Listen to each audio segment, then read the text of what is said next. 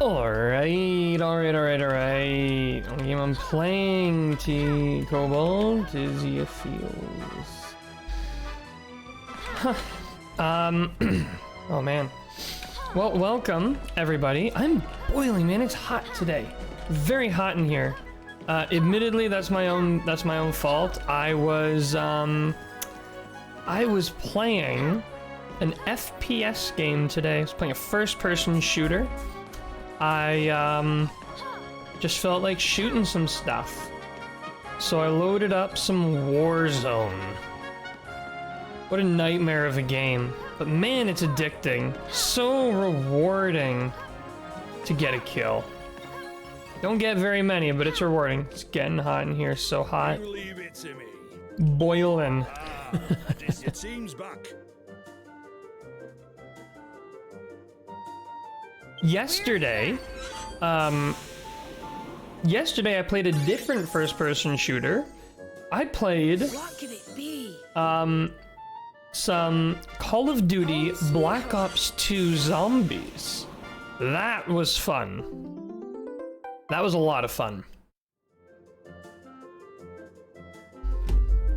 Well done. Let's spill coffee for a second. Now, yeah, no, Black Ops 2 Zombies was like the first Call of Duty I went hard on. First Call of Duty I ever like got and really played the heck out of. Well done. Gosh darn, it was fun. Still is. Home Still is very fun. So Josh, you remember last time I played, we cleared, we 100%ed that one place, whatever that place is. I tried doing it for another region and I failed. I failed hard. Gold, I got homework for you if we play Dark Souls. Ooh, homework, my favorite. Yeah, so Paternoggin, complete. I'm missing one chest and one balloon. Oh. I thought it would be easy because it's just like a line. Somewhere in this entire map, there's one balloon and one chest. I don't know, I'm ever gonna find them. Halo Reach, best FPS of all time. I will not be entertained any other opinion. Oh, I will not be entertaining any other opinions at all. Really? Clearing this game. I'd like to. I might have to search. I got a long sleeve on. I might have to go put on a t-shirt. I'm absolutely roasting. I'm gonna right back. I'm gonna throw on a t-shirt. I'm dying here. 2 seconds.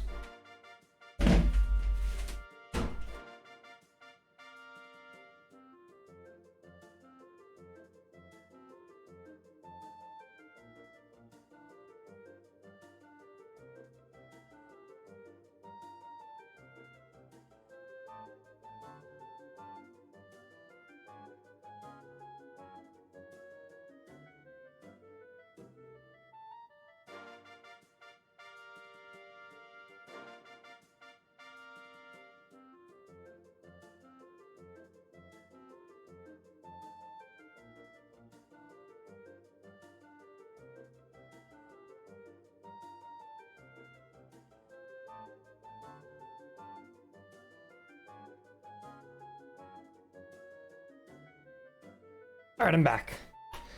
Okay. Clearing this game. I want to. Yeah, I definitely want to clear this game. I don't know what to do about the Hinter Quarter. I'm so upset. It's gonna be so much work to find that missing balloon and chest, but maybe for another day. We're gonna go and maybe look at doing like Windswept Moor or Cinderback Ridge or something. You know, something else. Halo 3 is the greatest multiplayer of all time. Halo 2 is the greatest Halo. Glad I could educate. Is Halo 2, is that the one where there's missions that take place on Earth?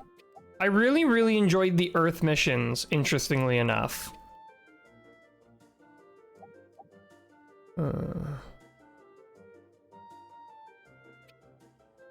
It is. Oh, okay, interesting, yeah.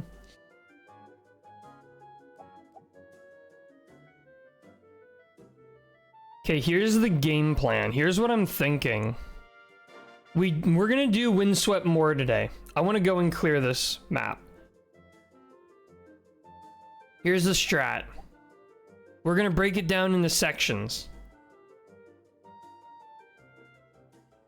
I don't know how successful we're gonna be, but we're gonna break it down. I don't know how I want to do this. Maybe I'll do like... I want to go up here, do this area. Go like right to the tip and just work our way down and figure it out.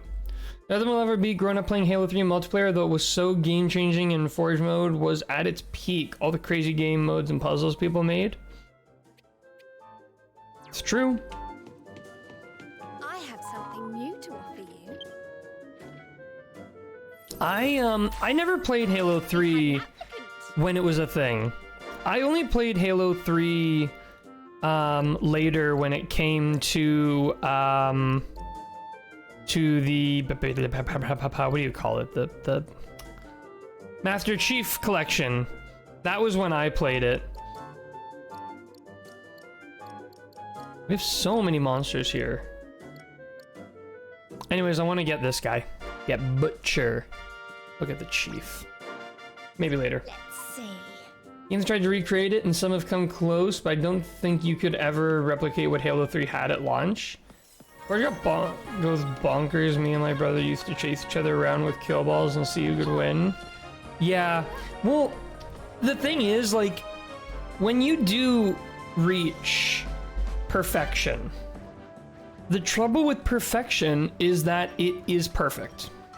And, you know, I've actually shifted my view on this opinion over the years, but I think the perfect game does not need to be perfectly replayable.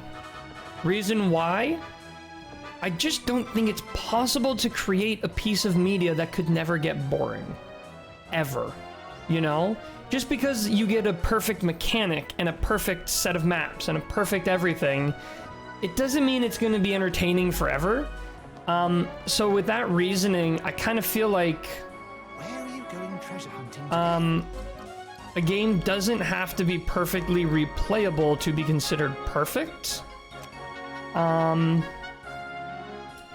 as a result, because Black Ops 3 was so good, or sorry, no, Halo 3 was so good, you can't ever recreate that because either you're copying something great or you're trying to evolve on something that needs no evolution.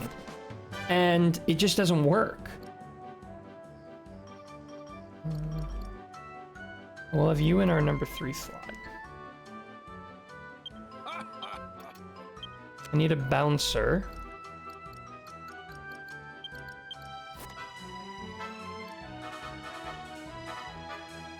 Sort by type here.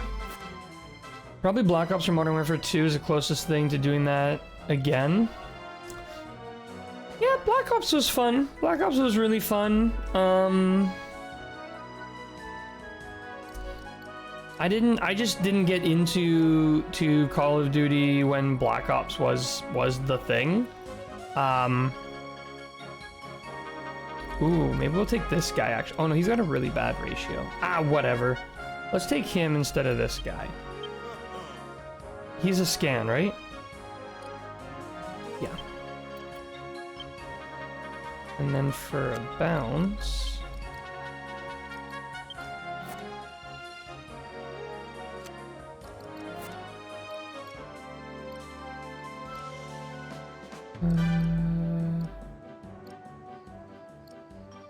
could take this guy, but nah, duplicates. We're only level 50. Okay, I gotta stop trying to do this so hard, but let's just take like you, and then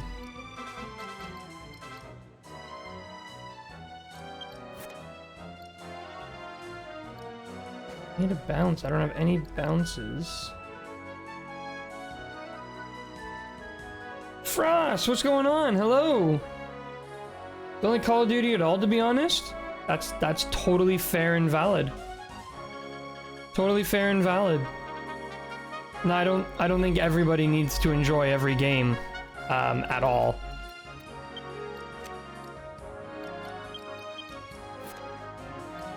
definitely not a requirement. Who do I want to bring? Should I bring this clown? Should I bring Mercurio? Maybe bring Mercurio. Why not? Play a new game. So, Cobalt, glad I could be here for some of the stream. Alrighty, Harrison, have a good one. Enjoy your evening. Take a break from watching Dragon Quest XI VODs to come say hi since I saw the stream announcement. Nice! Well, hello to you as well, Frost. How far along are you in the Dragon Quest XI playthrough? See you guys later. And that game was a trip. That game was an absolute trip. Top of my head, if we had to suddenly play a new game, I guess we could play Joker. Yeah, Joker is still an option. We could do a mix and match and have like Joker be the Wednesday game, but I did say I would play another game as a Wednesday game. It's overwhelming to have to play so much. Oh, look at those lips. Oh, it's just his mouth, but he had purple lips. All right, we got a lot of work to do. Oh, look at that, chest immediately. And a balloon immediately. Wow, we're off to an early start.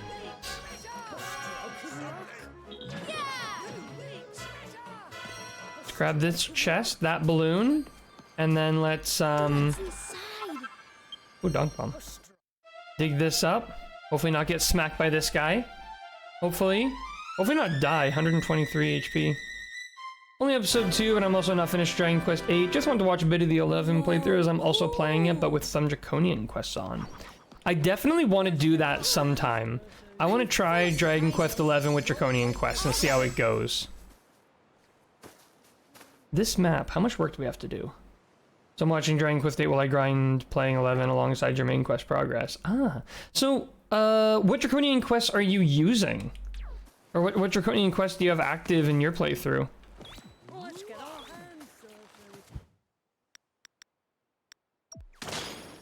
Right, 18 out of 20 here. Gotta do all quests at once and suffer. That would be terrible. That'd be absolutely dreadful. Okay, so I think I basically just need to go to harder fights and no fleeing. Ah. Okay, interesting. Interesting. I ended up playing with none of them. I almost wish I had turned some of them on for my first playthrough, just for fun. Though I will say things like no shopping one. I like the no shopping one and no armor one. Wait, 1, 2, 3, 4. Wait, why do I have so few? No one. Why can none of my guys carry treasure? Goodness gracious me. I want to go to the very end here before I start working the magic.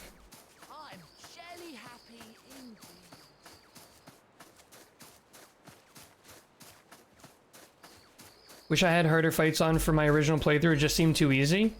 Yeah, it was pretty easy, honestly.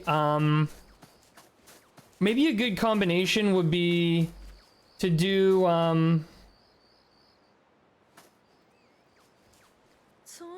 what do you call it? The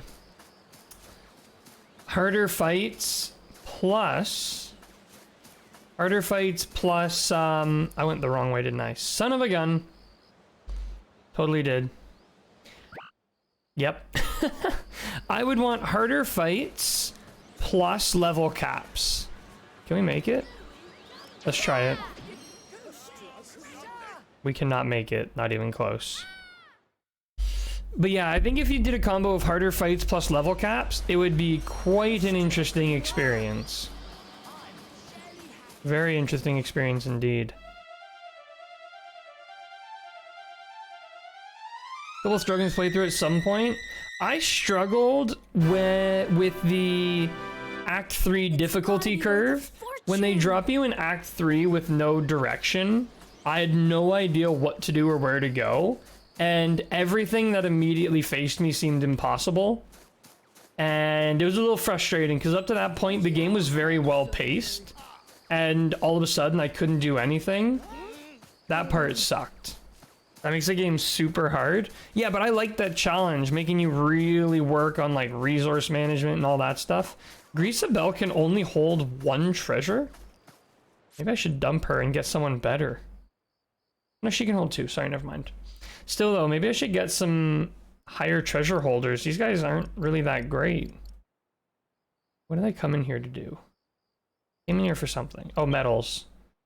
Should I trade the party out for more treasure holders? I mean, she's just a hand. I guess, but I had higher expectations of this hand. I'm gonna put this hand to work. You know what? Yeah, let's go and like get some better peeps. Let's get some better treasure hunters. These guys, lame. Slime got no hands. Well, the slime got no hands and it can hold just as much. That's the trouble here. Work's not really being spread evenly.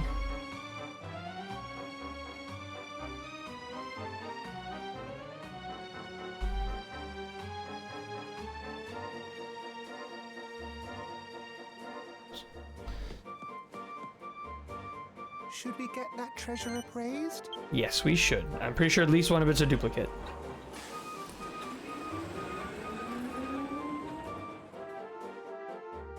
We also never sorted out our metals. That's my bad.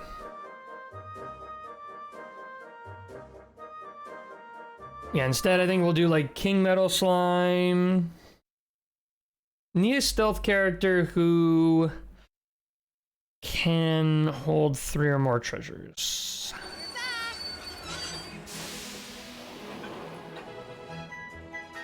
I can barely contain myself. Slime only party? Wish I could, but I specifically need, oh, they're all duplicates? No! I specifically need, Here for our treasure. of course they are. I don't know what happens if I don't fight these guys immediately, so The treasure here has changed. I don't have a great party, but let's just do it.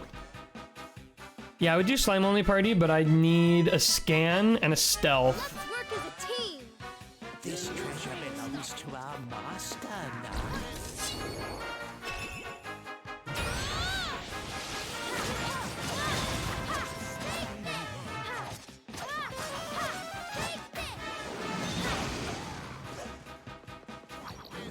Alright, who's next?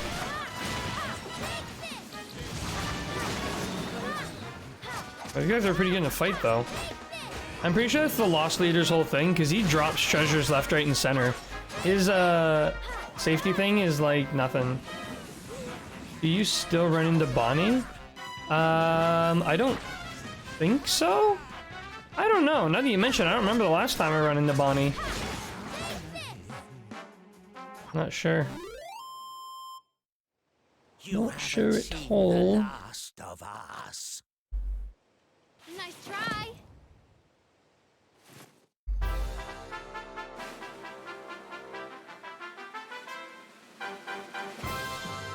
Bonnie is the waifu of this game. Oh. I think it's only you who feels that way, Josh. I mean, she seems alright, but she wasn't like, she wasn't anything that special. Shiz. What was I gonna look for? Oh, this. Alright.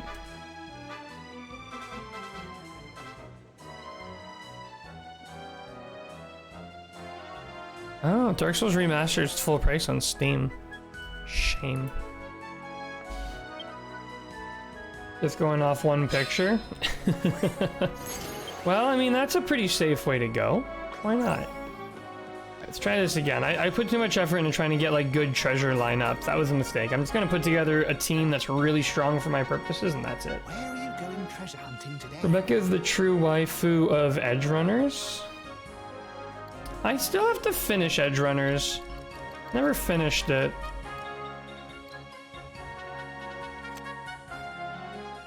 Wait.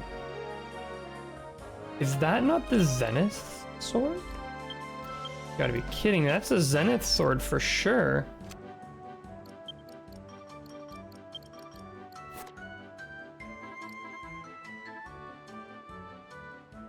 Oh no. We don't have very many good sword guys. I guess you can be my stealth guy. What's your stats look like? 2 treasure, but 100% safety score, and you look for swords. Or I could take you as my jumper. Or I could take you as my scanner. Maybe I'll do that. I'll take you as my scanner. And then forget the rest. Need a jumper.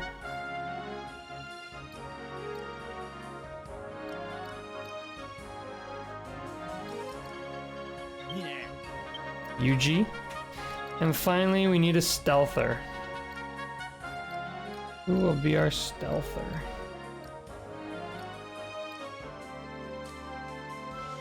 I want a stealther who can hold a lot of treasure.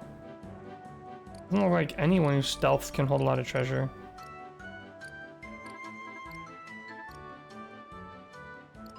Oh. Oh no, you're a boost. You're not a stealth. Okay, then the question is, who do we take? We could take actually you as our stealther then. Since that's as good as it gets. And instead of you, we'll take one of these two. That's Redface. We'll take Rufus.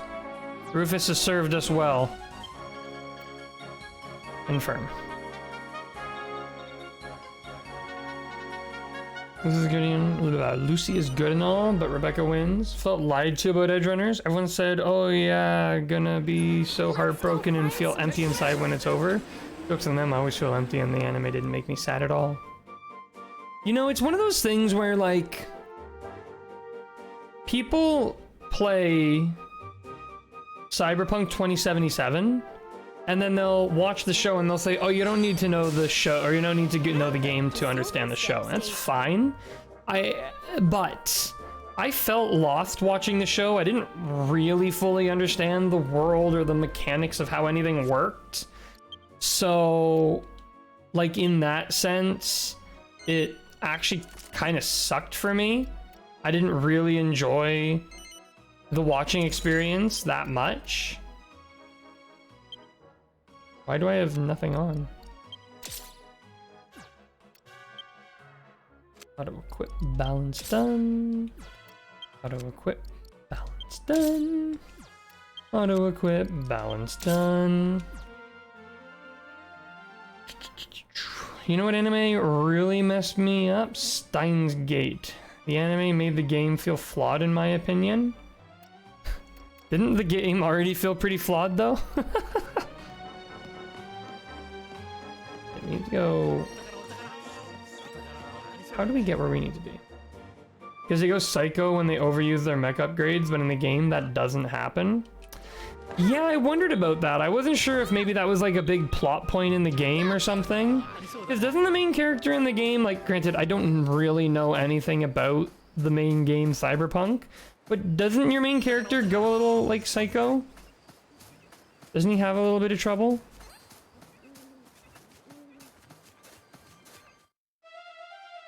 Only play the game after the anime?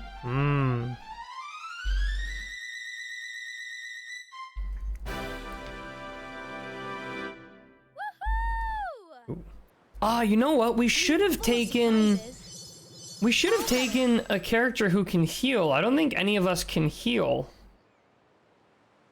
I did buy the game at one point. It's not really my kind of game. That's the problem. It's just not for me. Like, I just wasn't really getting into it. I did try.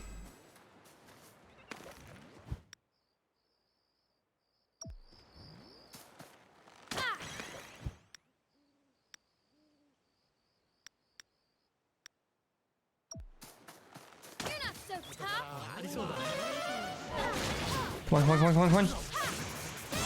Yes! Ooh! Never had one of those before. Haven't even finished the game, put 20 hours in, and only have 2 achievements? Oof. Yeah, no, it's just not my game, personally. I don't think there's anything specifically wrong with it. I mean, obviously it had a lot of technical issues when it launched, but just not for me. I much prefer, like, high fantasy-esque games. I'm very much into, like, medieval high fantasy type stuff, Lord of the Rings, whatever. Futuristic sci-fi, less so. Not so much for me. I don't know why the characters are compelled to jump off cliffs. Whoa, cool!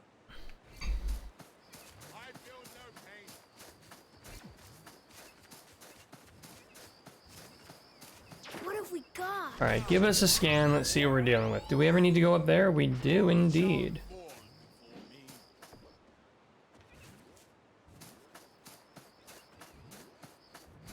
How are we gonna, how's the easy way up? Over that way, eh? Let's go up there. But yeah, no, it just, I don't know. I have a few buddies at work who the game like really jives with and that's great, you know? It just, I don't know, couldn't get into it.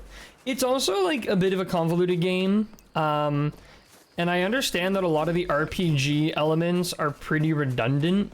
Like I was told that like, you can get these like stat upgrades, but you know, you spend your skill points, you get a bonus. So let's say plus 1% damage with pistols, but like that's nothing. Why not just upgrade your pistol?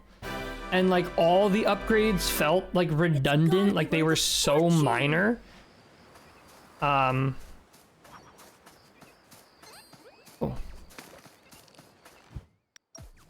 Always good to have a lot of metallic slimes.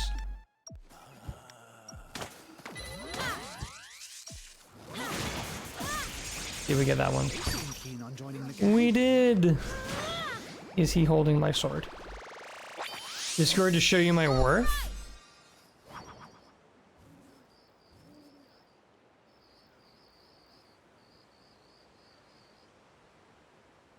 Stardew Valley only 4%? Yikes, you've just discredited yourself. Doesn't matter if you have Dark Souls 3, Bloodborne, Dark Souls 2, Dark Souls Remastered, Demon Souls, and Elden Ring all 100%ed. You've only got 4% in... For shame, Josh. For shame. Unbelievable. Thought you had some self-respect. Nah, I'm just joking. Stardew Valley is another game that I really struggled to get into. It's one of those games where it's like everyone's really into it and you feel like you're like a moron. Like you feel like you're missing something because you just can't get into it.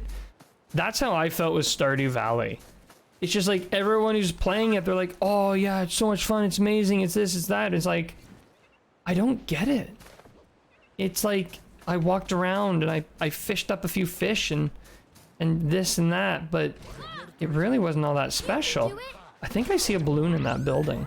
If I do, that's amazing. Fun fact, I got Stardew Valley when it first came out and barely anything was in the game. I was still in high school. Josh, we were both still in high school. You're not nearly as old as you think you are. We're the same age. Wait. Hey, yo, that's a unique. That's a unique right there. Yeah, that's unique as F. Wait, I keep forgetting that I have no one on my team who can heal me. All better. Sorry, do I know you? Yeah, I'm that guy who's the same age as you. What have we got?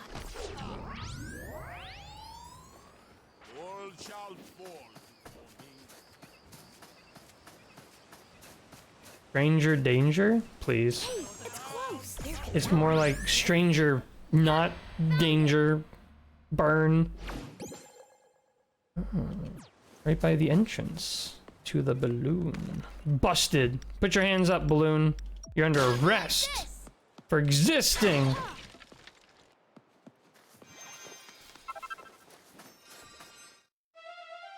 Got him.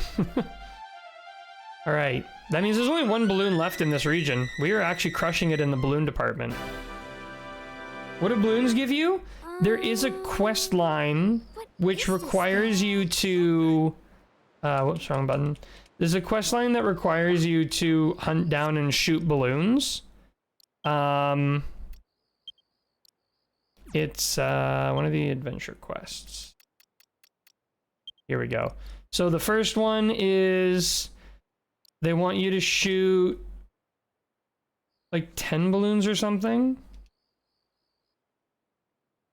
However, they pose a burst challenge. Oh yeah, so they first ask you to shoot 10 balloons, then 25, then 40, then 60, and then all 100.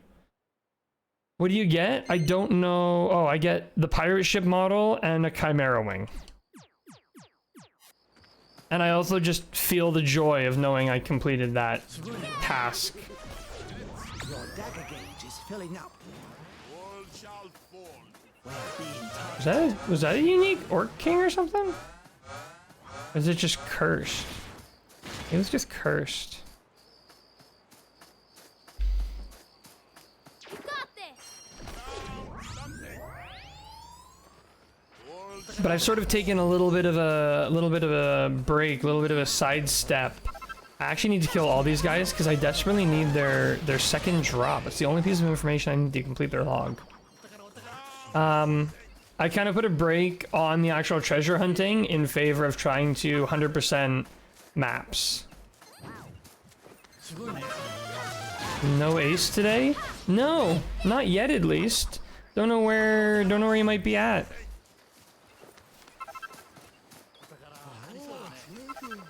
I know we had a bit of a crap day at work yesterday, so he may be just sort of bummed out. Oh, wait, that was it. I think that was it. Hold on. Did we finally do it? Yes! Finally! Oh my goodness. Took forever. I can't believe it. We finally got it. I feel like we were working on that forever.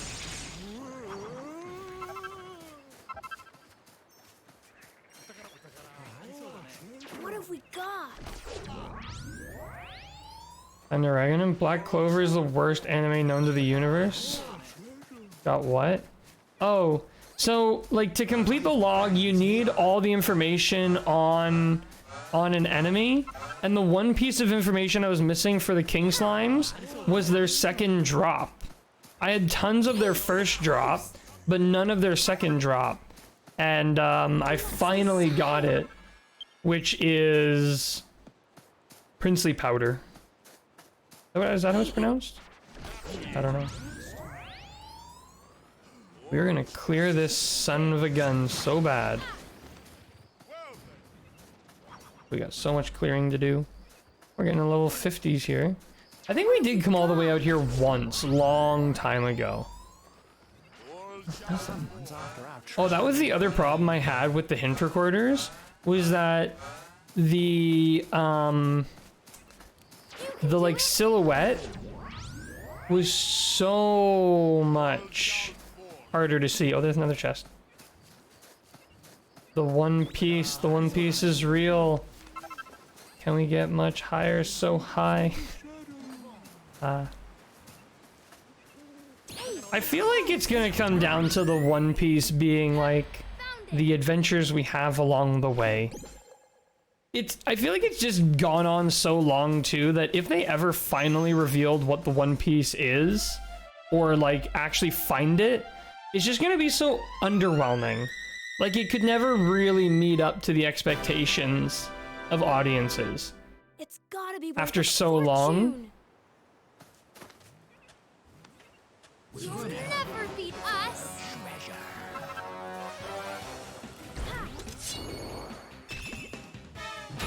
Speaking of which, actually, I did just have the big like story reveal moment in Attack on Titan. I can almost guarantee the One Piece is just a message from Joy Boy. Nothing fancy. Yeah, but again, such a disappointment. Get out of here, Giantess. We're not even fighting you. Yeah, I've been reading through the Attack on Titan manga because I despise the pacing in in the anime. And gotta say, really happy with like the big reveal. I didn't know. I had not had the story spoiled for me. I didn't actually know like the whole where did the Titans come from? Why are they here? What's going on? Like I had never actually learned all that before. And having finally learned it, it's like worth it. Totes worth it. Oh, we came all the way over here for that. That's right. And because I never had scanned characters, didn't realize there was a box right around the corner. No way. Am I done already? Are balloons immediately done? Hang on. Oh, so you only just opened up to what the anime is up to? I think no. The anime, I'm pretty sure the anime is done, isn't it? Are they still releasing more? I thought the anime was over. What's inside? If I'm not mistaken, the anime is like pretty well covered everything. I could be wrong. Do it? I haven't watched the anime, so. Aren't they in like the final season, part 4? Isn't the final season basically 4 seasons? What's going on with these guys? Final season, season 3? Wow.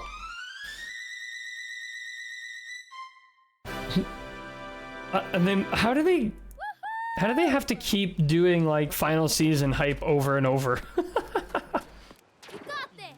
Oh, what's still there? I bet you what happened with Wingswept more is I didn't find the chest because like a single monster was blocking the view because you can't see the scan view through monsters. We're now waiting for final season, season 4. Huh. So what was the last thing that happened in the anime?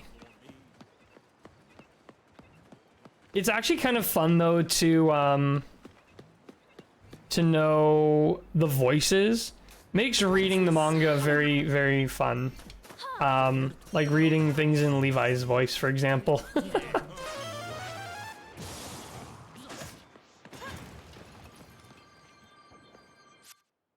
Tell me the last thing that happened to you in the manga so I don't spoil anything. The last thing that happened was it was just revealed that the one-legged guy at the hospital was Eren Yeager the whole time. So it's already been revealed where the Titans come from. We already know Grisha Yeager's story. We already know about the Marleys. The Marleys just ended the war with the Middle Eastern country. And Eren is meeting Reiner on the main continent for the first time. So I'm actually right at the very beginning of Volume 25. I haven't started it yet, but I'm at the beginning of Volume 25. Still in final season, season 1. Yeah, that's what I'm saying. I'm not caught up to where the anime is yet. Treasure appraised. Getting all this duplicate treasure. All right, first of all, I know for a fact that this is a duplicate. And also that, nope, this is a duplicate, but I'm pretty sure that seed one is a duplicate too. Yeah, no, I still have a lot of catching up to do. I only just started reading, do not speak on what is happening because it will blow your mind.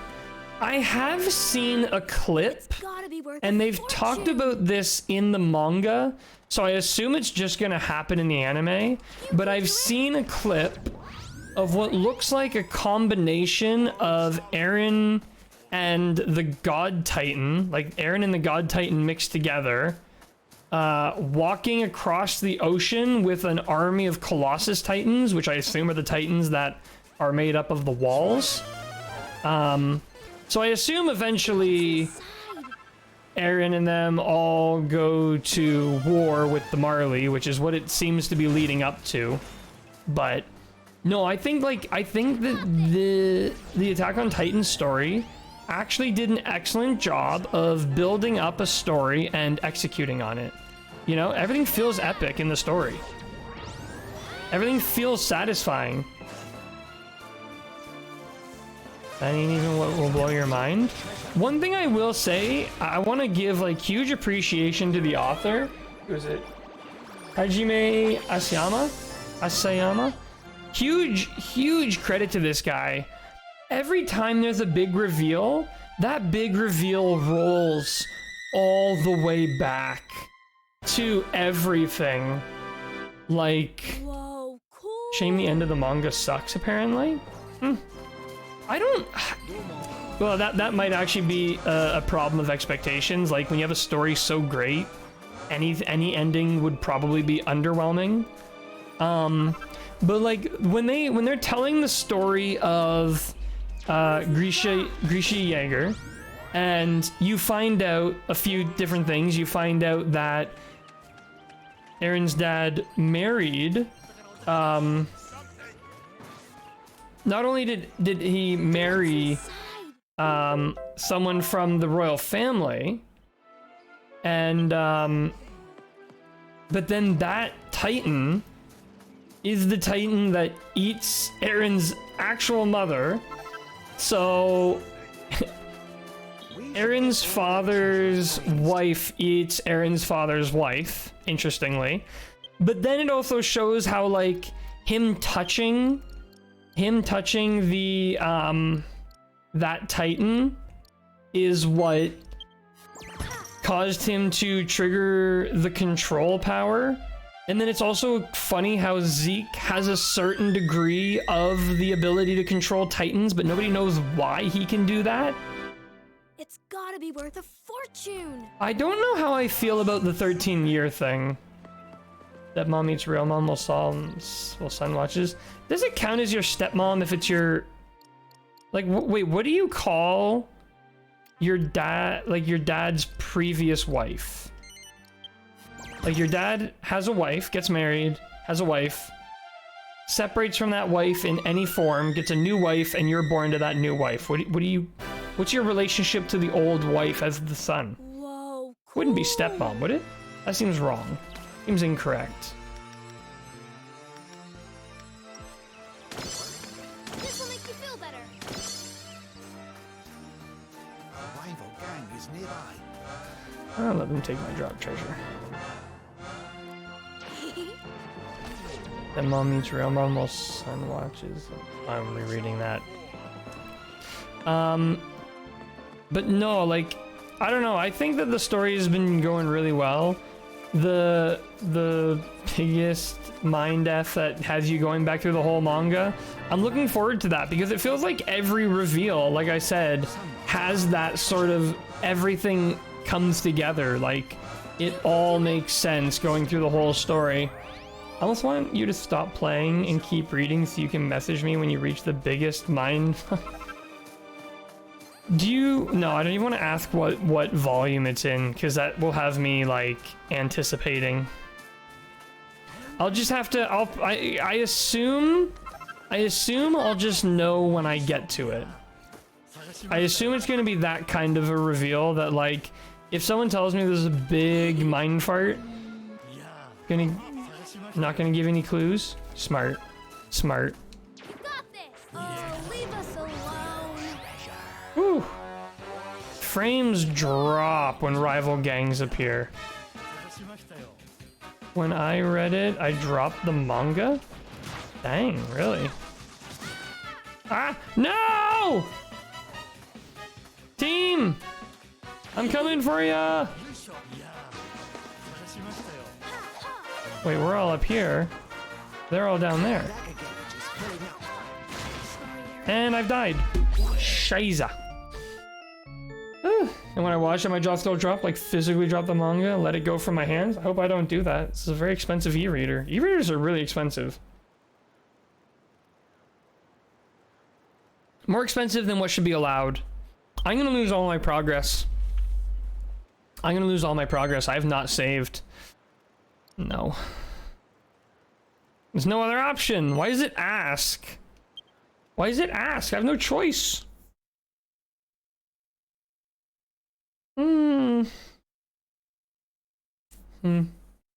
Wait, so you have not finished the manga, Josh? You read some of it and then stopped? I definitely imagine a lot of, like, action scenes probably, like, look cooler. Actually, when I was reading the battle for the battle for Aaron's hometown. And like Levi, oh, I can't believe this. This sucks. Where were those 2 balloons? I lost the balloon progress. Why didn't I save? Also, Alice in Borderlands Season 2 is out. I don't know if you watch K-dramas or J-dramas. You know what's funny, actually? I actually started watching the first season of that. I'd never watched it previously. And I just recently picked it up. Where are you going treasure hunting? I had to stop, let the anime catch up. Ah, boo! Don't let the anime catch up. Keep reading ahead. Can't believe I died there. I need to get a healer monster in my party. Thoughts? I think it's fantastic. I only watched the first episode. Now, it's one of those shows where like, so the people got transported to this world where they play games, which is like whatever. But it's obvious to me that the focus is going to be on the world and the games and not the how they got there. But obviously the burning question is how they got there. And it bothers me that writers can sort of get away with doing things that don't make sense if they say that that's not the point. And it's like, I think that's what they did with Lost. I think with the show Lost, they sort of didn't explain anything and they said that's the point. And it's like, you cheated. More treasure. That sucks. Yeah, I get what you did. Maybe you think you're clever, but like, that doesn't answer any questions. It's unsatisfying. You can't just be like, oh, that's just not the point. It's like, well, yeah, but that sucks. I mean, they want answers to it all. They want answers to it all? I'm full of surprises. Yeah, I need a healer on my team bad. I don't want to be the healer. I hate being the healer.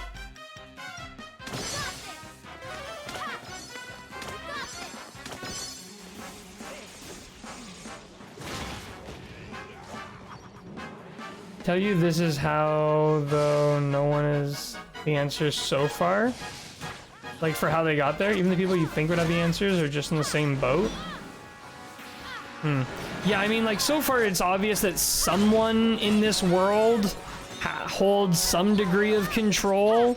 I mean, they control the games. I thought that the whole, like the very first game is like live or die and you make a choice.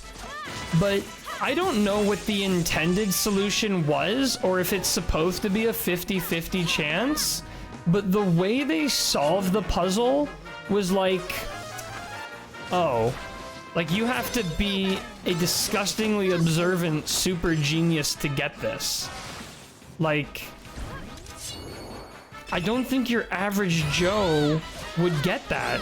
I think if you put, 4 people in a room and you gave them like 6 50-50 shots, no one's coming out of there. Whole thing is a death game? Oh yeah, like the death game thing makes sense, but is it supposed to be a skill thing or a random thing? If it's a random thing, how is there anybody alive in the world? And then they also kind of talk like you have a visa and you have to play games to earn time, otherwise you just get killed. I mean, it's obviously going to be very entertaining. I just have a lot of initial issues with the premise that are completely personally, and it doesn't even matter. Tell you a little spoiler that might explain it better for you. The higher the card, the higher the risk. The lower the card, the lower the risk. But what do you mean by risk? Like, what is a risk considered to be? Like, the challenge rating? Because that one which was the door, it doesn't have any heals. Do any of my King Slimes have heals? I feel like some of them do. Why is you don't?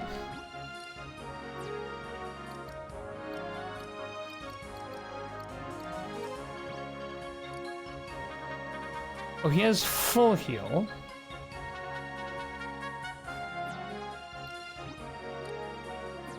Full heal. I guess the best they get is full heal.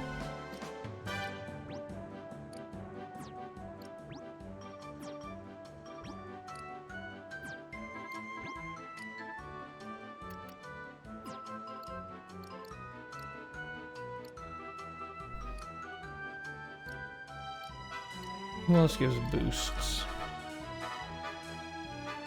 Yeah, so kind of being the highest difficulty and the 8th being the lowest difficulty.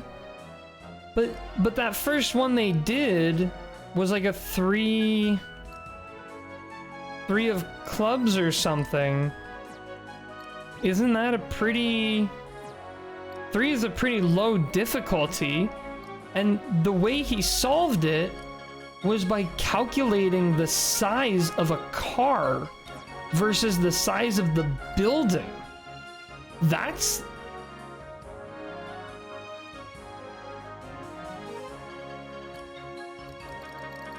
I guess, like, it's all about suspension of disbelief. For me, I will have a very low suspension of disbelief if I see normal people alive in this world, but it requires abnormal people to solve the riddles and the puzzles and everything. If it requires an abnormal person to solve these problems, there shouldn't be normal people in the world. That is an immediate break of my suspension of disbelief. You had a full heal as well, right? Yeah, let's bring you in.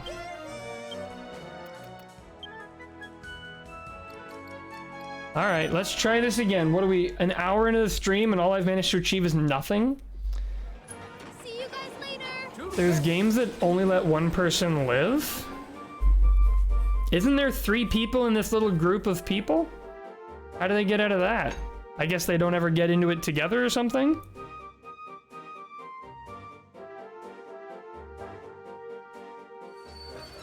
Don't get me wrong, super cool concept. I am gonna watch more. I'm very interested. I just hope that they, you know, they follow their own rules. That's the biggest issue I have with any story, is a story that doesn't follow its own rules. You'll get to see the other character stories? Okay, cool, cool, cool. That is good. Move all. Okay, let's do this again.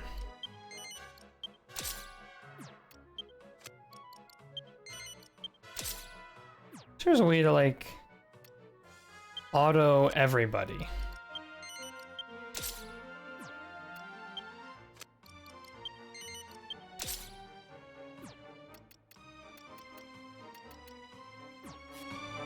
Okay. All right, team, we gotta redo a lot of work here, unfortunately. Ow. Luckily, one of us has a full heal now. Actually really glad you're watching this. I need more people to watch it so I get my 3rd season.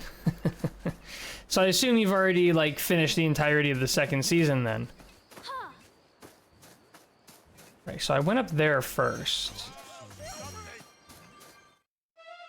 Need to make, like, a save after every action.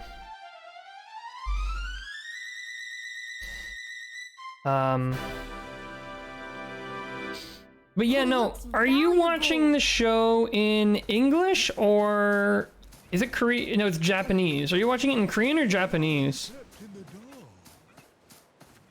Just know based off how season 1 went, there will definitely be a cliffhanger again. Oh.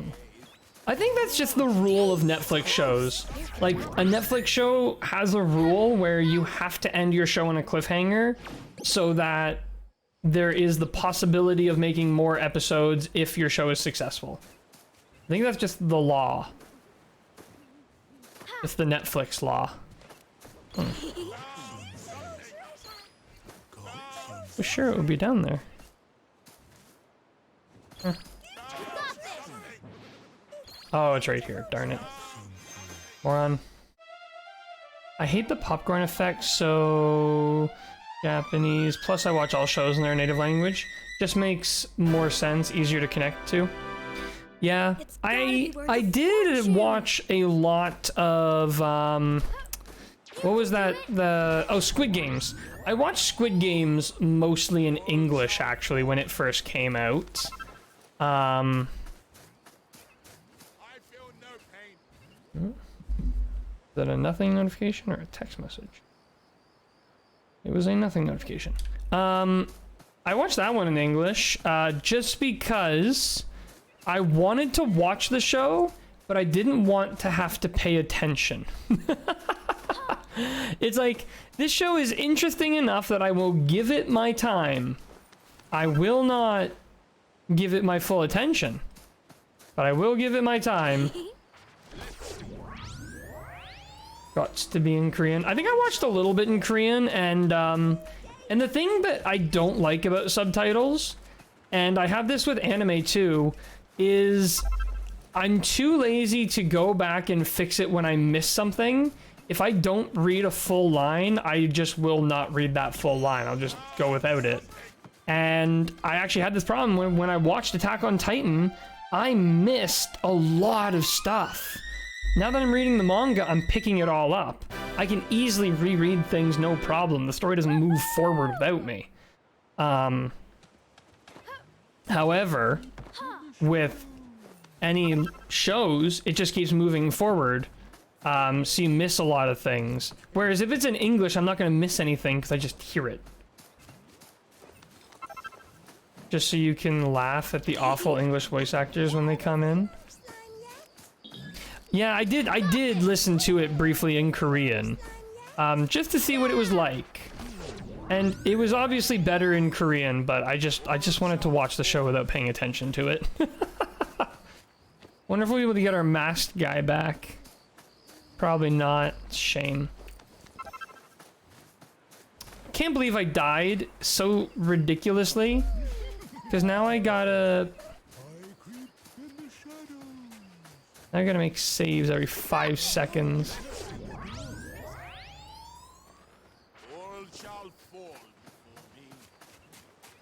Not to flex, I've developed the ability to automatically fill in the gaps or something. I just pick up on what they're talking about. Does this mean if I ever went to Japan, I'd be fine and understand everyone? God, no, I'd fall flat on my face. I'm just able to adapt and overcome. Yeah, like, I mean, I can obviously pick up enough context to understand mostly what's going on. It's just those, like, critical things. Like, a big one was, like, I guess I just wasn't paying close attention in Attack on Titan during the whole Reese family sequence where, like, Aaron's tied up and they're explaining a whole bunch of stuff there. So I missed a whole bunch of things, and like, I totally missed that they were using Titan powers to erase people's memories, and that's why nobody knew anything about the outside world. Totally missed that. Just probably wasn't watching close enough when it happened. Like, obviously I know what's happening. I know that they're gonna turn into a Titan and eat Eren, and that's how they're gonna get the power, or whatever. But it's like the little details that I miss out on. That part can really suck. Which you can have that in English too when you're not paying full attention. But... oh, metal over there.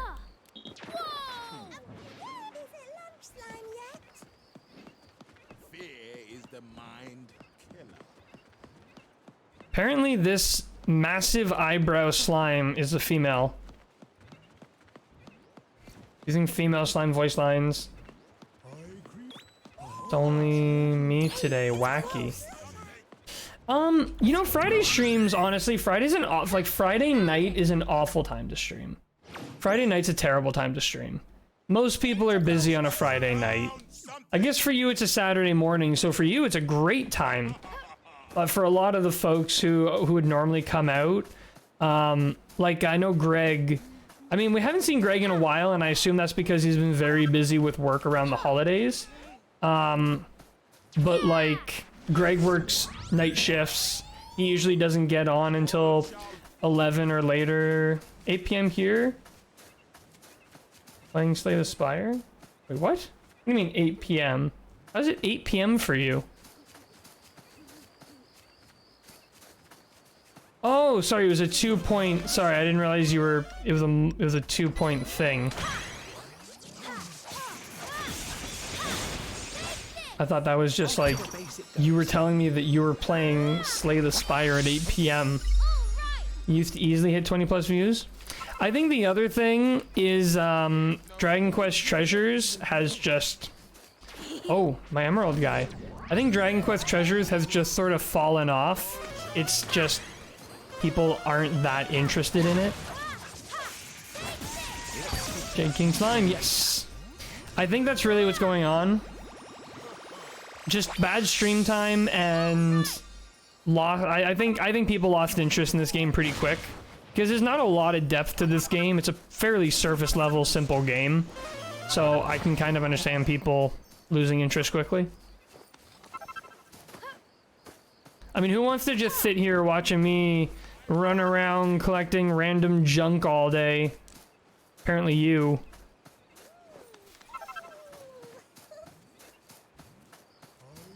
Slay the Spire just has dedicated fan base, so as soon as anyone starts streaming, they dive to it. Yeah, that's the thing. Like, Dragon Quest community, like, it's a very solid community, but small. It's very small, and there's so many Dragon Quest games that the community is, like, relatively divided between them. Not to say that, like, someone who enjoys Dragon Quest XI won't watch Dragon Quest Treasures. It just means that there's so many Dragon Quest games that hard to have the fan base just pick one, you know? There's a knowledge to actually... I'm good at the game.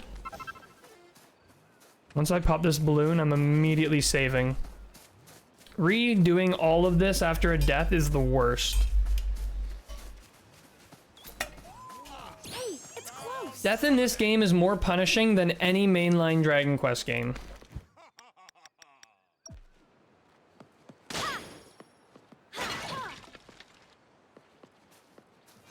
I hit a lot of chests I gotta go re-pick up. You're gonna love Dark Souls then. Why? Oh, looks valuable. Why am I gonna love Dark Souls?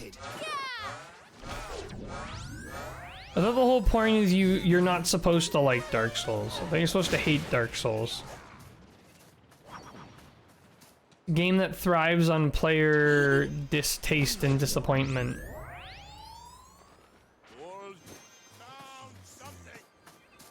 Oh, definitely not punishing, yeah. Actually, you know what? That was a problem that I had with Bloodborne. That was a huge problem I had with Bloodborne, was... Gotta be worth a fortune. Like, you would go to a boss, and you'd fight it, and you'd die. You're supposed to die. That's the gameplay loop, is you die, you learn, you overcome, you beat it. But... you die. It takes you all the way back to the beginning of the level. And then you have to run through everything again to get back to the boss. Only to get immediately killed again, and then go back and have to run through the entire level. And that was not fun for me. It was just like, I don't want to, like, I just want to fight the boss. Just let me learn the boss. I don't want to have to run through the entire level every time. It's just not fun. It's just boring. It's like, it's just a frustration, you know? This isn't challenging. It's just unnecessary work. At the point my mates used to make me extra drinks for beating bosses. I used to play Drunk Souls with mates. Some playthroughs wouldn't have to take a sip of alcohol for a death until halfway point. You're reminding me of what's the guy's name? I think he's the Happy Hob. He does like 0 death runs, all Souls games, where he does like a playthrough of all the Souls games in order. Not necessarily in order, but he plays through every single Souls games. And if he takes 1 hit, he has to restart. I think they're called God runs or something. Happy Hob is insane. Yeah, really insane. Like, could you imagine putting like 20 hours into that and then all of a sudden you get hit and it's over? That would suck. That would so super suck. You got this.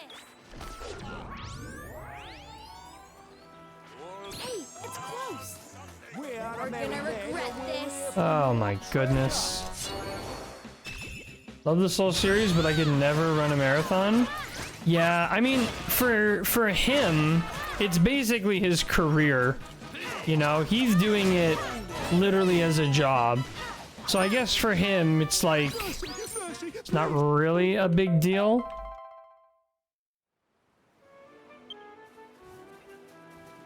Not to mention, he is just an incredibly talented player. But yeah, are Dark Souls, is Dark Souls like Bloodborne in that sense, where if you die to a boss, you have to run through the whole thing to get back to it? Is that, you have to, like, you get to the boss, you die, you have to go through the entire level? Because, like, again, I love fighting the bosses. Just let me do that. Just let me fight, die, learn, fight, die, learn. Don't make me run through the entire level. It's so lame. Like, who wants to do that? Nobody. Tried getting into Dark Souls streams, but I came into it when everyone wanted randomized playthroughs, so it wasn't about it. Also, yes, all Souls games are like that. That's why we say get good. Yeah, so how is the how can the level design gameplay loop be in contradiction with the boss gameplay loop? Because the other thing too is I learn best through repetition. This is me personally. I learn best through repetition. So if I do something, I fail, I learn, I immediately retry, I'm fine.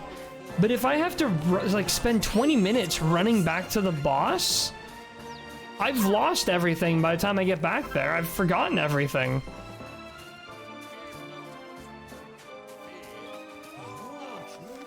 All about finding shortcuts? Are these shortcuts easy to find, or is it like you've really got to go out of your way to find them? Like, would it take me more time to find the shortcuts than it would for me to just repeatedly run back to where I need to be?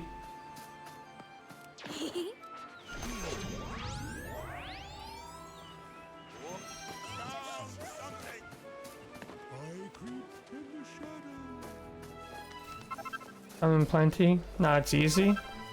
Is there a point to doing anything on the way to bosses? Or does it just make more sense to just beeline it to the bosses? Like, what's the point of engaging with the rest of the level? It seems kind of meaningless. Like, you can't... Because you're gonna go through, collect all this stuff, immediately die in the boss, because that's, again, the expected gameplay loop, and then lose everything? Is that... Depends on your playstyle?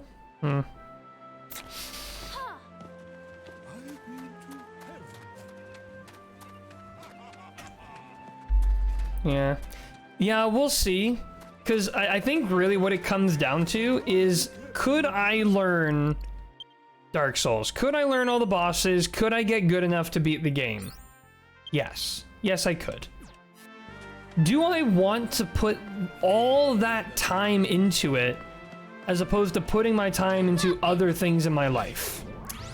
That's the question. This was actually discussed in a podcast recently, talking about, you know, playing on easy mode and like all this other stuff.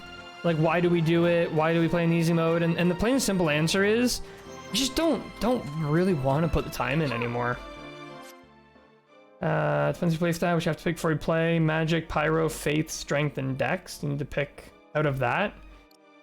Well, I'm glad you mentioned that, because that brings me to my immediate next problem with Dark Souls, which also kind of leans into what I was just talking about.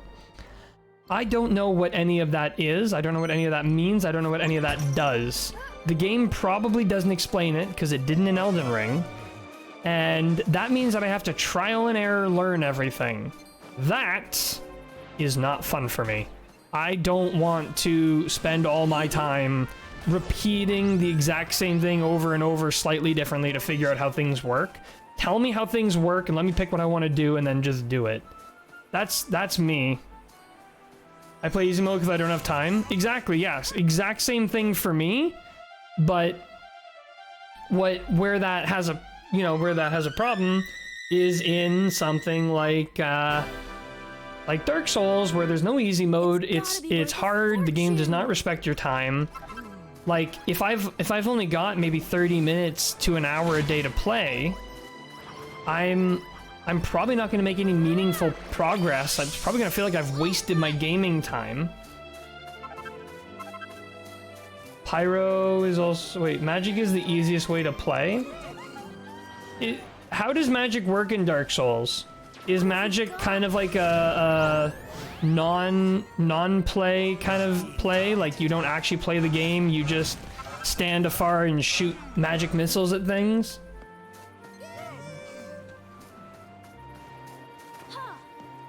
What's inside?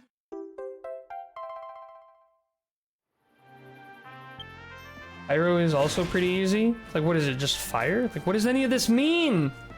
And I'm already bothered because I know the game's not going to explain it. I don't even need to buy and load up the game to know the game is not going to explain how anything works.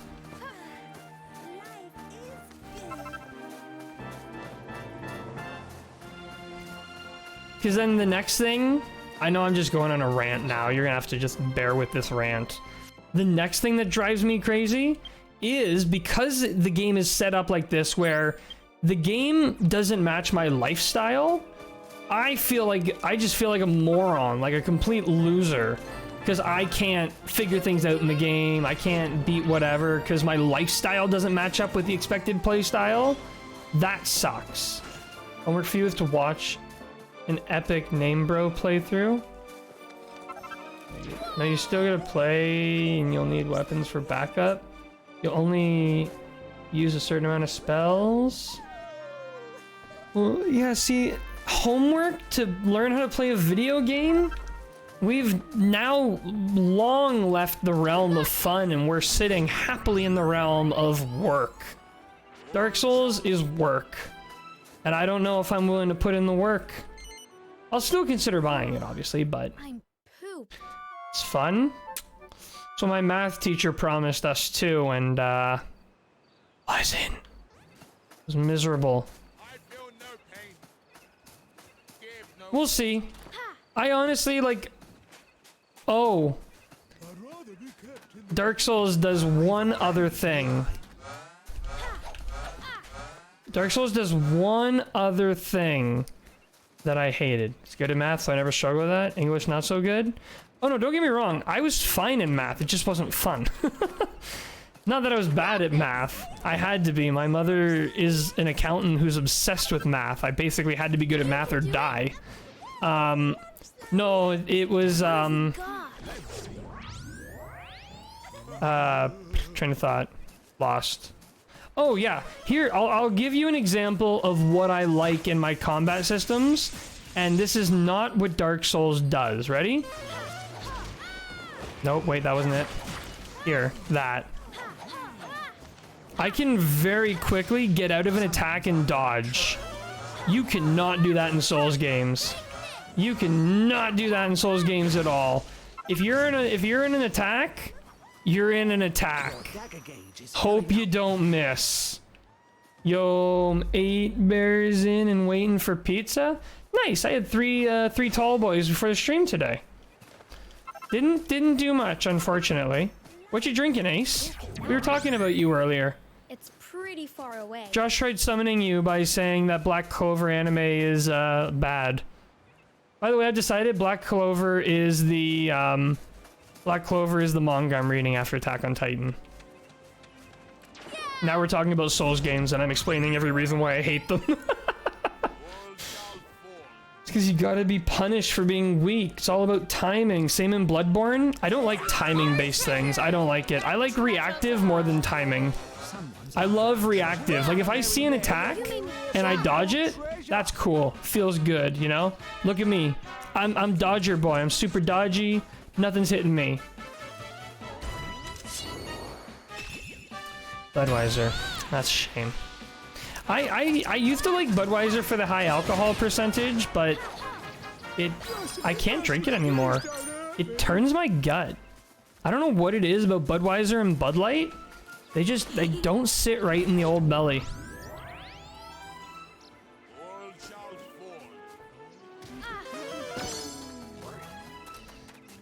You gotta time your attacks with their attacks, but it also goes off your build. Nah. Everything you're describing sounds awful. Wasn't that... Oh, wasn't that something I heard? So I was complaining to a buddy at work when I briefly played Elden Ring, but I made sure to play it less than 2 hours because I knew I was going to want to return it. When I pressed the dodge button on my controller, there was a noticeable delay between my button press and my character dodging. And my buddy at work said that one of your stats is associated with the speed at which your character reacts to your input. Is that true, yes or no? If that's true, I won't play the game. That's too much. That's way too much. Because you gotta relearn your character every time your stats change. You get a big enough weapon, you can break the enemy's poise, which will interrupt their attacks. Does go off the weight of your armor. So there can be a delay. Like if I were to press the dodge button, would the dodge, like let's say I'm just standing there. If I press the dodge button, would a dodge happen immediately? Or would there be a delay between the button press and the actual roll starting? That's more my question, to be clear.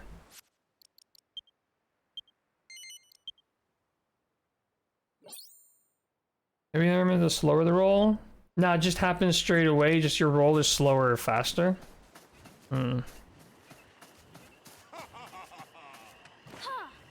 Or not at all? You're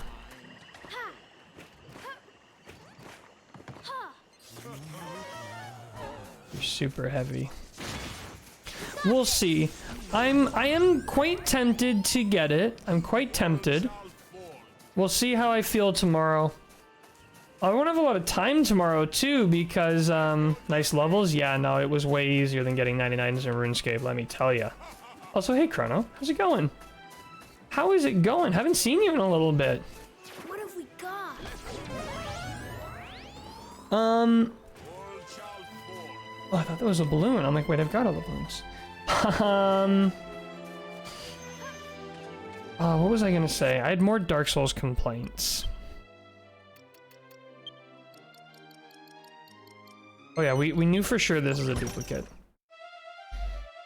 Gonna join us in the Dark Souls fun? A run? Wait, don't you have Dark Souls? Ace? I thought you did. Gonna have to play it on PC. I haven't done that in yonks. Wait, what did I just get for treasure? Oh, bow. Wow. Remember when bows were in the games? That was one game had bows. It's kind of a shame bows didn't last very long. They were only in one game. I have Demon Souls and Bloodborne. I'll join for Bloodborne though. Well, hang on. Let's not get ahead of ourselves here. I've barely agreed to Dark Souls. Let's just take a breath. Take a little breather. Okay, this is going to be my line. For the first run, this is my line. I'm staying within the range of this line until we get to this station. Next run will be in this whole region. The run after that will be this whole region. And the run after that will be up here. Demon Souls easy and fun. Bloodborne easy? No. You're doing them all, Cobalt. Also, Ace is correct. Bloodborne is easy. There is only one hard boss. Yeah, but remember when I was talking about... Well, I guess you said all Souls games do this, so... I guess I can't necessarily blame only Bloodborne. But I hated so much. Ace can attest to this, because I was playing at his house. And I was raging about it. I hate dying and then having to run through the entire level to get back to the boss that I just was fighting. That's so lame. So lame. Just let me fight the boss. That's literally why I'm here. You guys make fun bosses. Let me fight the boss. I don't want to run through these garbage little enemies It's not even hard, it's just time consuming. Oh. Blech. Hate it. Blech. Despicable. Despisable. Hated it. It's one hard boss. And it's Orphan. Other DLC bosses were easy. Cake. Orphan took me like 8 goes. Hated that guy. Isn't the final boss in Elden Ring kind of like BS? Like it just has completely broken, ridiculous moves.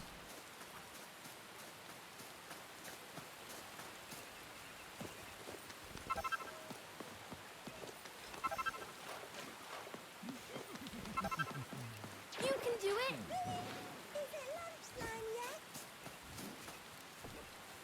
For your entertainment, Josh, I may use the PS5's recording tools to record my boss attempts so that we can get a good death count going.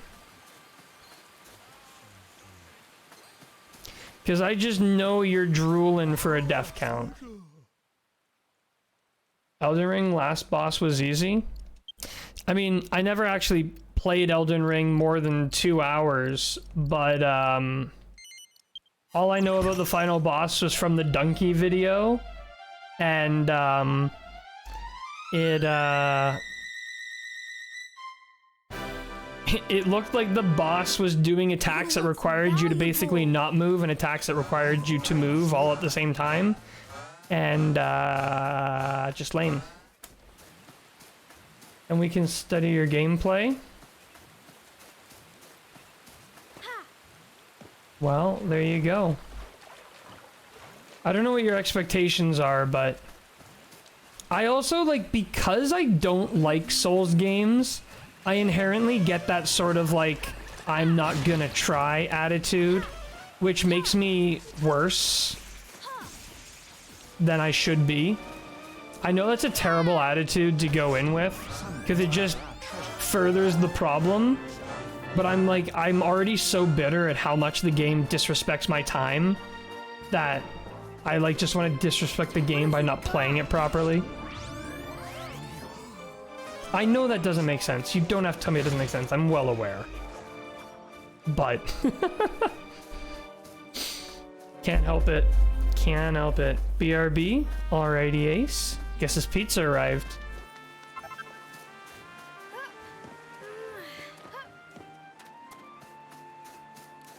You can do it. Just kidding, I'll probably try. I'll probably try really hard, but I found, at least the way I went with, the way things went for me when I was playing Final Fantasy VII, my boss style is my first attempt, I will just get wiped out. I will immediately die. That's just for me to get an initial feel. My second attempt is usually me, like, actually learning. So I guess, sorry. First attempt is me learning the moves. Second attempt is me learning how to avoid the moves. And then the final attempt will be me, like, actually trying to beat it. Trick to all Souls game is to try, but not try too hard. You need to relax, take it slow. If you try to rush it, you'll just fail. Yeah.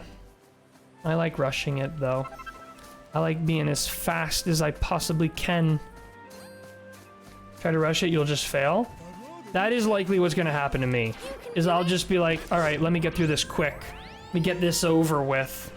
And then I'll die.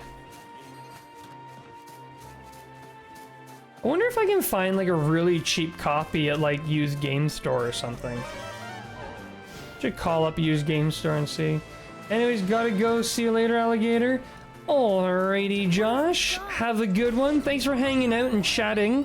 I'll let you know if I end up picking up Dark Souls or not. I'll let you know. I mean, again, you're always welcome to gift it to me if you really wanted to. No, I'm kidding.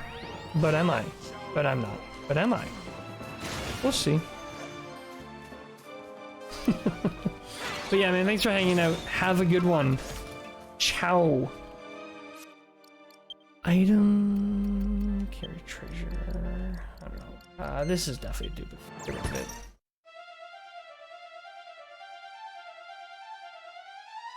Better make a save again. I haven't saved for a while. It's gotta be worth a fortune. Another card. Cards. Gotta remember to stay on this side of the road. We cannot cross the road. It's the only way to try to... I need to try to break down the region into sections. Because we're still missing some chests. I am very grateful and happy at the fact that I have all the balloons. If I was missing balloons, whew, that would be the worst. Because I'm still missing a balloon and a chest in Hinter Quarter, and I have no idea how I'm going to fix that problem. Whew. Oh dear, and I'm snoozing as well. We should get all that treasure appraised. Oops. Oops. There we are. Let's see, throw the card away. Don't need cards. Oh, there's a chest down there. We go back for that.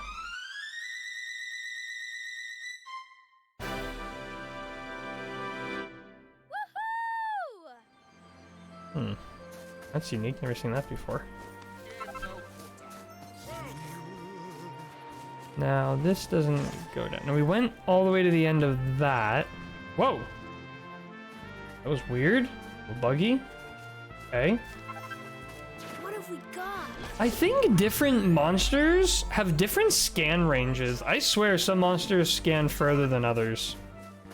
I don't know if that's true. It just really feels like it sometimes. Being targeted.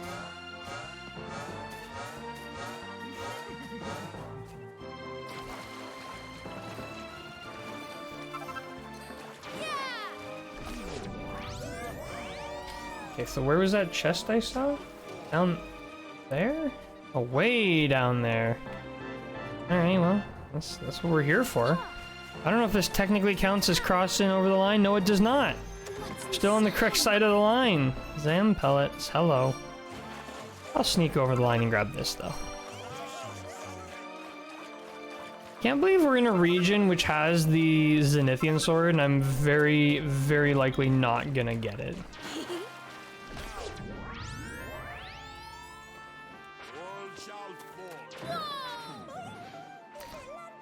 How are we gonna get out of here? You can do it. Come on, come on, come on, come on. You got this. Oh, maybe this. This will have a ledge for me. Nope. Dang it, I gotta cross the line to get out of here. How ironic. You can do it. Ah, You got this. back onto the correct line of things. Correct side of line of things. Go up to go over to go down. You got this. Come on. There we go. Yeah. Scan. I really wish you could see item scans through enemies. I feel like I need to get the up before the down because it's a lot harder to get back up once you go down. You can do it.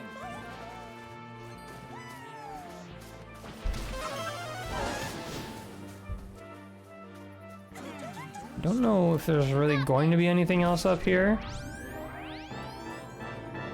Maybe.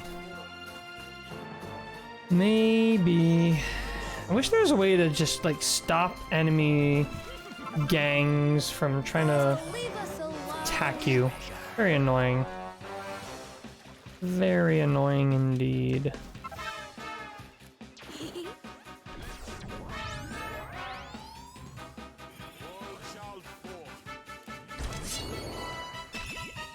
Alright, let's get this guy.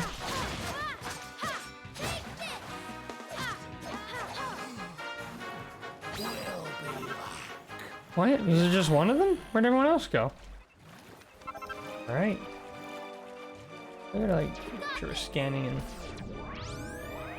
low. Please. The whole region is gonna be so clear of items.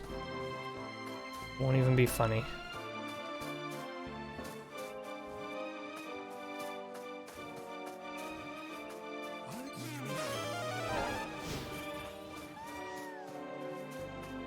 Rufus? I should probably make a save again. It's been a little while since our last save. And we're in a fight, apparently. How about now?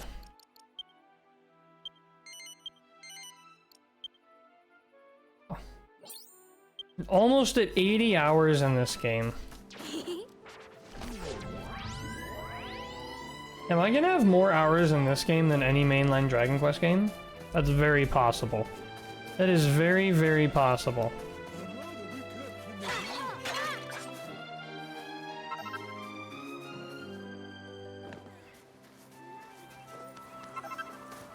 What have we got? What have we got, indeed?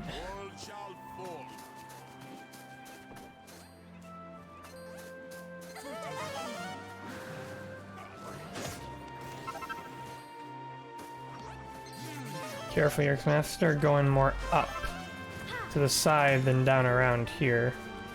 I don't even know how many more, like, chests there are gonna be over on this side. I assume probably not that many, honestly. Because I think, well, how many chests are left in this region? Not many at all.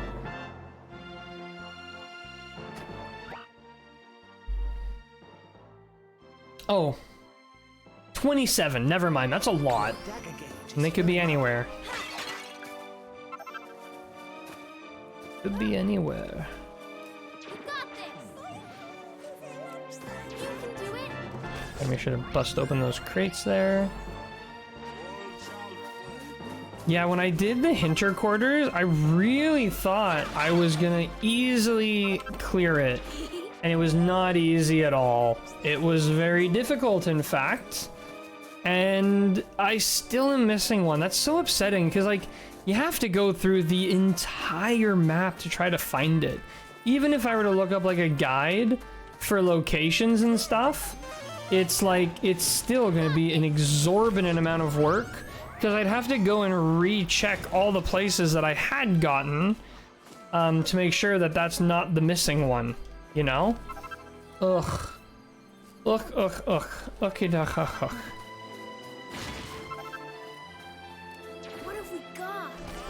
I don't think I'm being dramatic when I say I would rather sit on a hot grill than do that.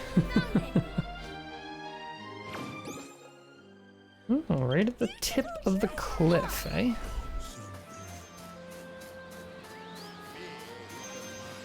What are we throwing away? Probably cards. I do not like cards. They are just a generally lame treasure. Super lame treasure, I'd go as far as to say.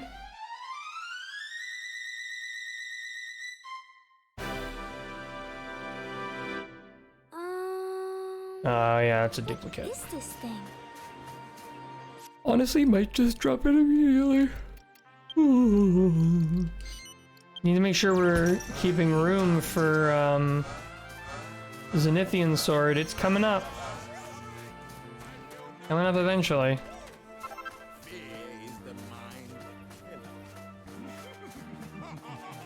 You got this.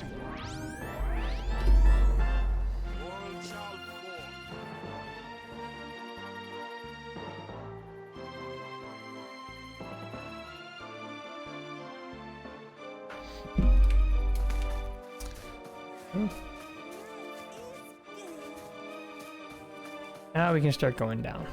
What have we got? I think this operation of separating the world into sections is gonna work very much to our benefit. Cause then we can keep focused and reduce the chance of missing missing things. Rival gang is nearby.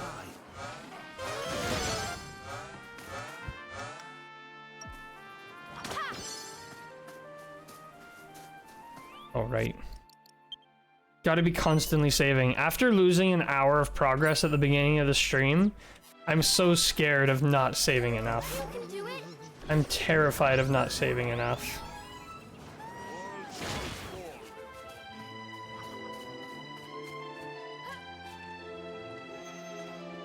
Oh, I see one sneaky guy hiding back there. I'm gonna scan anyways, make sure there's no other sneaky guys hiding where they shouldn't be.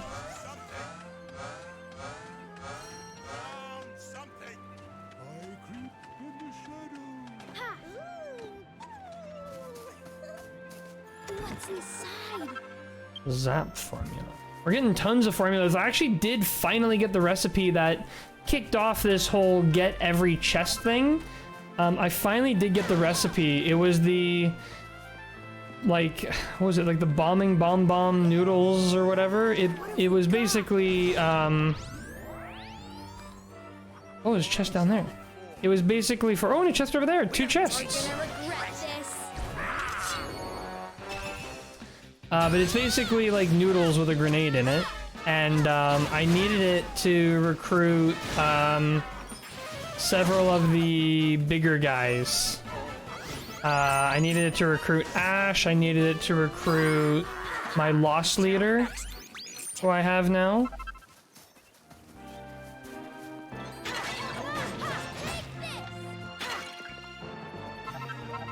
Okay, so we got that one and that one. It's 2.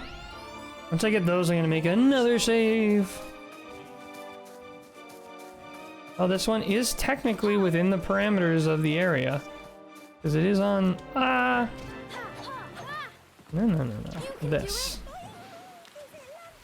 It is on this side of the thing. Oh, Bang Bang Noodles? I think the one that we got, that we needed, was called Banging Bang Bang Noodles. I think that's what it was. What have we got?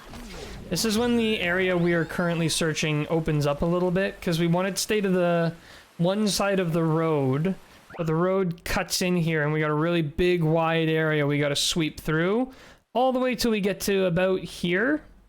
Once we get to there, I want to head inland here, and we're going to have to just do, like... This is going to be hard, this region, because it's so wide. It's going to be very, very difficult to get through, but we'll find a way.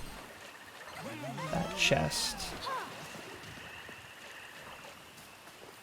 We'll find a way. We'll clear this island of all treasures. We've already got all balloons. That's the hard part. You can't scan for balloons. You have to just see them with your eyes. That's very difficult to do. But when you're able to scan, like for chests, that's much easier. Let's see what we got here. Hopefully that hat hamwidge leaves us alone. Well, that's a lot of it. MP. Oh, looks valuable. It does, but it's not what we're looking for, and I'm pretty sure we already own those. Any chest that doesn't have a recipe is like such a bummer. Such a waste of my time. Like, if I stand here, my team will just leap. At least Rufus will. Look at him. He's like, I guess I'll just go off then. Rufus loves to do that. I don't know why. Up. Alright. Next... What? Next scan.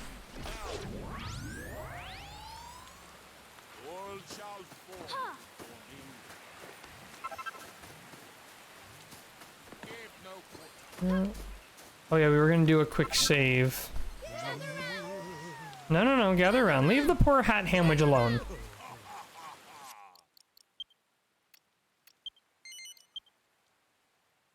Oh. 3 more minutes and we're at the 80-hour mark. Quite a lot for a Dragon Quest side game.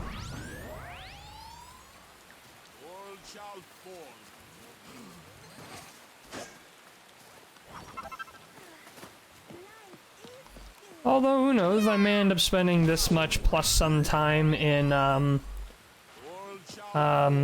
Monster Joker. Oh, there's another one over there. Got this guy in a chest. Do a quick scan from here. I have to go back up for all that stuff, but that's okay.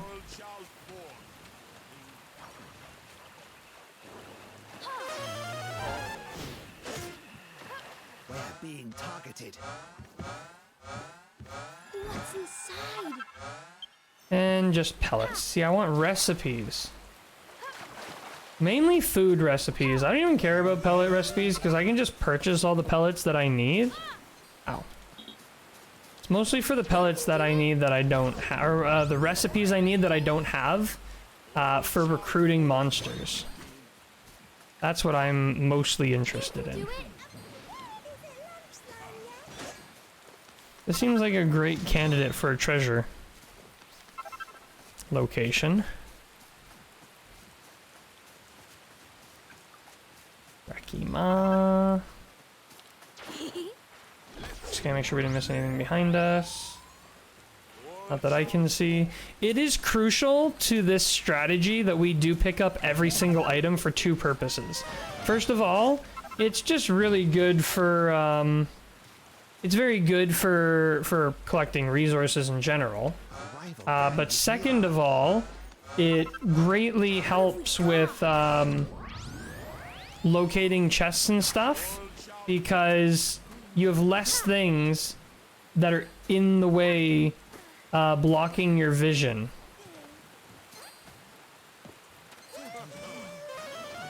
Cross the water here. Ow. Cross the water, don't go down the waterfall, you fool. That hamwich, we don't want that. Someone's after our treasure. And these gangs need to lay off. They come on too thick. You can do it. Oh, right, okay, so here's the path again. I don't think there's anything on this side of the... Nope, we're good, okay. Good to start heading up.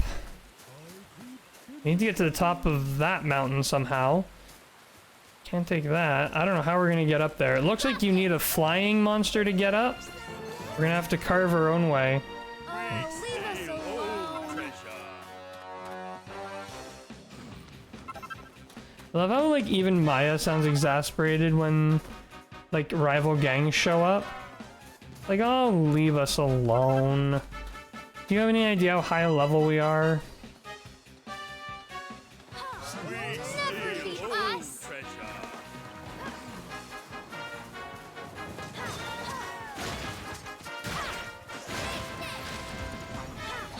We come back!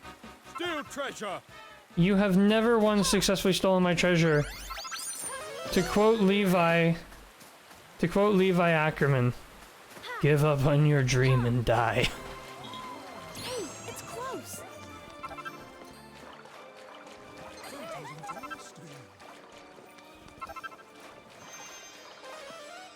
What can we throw away to pick this one up? Honestly, totally fine with throwing away silver treasures. F them. Because I really want that Zenith sword. Love that Zenith sword. Come on. Zenith sword. This is it. This is the Zenith sword. I cannot feel it. It's not the Zenith sword. Gotta be worth a fortune. Another one of these things. We gotta go up somehow. I'm supposed to be like, who dropped their treasure? And I'm like, oh, I commanded you to. Sorry, that's my bad. We can get up there. Gotta be an alternate way up.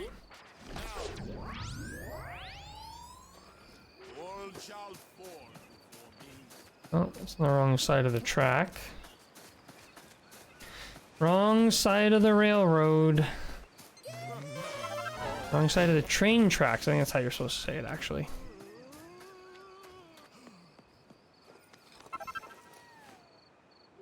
Get up. Flying guy. You know, I haven't actually seen any stealth locations here yet. I'm wondering if it was a bit of a mistake to bring a stealth character when a flying character is so clearly required for this region. I think I made a mistake in bringing a stealth character. Made a tiny miscalculation. Hey, Crystal, how's it going? There are a few stealth locations in this area, but not many. Oh, okay, okay. Yeah, well, so I'm currently working on clearing out the Windswept Moor. I spent 2 days working on the Hinter Quarter. I started down here, worked my way all the way to the top, and got this far. I'm missing 1 treasure and 1 balloon. It hurt. Oh, I was so upset. I was so upset. Because I wanted to clear it. And it's going to be so hard, too. The scan ability in the Hinter Quarters sucks. Because it highlights things white. On a snowy plain. I can't see them. Is good. How are you? I am doing excellently. Doing very, very well. Like I said, we're currently trying to clear the Windswept Moor. So far, we've started over here, and we've cleared everything over here. All this. We've gone through here. I think I've cleared everything here correctly. Now that I'm looking at it, I don't know if I cleared this all. I think I did. Oh, but dear. Well, we know to go back over here if I failed to clear it. And now we're working our way up and around here. Once we get to here, we're going to head inland and we're going to try to clear this area. Once all that's cleared, we're going to start here, work our way all the way around here, and then we're going to clear this area last. Great graphical design?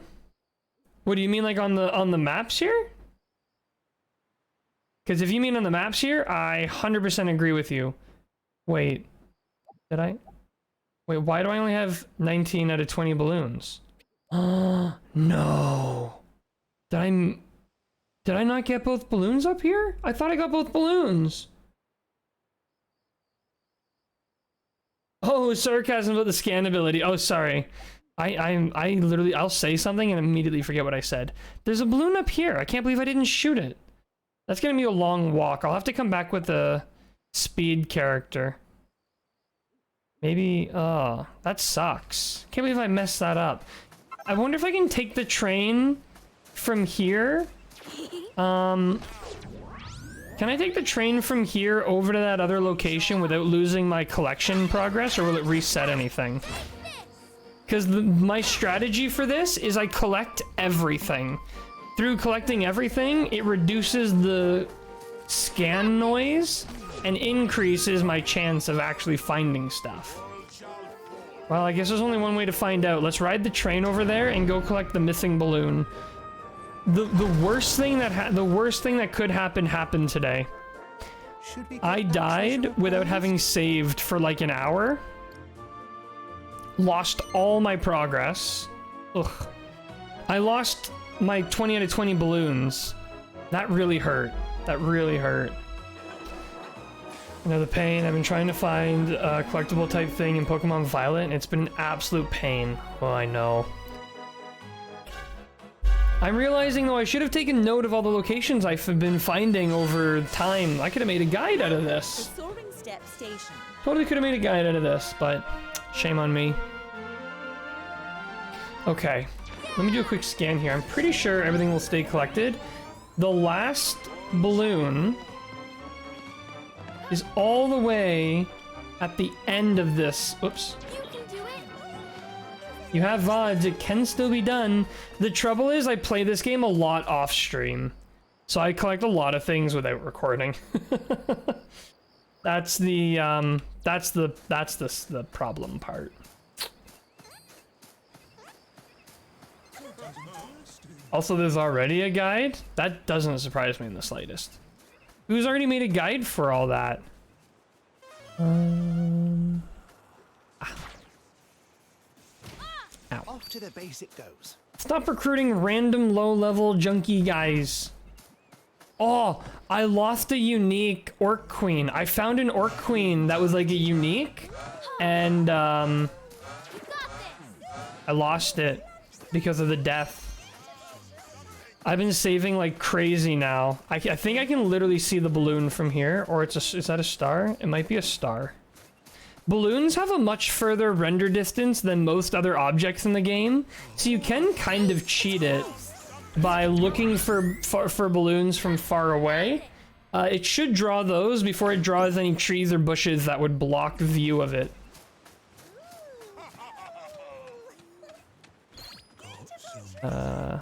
Here you are. I guess I'll just drop my last silver treasure. I'm trying really hard to find, whoops. Oh no, I don't want to drop that. I'm pretty sure it's a duplicate, but I don't want to drop it. I'll drop this, because I think I have this. Oh, I literally have 2 of them in my inventory right now. But I might have to, well, even with the idea of using a guide to oh, it says stupid key. Using a guide to find all the chest locations, I'd still have to, oh, they did chest and balloons, eh? The trouble is when you use a guide though, like, if there's like 60 locations, I still have to check every location until I actually find the one I'm missing. Because there's no way to know whether or not I've actually collected it unless I've got an amazing memory, which I do not. You know what? I might throw away that silver treasure. We definitely already have that sword. May have to throw it away. Can't believe I missed the balloon all the way out at the very end here. What a shame. What a shame. Oh, I finally recruited my first Lost leader. I figured out where they are. That is chest for all, or guide for all the chest, balloons, and treasure locations. Treasure locations too, eh? Wow, that's crazy. I don't know that I'd ever want that. I mean, that takes a lot of the fun out of treasure hunting if you know all the possible locations they could spawn. Come on, team. Someone dropped their treasure, did they? Why is that queen slime so resilient? Uh-oh. Oh, never mind. Someone hit her hard. Locations? Where are they? Wait, sorry. Where what? I've done it again where I've spoken without remembering what we're talking about. I mean, you kind of learn a lot of locations just by playing a lot. I think that's a better way to do it than using guides anyways. Oh, I strongly agree. Furthermore, I've just sort of learned how they hide things. So if I were to like get like, oh, there's a treasure nearby right now, I would assume like right beside one of those trees, maybe on top of that rock, you know, like there's a clear pattern to the kinds of locations that they put things. I'm back. The pizza was delicious. Nice. Very glad it's delicious. Where'd you get pizza from, Ace?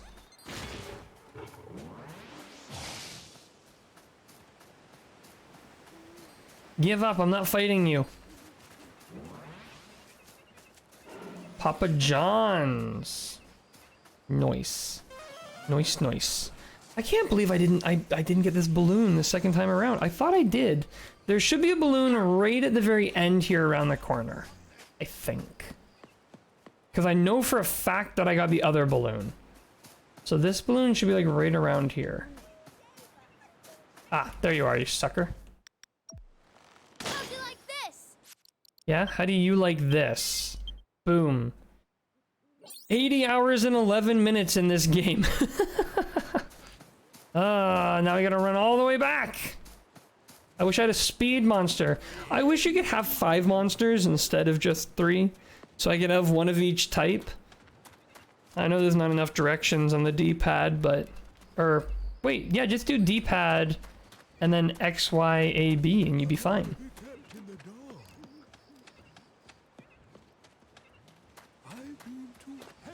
Oops. But Papa John's, I don't know. You know what? I don't think I've ever had Papa John's pizza before. Not gonna lie. I've had Pizza, Little Caesars. I've had, I can't even name them all off. I've had Johnny's Pizza. I've had Pizzaville. It's okay pizza. They give you free dips. I usually skip the dip because, like, I generally have dip sauces at home. Like, I have ranch at home. I'm not gonna pay extra for ranch. I own ranch.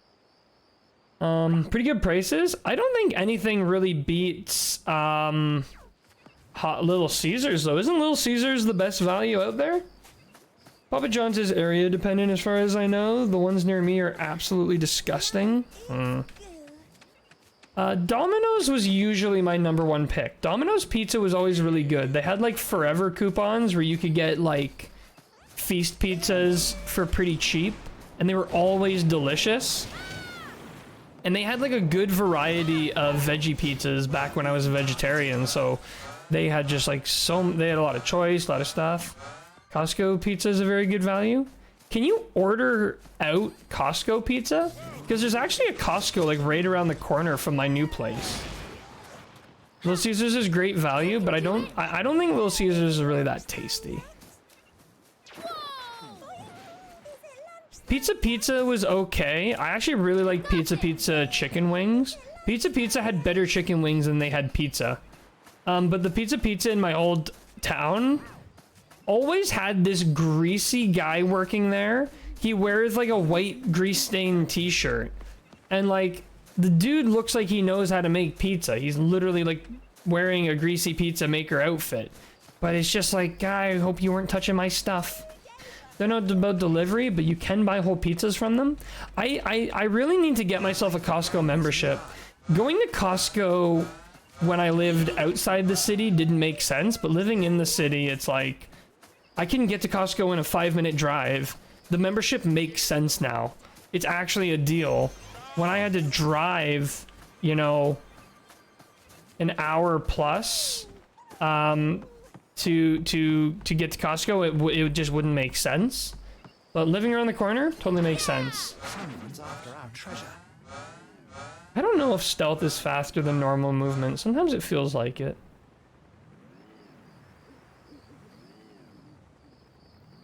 You're lurking from bed till I fall asleep? Alright. No worries, Ace. Hope you sleep well. I've been having more and more performance issues with this game lately. Have you been experiencing that, Crystal? I've been finding myself having a lot of performance issues. The worst is when a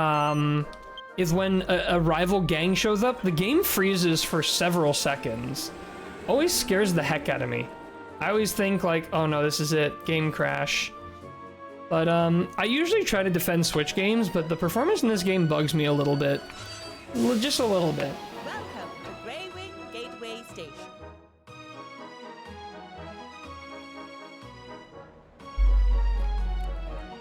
What have we got?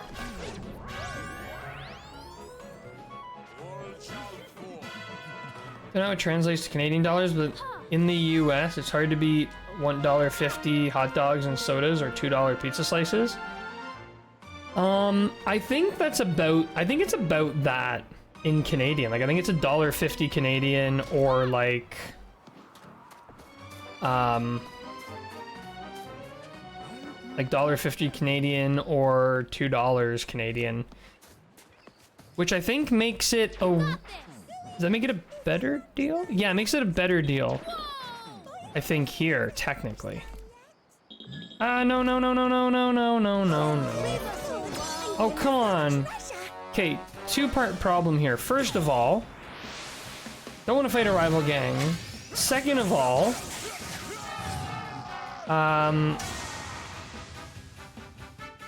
didn't freeze my game, which makes me look like a liar.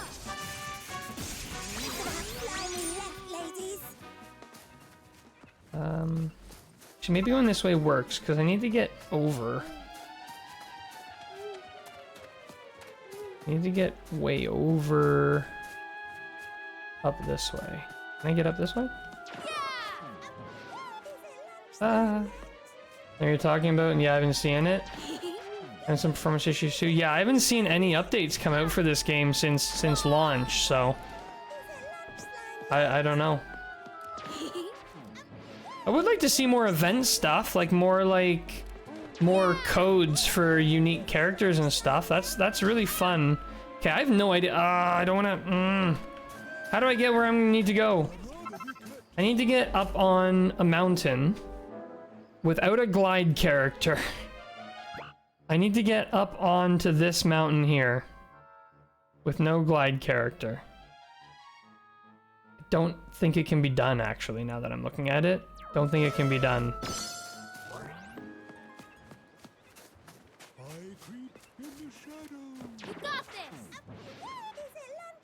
Been finding that while there's a lot of areas that you can Skyrim up things, there's even more areas where you can't! Or little herrings like that. Burning through all my poor monster's magic, healing me repeatedly. How do I get up there? Jump from the train platform station? I can try that, I just don't think it's close enough, because the slime boost just doesn't send you forward enough.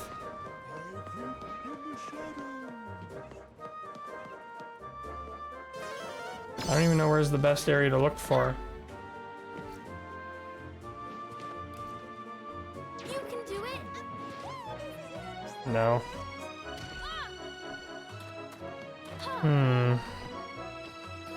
I really don't want to have to go back and swap out characters. You got this. Do it here, maybe? Higher, a little higher. Come on. You can do it. Come on. They knew what they were doing when they set this area up.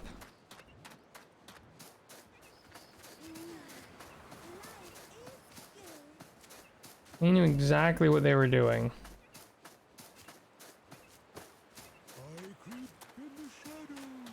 Because if you had a glide character, you could just get right up there, which is awesome. But since we don't have a glide character, maybe I can Skyrim my way up here.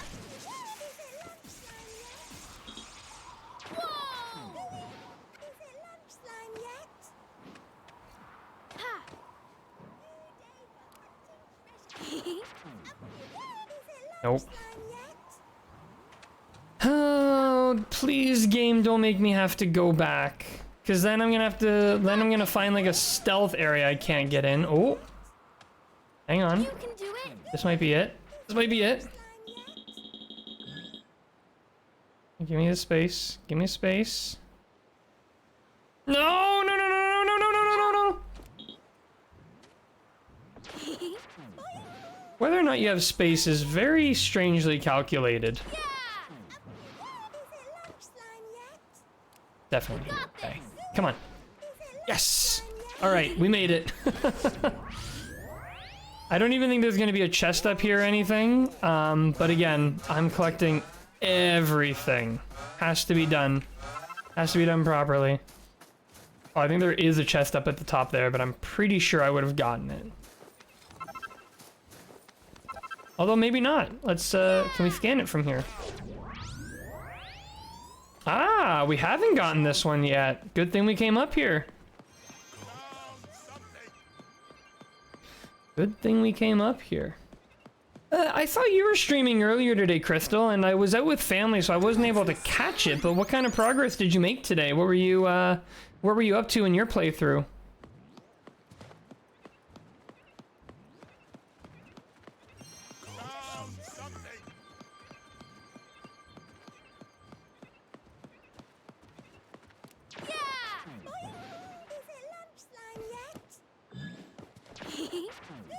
Got Mogsworth? Nice! What is the quest you have to do to get Mogsworth? I don't recall. It's... Uh-oh. Don't do me like this, game. Okay, good.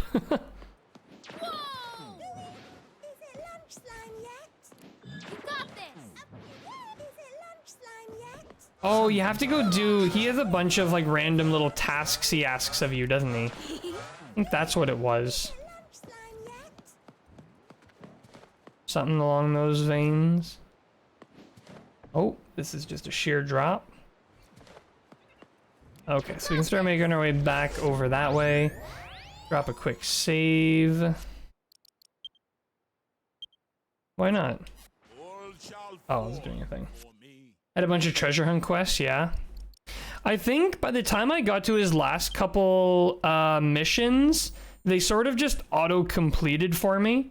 I think he had like a, oh, get X number of crystal treasures or something along those lines. And it's like, yeah, we did that a while ago, Mogsworth. Keep up. Keep up, my guy. You're too slow. I feel no pain. Now that I'm up here, I don't want to go down.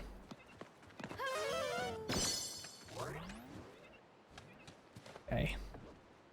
I think, actually, instead of going inland, I may go around the other half. So instead of, like, heading down here or heading up here, I think I'm gonna... Maybe I'll, like, do a straight shot down to get to here. Or maybe I'm better to just, like, take the train over to here. And then I'm gonna start around here, and I'm gonna work my way around, staying on this side of the train track, through all of this. And then once we get here, we'll work our way up into this region. The left of the last one, his application shows up with the rest of the recruited monsters. Oh, sorry, wait. Oh, okay. Right, okay. I recall now. I know I have him recruited. I don't think I've actually used him. I think he has like a boost. Come on, come on, come on, come on. Ah! Yeah, I think he gives a boost or something.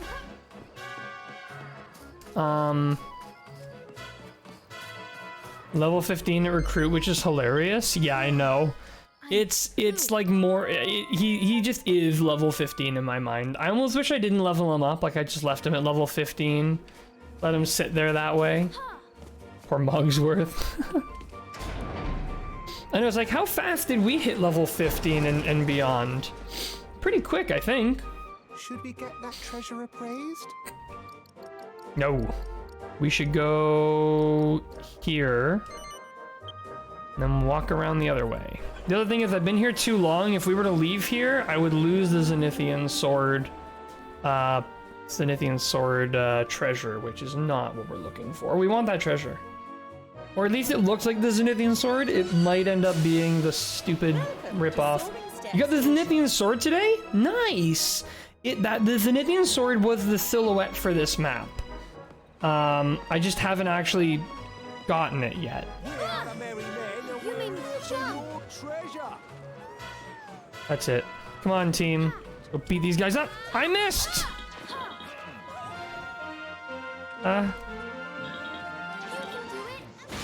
Alright, team, we made it up. Run. It reminded me? Oh. I know, I keep like, I don't even know if I have it yet or not. I don't actually remember. Leave us alone. Seriously, I love that Mia sounds more exasperated than I do about the enemy team showing up. But these guys don't even have a boss here.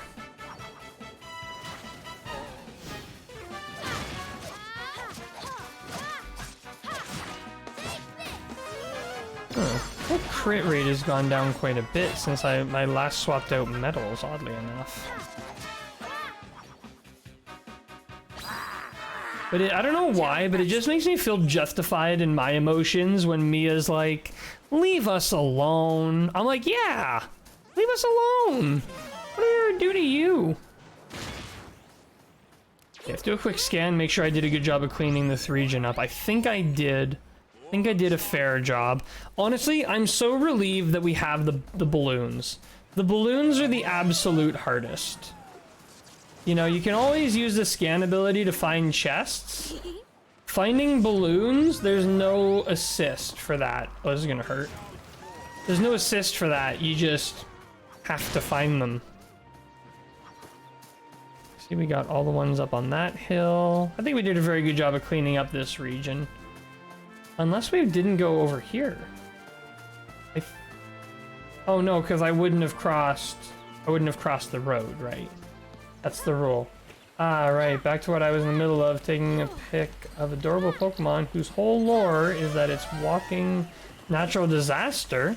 What? Which Pokemon is that? Actually, I feel like that describes a lot of Pokemon. just being a walking natural disaster. That describes a lot of Pokemon. Okay, so this is about where I left off. I hate that I can see things to pick up over there, but my rule is not to cross the road. One of the new minor legendary Pokemon. Found it. How can you be minor legendary? I feel like you're legendary or you're not. How can you be minor legendary? If you're legendary, you're legendary. Okay, so I know the key can go. Minor legendary is not box legendary. Okay, so it's legendary. Its picture just didn't make the cut for the front of the box. Gotcha. There's a small part of me that almost wants to collect Pokemon cards. Not like aggressively, not like going out and buying packs and stuff, but just like casually, like if I come across Pokemon cards, just have a book where I put them all in, you know? That'd be kind of fun. Just a passive, casual collection, you know? As I get things, just do it. Be fun to like, you know, complete the Pokédex in like cards. A lot of the card art is really good. Oh yeah, I got a buddy at work who casually collects Pokemon cards. He just, as he gets them, he adds them to his little little collection book thing. And yeah, no, he's got some really incredible looking cards. Ah, wrong side of it. We're being targeted. Oh, come on, why are we being targeted? Come on, guys.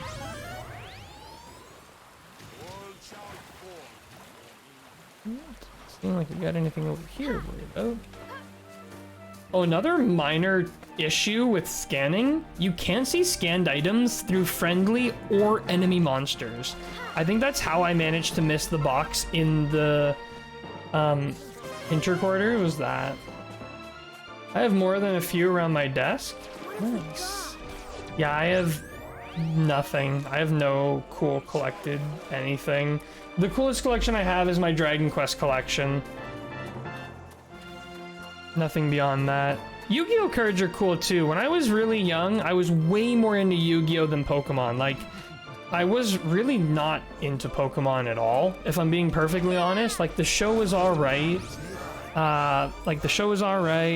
Video games were alright. I was not that into it. But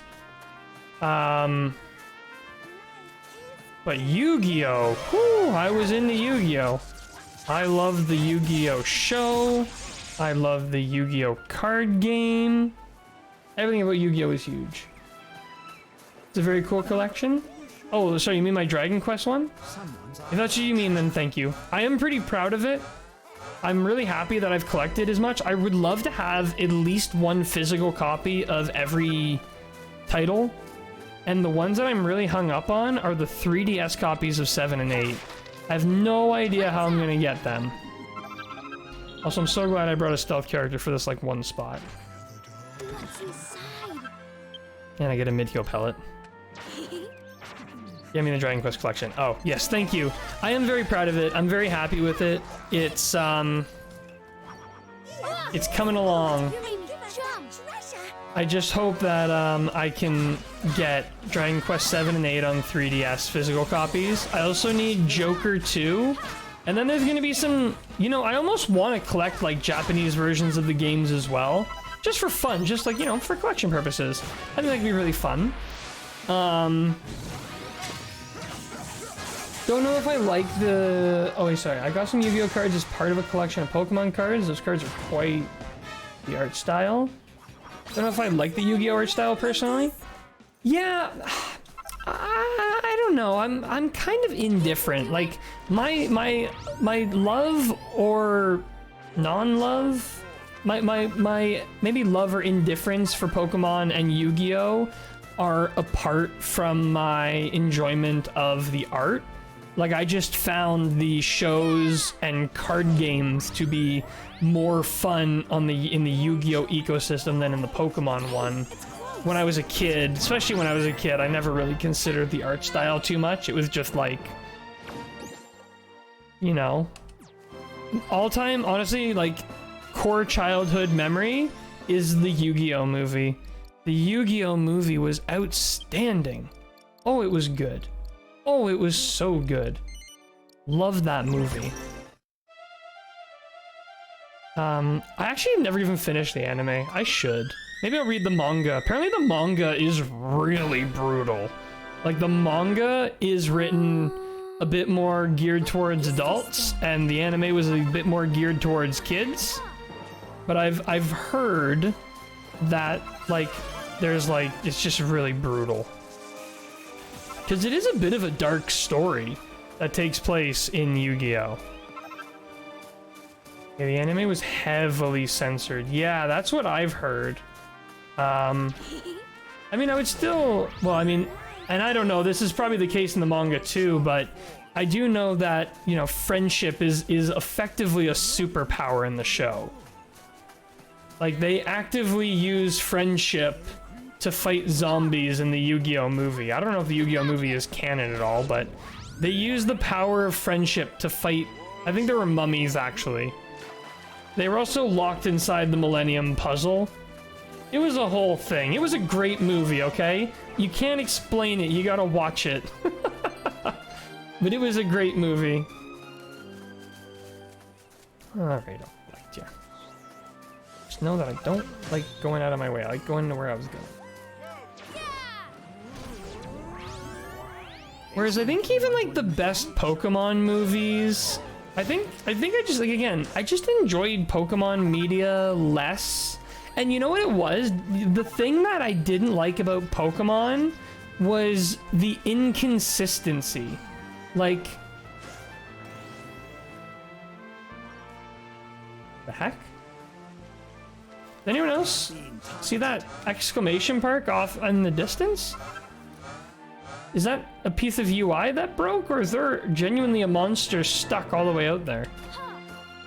Anyways, in Pokemon, it was very inconsistent. Like, if you were to watch the show and then play the card game, it would feel like two completely different properties. They had nothing in common other than the names of the monsters. I know that's not entirely true. I know there are similarities, but it was different enough that... And then, like, you pick up the game and it's a whole new thing altogether again, you know? And I will say, like, I think the anime and the game were consistent enough that I can, like, kind of be okay with that. It was as consistent as, like, the card game was, because I remember the card game the Yu-Gi-Oh! Card game, because the Yu-Gi-Oh! Card game in the movies was... or in the show was a bit stretched, you know? They would use the environment in their matches, which is not something you can actually do in the card game. So, a little weird there, but Pokemon doesn't really the same, but a lot of the movies are really, really good. Yeah, well, and that was the kind of the funny thing when I recently heard that, you know, Ash and Pikachu are going to be retiring and they're going to start a new era of Pokemon. I felt like I wanted to feel something, but I didn't really feel anything to that news. It was... I felt like I should feel something, but it's just sort of like... Oh, okay. Alright. Sounds good. I treat each medium in the Pokemon franchise as a different thing entirely. Yeah. That's really how I felt. I think just as a child, I mostly felt confused. Because again, like, it sells itself all as being Pokemon, but then, you know, you get the Pikachu playing card, and it's poo-poo. Sucks. Like, this doesn't do anything. Then you get Pikachu in the video game, and it's like, this guy sucks. I actually, to this day, I'm not gonna lie, I do not know a single rule to the Pokemon trading card game. I don't know a single rule. Like, I don't even know how many cards to draw. I don't know anything. How did I miss that? Don't either. And like that's something where it's like, I don't even know like if this card is like, I've got this Pokemon card, I'm holding it, it's like, I don't even know if this card has any game value, you know? Like for me, something is only as valuable as its use. Like, that's why I put 0 value in like sealed video games. You can't play it, it's not worth anything. Just like this card, like, is this card good? Is it bad? I don't know. It has a lot of HP, kind of, but it's got like 200 HP. Is that a lot? Doesn't sound like a lot.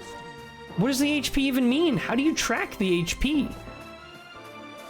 You know, this very basic Yu-Gi-Oh card here has 5,000 defense. It's not even that good.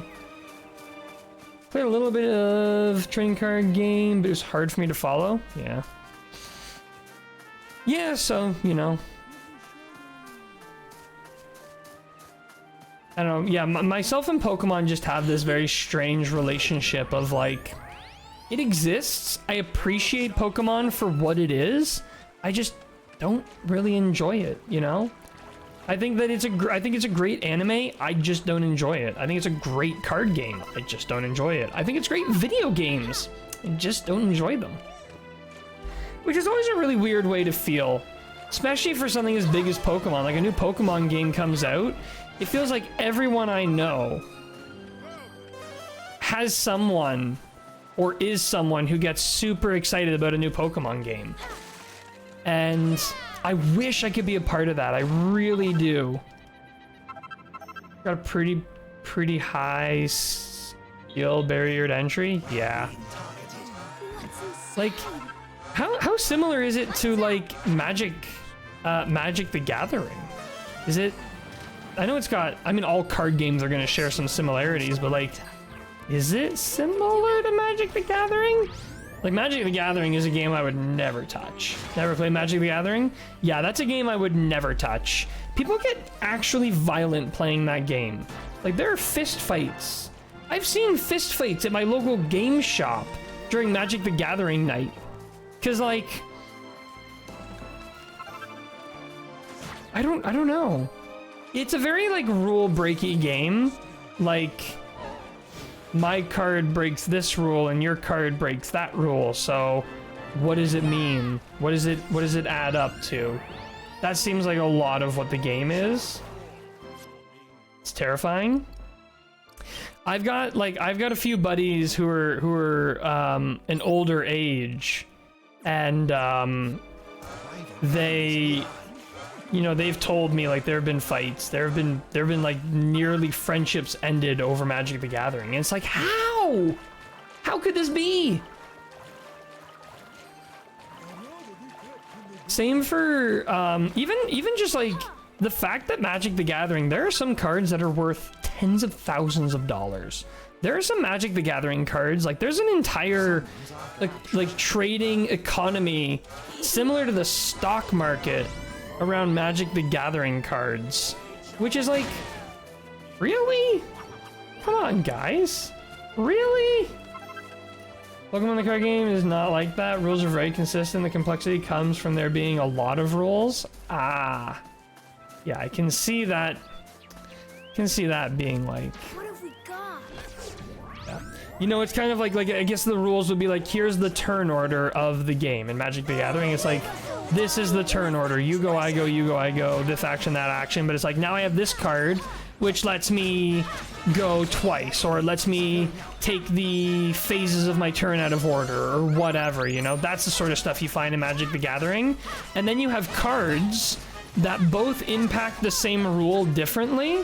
Then you get into a really big argument about whose card rules, you know? Like, I have a card that says you miss every other turn, but you have a card that says you get twice as many turns. How do we resolve this? Obviously, both players want the cards to work out in their favor, and some really expensive Pokemon cards, too. Yeah, I know that there are expensive Pokemon cards, but I don't think anything in the Pokemon trading card game that gets quite to the level of Magic the Gathering in price. I could very well be wrong in that. That's just my understanding. What's that? That noise. Ah, we found a treasure. We should get all Can't dig it up, eh? Well, what can I throw away? I'm almost certain I own these already. And I'm almost certain I own these already. Let me throw that away. You can do some crazy things in Pokemon trading card game. Like, what Pokemon can chain card uses to do a ton of in a single turn, but it's all solidly contained within their turn.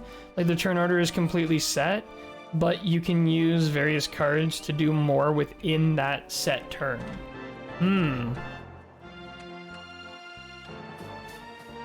I totally missed what I just picked up. What did I get? Oh. Fan.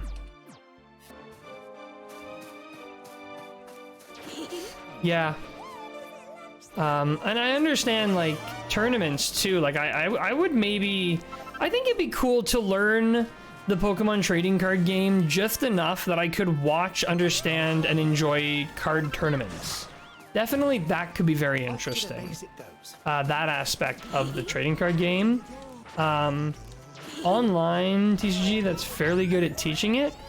Yeah, that's true. Most trading card games do have like an online variant that does a pretty good job of explaining. I think there's a really big community around Digital Magic: The Gathering. Recommend using that if you want to learn. Yeah, might be something to consider. Make sure I get everything over here. This is such a grindy way of cleaning up regions, and it's scary too, like to put so much work in and then miss something. That's why I'm so bummed out about the Hinterquarter region, because you get so close and then you miss one thing. But you get so much loot. I've got like so many items now. Like if I just go to like my materials, we're loaded in a lot of things now. Use that for a while, and the Pokemon card game online's quite a few tutorials. Okay, that might be something to look into. Oh, I finally completed my King Slime log as well. I was very happy about that. Those Pokemon has lots of pre-made decks you can get that are set up and well designed. Oh yeah, that's right. That's the biggest part, I guess, about trading card games is the setup of your deck. You know, what cards you have in there and how they support each other. I remember my brother and I, when we were kids, we would play Yu-Gi-Oh together, but we would only play against each other. So he would make he loved playing a dragon deck. So he would make a dragon deck, and he would make it half a dragon deck, half an anti-dragon deck. The reason why I made an anti-dragon deck was that I was the only person he played against, and since I knew he had a dragon deck, I made an anti-dragon deck. And it was a good time. It was pretty consistent. Sometimes I would win, sometimes he would win. Now get up there. That an achievable area. Oh yeah, that's all part of up there. Oh, okay. I'm that far already. Wow. Made some good progress. Okay, let me slow my roll here then. Let me go back around, do this section, and then we're gonna try to hit the Plundrous Plains section. See how that goes. Oh, I might need to get some water actually really quick. My voice is dead and dying from all this Pokemon talk.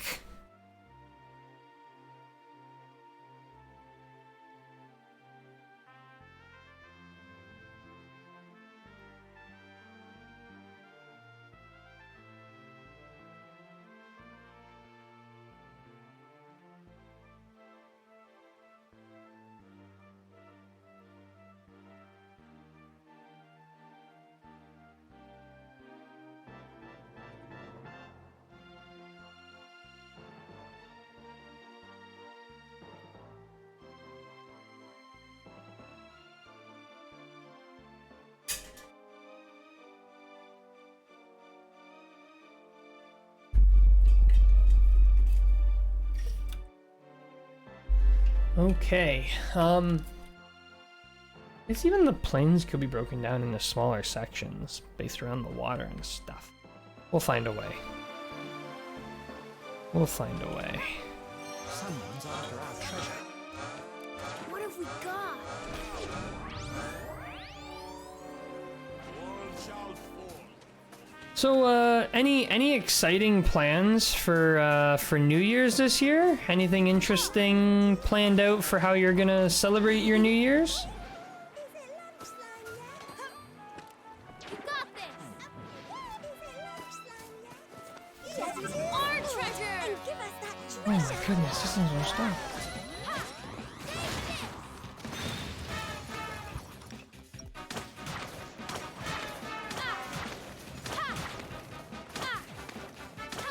Hanging with family? That's always a good time. Always a good time. How'd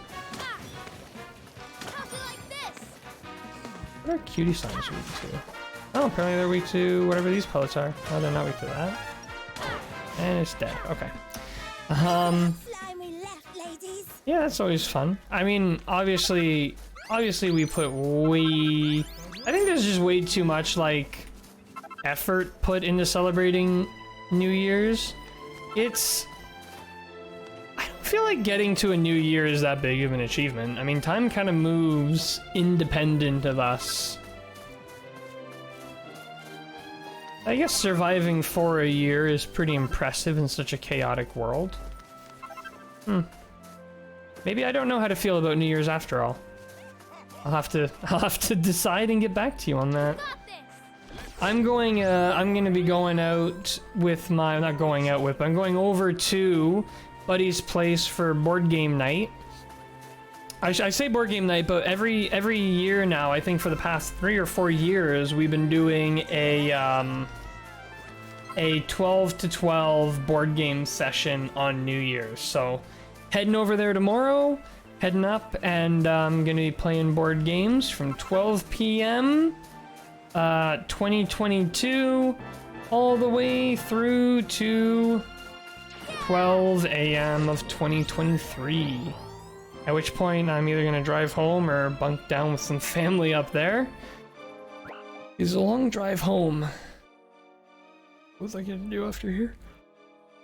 I was gonna go do this region, right? All shall fall.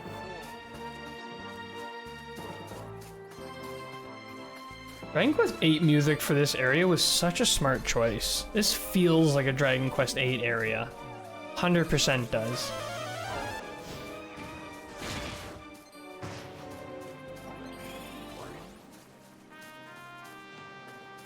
How much progress have we made? Where are we at? 49 out of 68, so less than 20 chests to go. One more gem chest and no more balloons. All right, it's slow and steady, but we are making progress.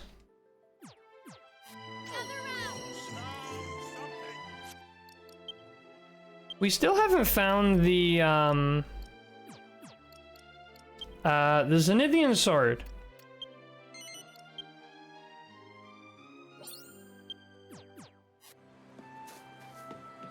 Somehow.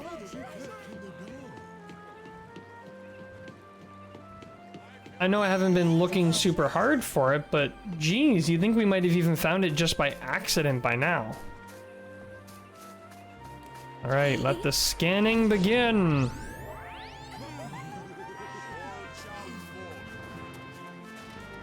Your dagger gauge is filling up.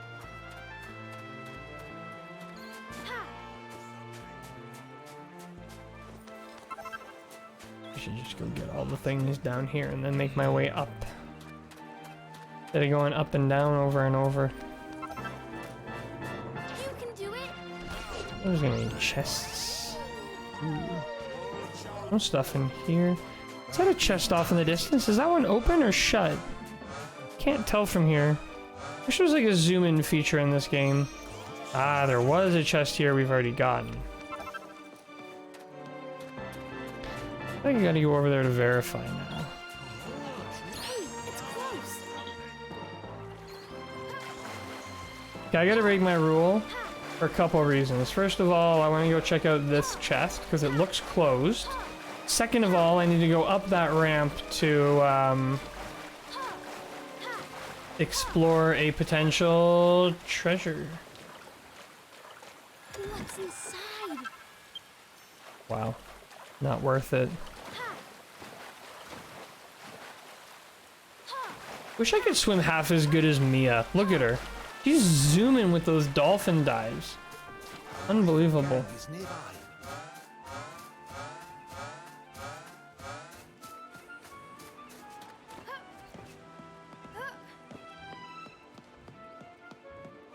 Pretty sure there's gonna be a treasure up here. Maybe I was wrong. There's a chest up there, but oh, there isn't one up here. Okay, I was wrong. Someone's after our treasure. Oh, someone can have my treasure for all I care.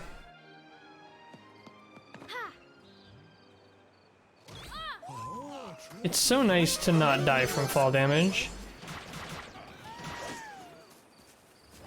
It is just so ridiculously nice.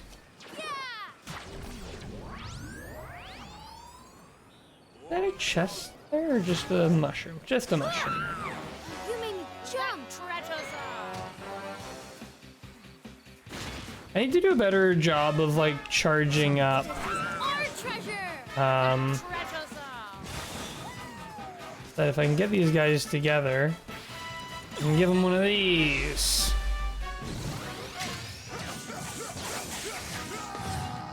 I would love to like farm some uniques of the big guys. They look pretty cool. I think the uniques actually only have like a pink blade. I think that's the case.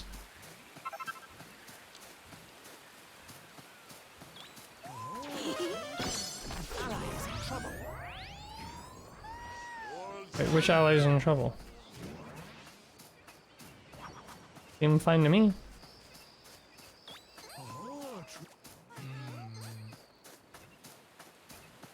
That's so deceptive. I always think that's gonna be like a balloon, but it's like, there's no balloons to get here.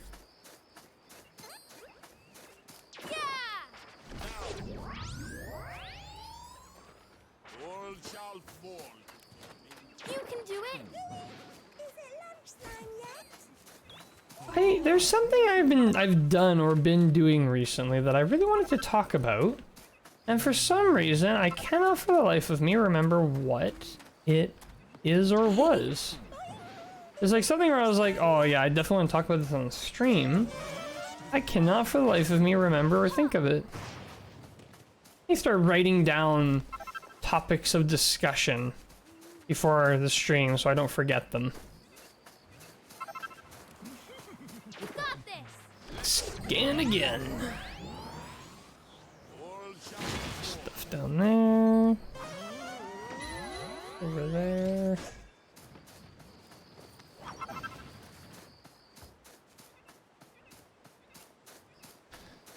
We see days and nights come and go as we go around grabbing things.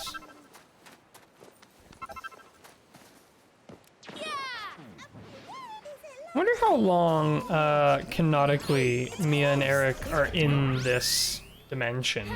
Found it.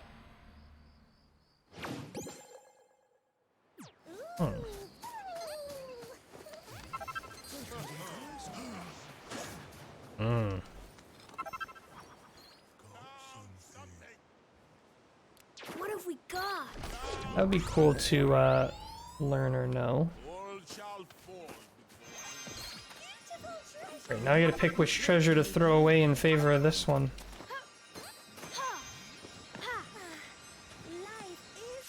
What do I have here?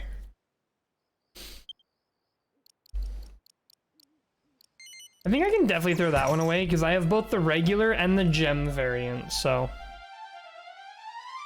think that should be safe. Also need to get everyone's magic power restored or something. We're being targeted. You got this. That there, and I think this region can be considered cleared. Then I might sleep at the whatchamacallit place real quick.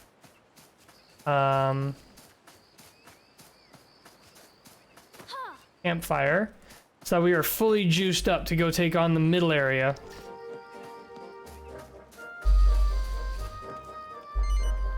Till morning, please. I would love nothing more than to go get this stuff appraised, but I don't want to reset all of my collection progress. That would be devastating. All shall fall. That would be truly devastating. Let's check the map and see how our collection progress is looking. We've got the entire outside. This chunk here has been fully explored. We did swim up to here, so we could go explore this bog next into this area here, which could then wall off this area. I'm just trying to like break it down into smaller chunks. Makes it much more doable than just like doing these big, long, sweeping lines. Yeah. For me to do that, I gotta go this way.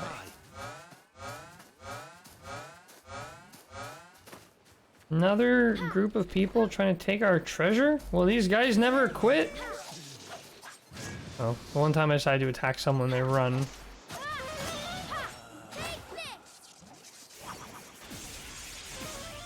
I've also not bought anything for ages, and I've managed to acquire $12 million. I'm very proud of it. I'm proud of it to the point where I really am scared to spend any of it, because I work so hard collecting all of it. And it's like, do I want to give that up? No. I work so hard. Hey, it's close. Oh. And we didn't explore over here as thoroughly as I thought, because apparently there's a treasure. Green cliff over here. All right, what are we throwing away this time?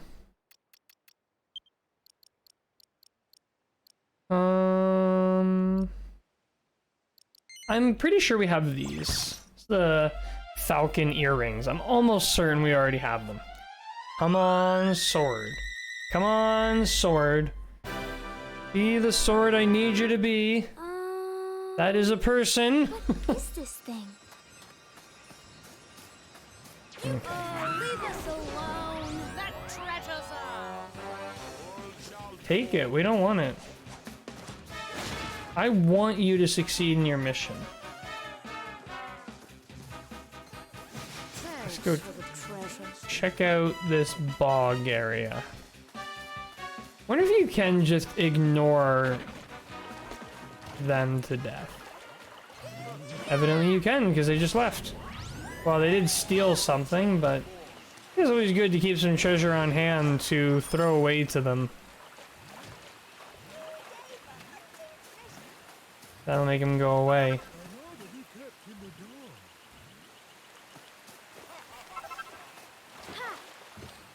You can do it.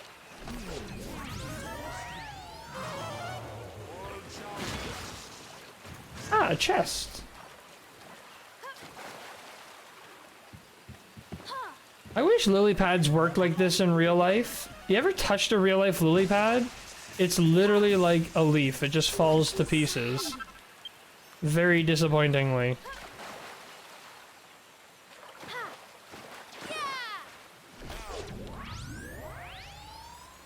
Oh, another chest over there. Killing it. Tons of chests. Easy chest loot.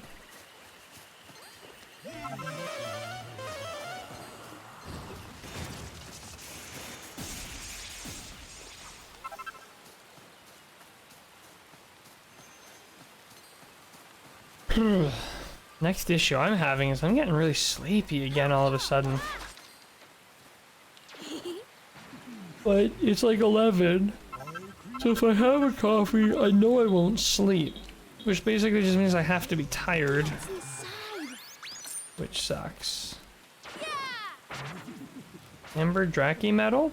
That's pretty cool.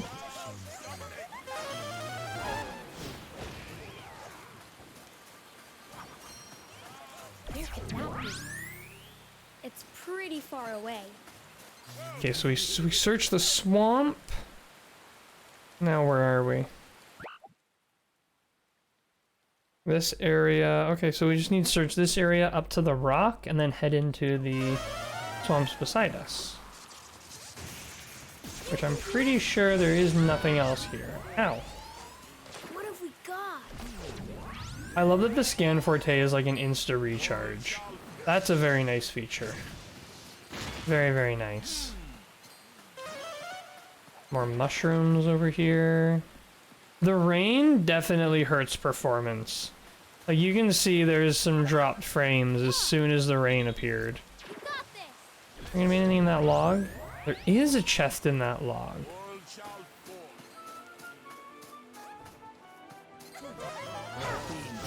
Ah, yes. What's inside? Although the rain turning off has also provided performance issues, I don't know. I would really love to see a next generation Switch. I'm really, really ready to like retire the current generation Switch and upgrade. Like, I know Nintendo hasn't chased technology for a long time now, but like, this is like mobile technology from 2016. You know? Maybe it's time to get with the times. I mean, modern flagship smartphones can outperform the Switch in gaming. Hey, it's close. You know? Kind of sad. I'd really love to see Switch. I don't even really want like prettier Switch games, nothing like that. I don't care about that. This game looking exactly how it is fine. I just want it to perform better. Because especially when you get a lot of stuff going on screen, it just falls to pieces. I'm gonna start throwing away, like, things I don't want to throw away.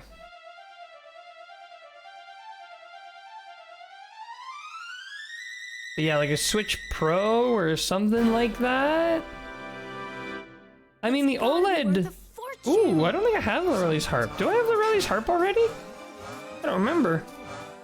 But yeah, like... We're gonna regret this. Whoa. I don't feel. Oh, they were inside each other. I'm like, why are there so many shields? Yeah, the Switch OLED was like a step in the right direction, Surprises. but need more, you know? Actually, you know what I would really, really, really love? There's the Switch, and I know this may be like, no, this would be fine. So obviously the point of the Switch is to go from, you know, mobile, portable to handheld, or to docked, but Switch OLED still has the same processor. Sorry, when I said like it was a step in the right direction, I meant like it upgraded the Switch. Like it was just an upgrade for the Switch. It did something that the Switch, the original one, didn't do before. But I would love it if they had, you know how they have like the Switch Lite? I wish they had like a Switch Heavy, or like a docked only one that would be like high performing. That would be nice. Have like a high performing version of the console so that we can run games that are really high quality there. And then you can also just have like the lower res version that can run on, you know, handheld mode or the Switch Lite or what have you.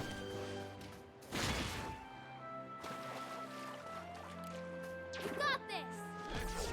Got same hardware capabilities as the regular one, just a better screen. Yeah, and because I hate the Joy-Cons so much. They're so uncomfortable. Handheld mode is not a sell for me. I have no idea how people use the Switch Lite. I have no idea. I guess they must have really small hands. Because, like, it hurts. It physically hurts me to hold my Switch. I want to get those, like, you know, you can get those attachments, that, oh, what, how does it, that basically make it like an actual, make it like an actual held thing. Do you know what I'm talking about? You can just, like, they work like Joy-Cons, they just are shaped like a normal controller. I would love that. I'm pretty sure the only reason they made the base Switch uncomfortable was to sell Switch Pro controllers. Tabletop's the way to go if you don't want to use the dock, in my opinion. Yeah, it's more for the case of, like, I take my Switch on the bus on the way to work, and I want to play it that way. There's no option for tabletop or docked. I have to play handheld. You know, I mean, obviously I have the choice to not play at all, but I'd like to play. So I just choose to suffer in agony in order to play. But if I had those, like, proper grips, I think Nintendo even sells their own version of it. You can do it. The only downside with that is that my, you know, my Switch wouldn't fit in its carrier case anymore. I'd have to, like, have those separate, which in and of itself becomes a whole problem. There's no right answer. I guess the right answer would be to get the controller feeling Joy-Cons and also get a case that accommodates them.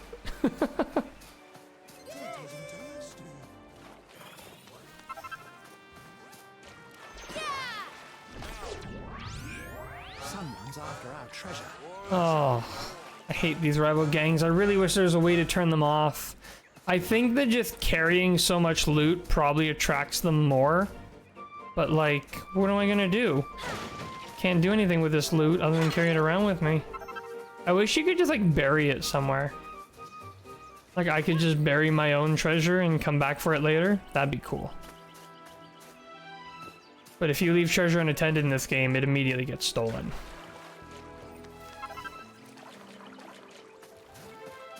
You got this.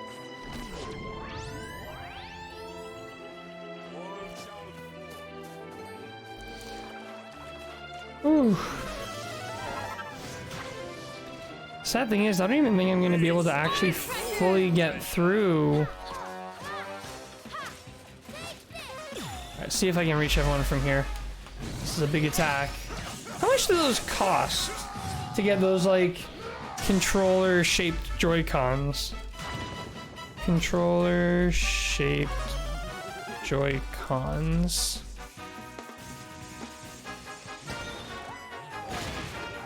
So you've got We come back. Steal treasure. FunLab Joy-Con, the Binbach RGB. Ah, the Hori Split Pad Pro. I think that's the one I was thinking of. Off to the base it goes. And it's officially licensed. Actually, it's not that bad. Oh, that's probably American price. No. Ah, okay, there it is. It's... Oh, and there is a carrying case for it. So the pads themselves cost 62 Canadian dollars, although there's all kinds of, like, Sonic, Pokemon, Mega Man variants. And then you can also get a case for it. Oh, this one here comes with the... Yeah, and you can get you can get a carrier case that accommodates it. And that is $36. That's almost tempting. That's almost tempting. What have we got? I think I'm just sort of going down here in rows. Don't want to jump the gun, hop down there, and have trouble getting back up.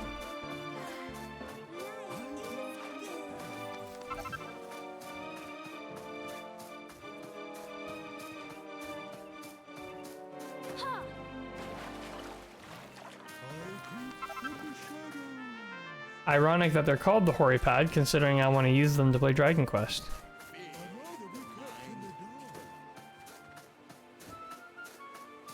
we have in here? Search. Oh, it's down there too, behind the waterfall. Sneaky. Sneaky.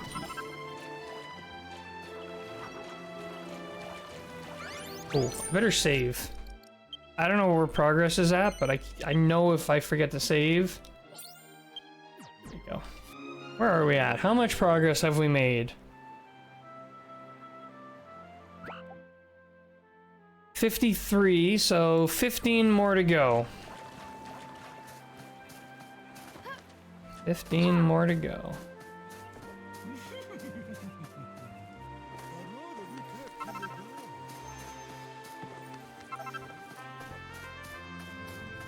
Oh, there was a chest there. Did we already open that one from before, or was that something we opened up today?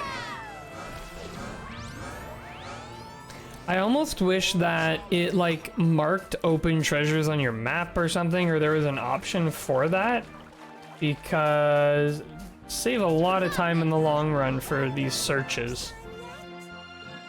Especially if I wanted to compare it to a guide map. They're definitely...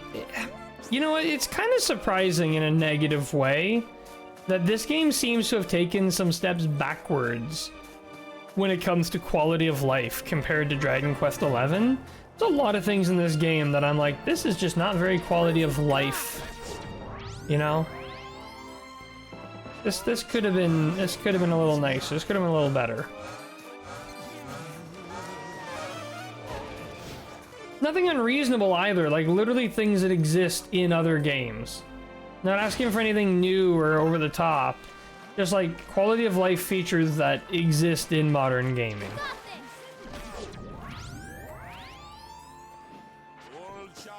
Someone's after our treasure. This game is really lucky, it's outstandingly fun. Regardless of some of the poor quality of life options that exist in the game. I think we've searched all of this, all of that. There's all of that. So I think we can bump down to the next level down. Ow. We are a merry men, and You we're made me here for jump. your treasure.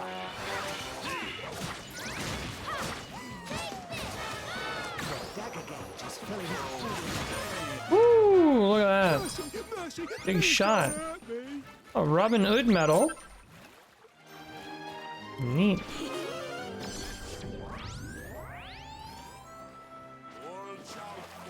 Need to go more down. Nothing in that one. A lot down here.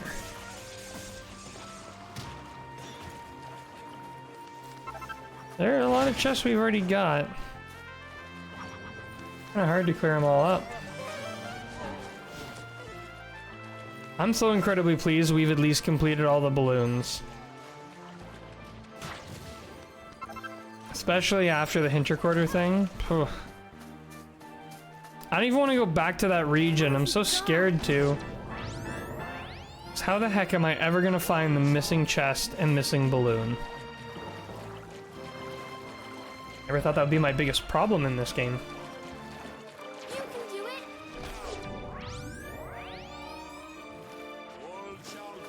Okay, we've really gone down as far as here. Now, I am very interested in that cave.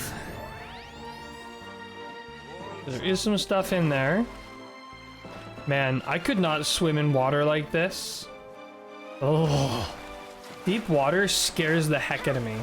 I can deal with, like, pictures of it, but actually being in deep water? No. Even, like, a quarry. Like, I've just seen too many scary movies. I literally couldn't sleep in a quarry, or sleep. I could not swim in a quarry. It's just too scary for me.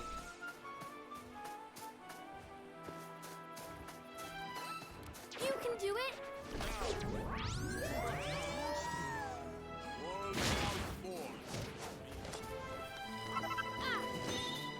Thanks. I seem to have some sort of ability that lets me sometimes passively block attacks, which is really nice.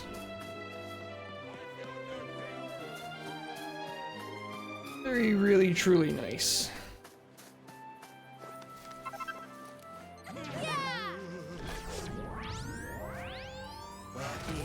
completed. I gotta figure out where I am. That would come from metals, if I remember correctly. Yeah, I think it is something to do with metals. I think you're right. Okay, so I'm pretty sure we've been up there before, but let's go around this way.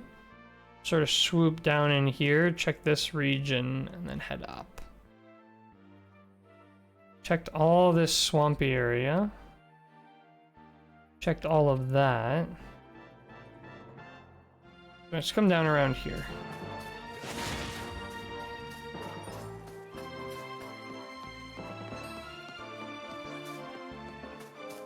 Oh, metal, we totally missed.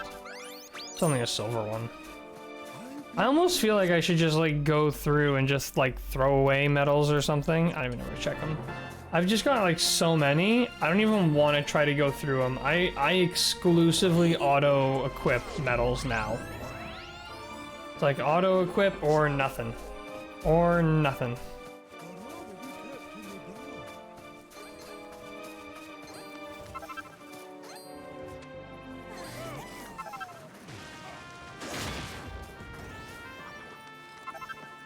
Never really did do a surprise attacks.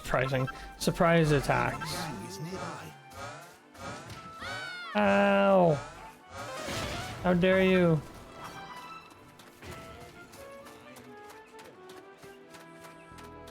I don't recall if we checked all the way up there. I'm gonna say we didn't, considering I see something highlighted. Because we do have to check that out. What have we got? Scan here in the meantime. Stuff over there we'll have to get.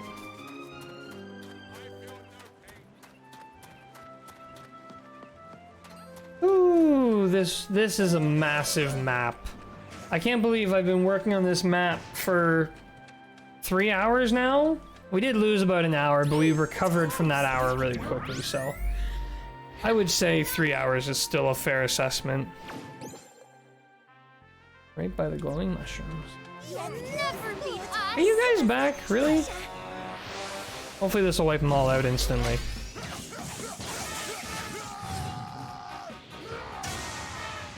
does hit multiple targets, which is amazing.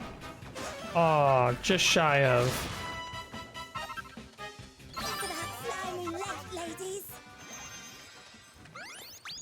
Out slime we left.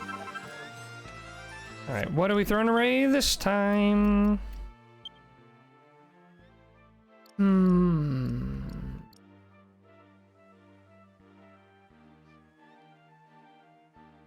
I'm pretty sure this is the female protagonist for 10, and I don't remember if I have her yet or not.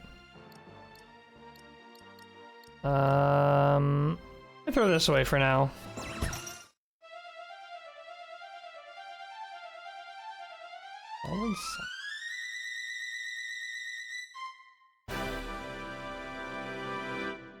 Looks valuable. Duplicate! Throw it away! Throw it away! Wait, that was a duplicate, right? Let me double check. I'm almost 100%. Yeah, it was okay. Cool. Alright, well, we succeeded in finding nothing. Came from over there, right? Go back over there. Bird comes up to here. And there's some bones over there. Isn't this fun? Isn't this exciting? Just running around repeatedly, doing the sort of the scan skill. Oh, and it's raining. You can do it. I almost wonder if using a guide would have been more or less time. I wouldn't have needed a scanner necessarily, I guess. Maybe not I don't know, I would have gone with like a stealth, a speed. Speed would be essential, because like I love speed so much. I hate that I have to give up speed for like stealth. But there's so many areas that you need stealth to get into.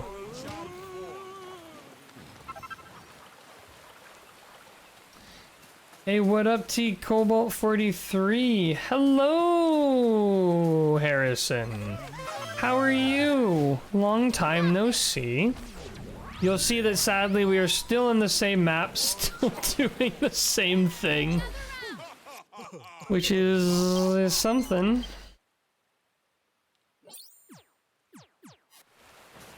But we're getting along. What have we got? Just doing everything I can to keep finding more and more collectibles, and hopefully in the end more and more chests. Also still haven't found the Zenithian sword, which we are trying so very hard to find. We're being targeted. Sleep here overnight. Did you end up clearing that area? We did clear like that area of the map, but we're still on the map. Here, I'll show you really quickly what we've done. So we have cleared. So we've cleared we've cleared from here. All of this is done. Everything here is done. Everything from here all the way to here is done. Everything from here all the way around to here is done. And then we've also done here, here, this area with the water, up over here, all this swampy area. Now we're here. We need to finish clearing out the rest of all of this. Once all this is cleared, then we're going to move up into here. So we've made a lot of progress, but there's a lot of work yet to do. All shall fall. Which is okay. I think if we kind of do loops around where we just keep collecting everything in sight, the loops will get smaller and tighter, and we'll be able to get done faster and faster until we've done this entire interior area. A lot of monsters to deal with. I almost want to, give me better metals or something. I feel weak right now. Let me auto-equip attack based. Let's speak to that monster later. Makes me a little bit stronger or something. Got this. And scan again. Nothing. It's okay though. Just follow the yellow. Oh no, we did get something. How long do you think it'll take for you to complete the game? Forever. I don't think I'm actually going to complete the game. Reason being, one of the things that I would have to do to consider myself 100% complete will be to finish the monster logbook. And in order to finish the monster logbook, you need this medal on every single monster, which means getting every ability figured out, every trait, every resistance, every trivia, and every item dropped. I don't think it's possible for any human to actually complete this. I don't think I'm gonna complete that. What I do hope to complete,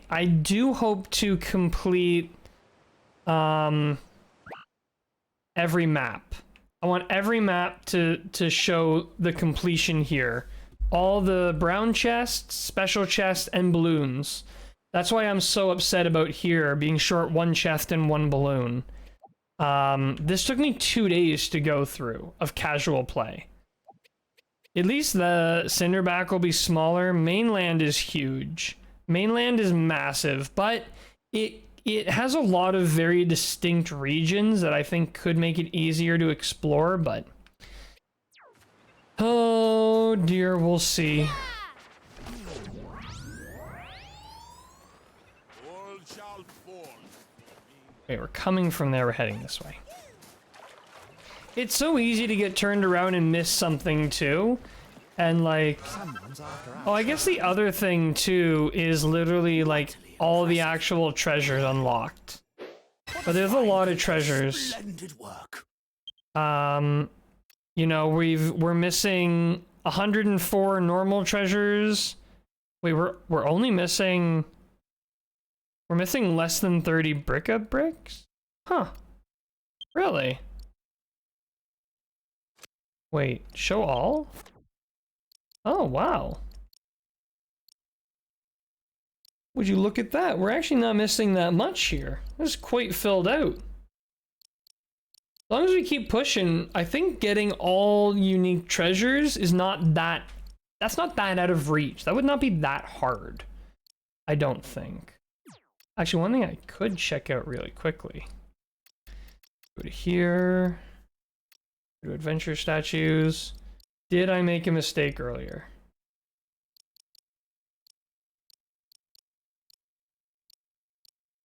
Oh, I wanna get this stolen from me. I hate it. Oh, I do have her already. Okay, good. Good. But yeah, I actually can't believe how many treasures we already have. I would love to complete the treasure log. That's definitely a goal I would be so happy to complete. That's a great goal. I don't know, I think if I can completely fill out the treasure log and I can completely finish every map, I think at that point I would put this game down. I think that would be enough of this game for me. Don't get me wrong, I'm still enjoying it. I mean, I was able to play this game for 24 hours straight without getting bored. That's how fun this game is. But once I run out of things to do, or the only thing I have left to do is grind monster information, I think then I would be like, okay, I'm ready to put it down and move on to Monster Joker. You know, there's only so complete I'm willing to complete a game. If this game had like achievements, I would do them.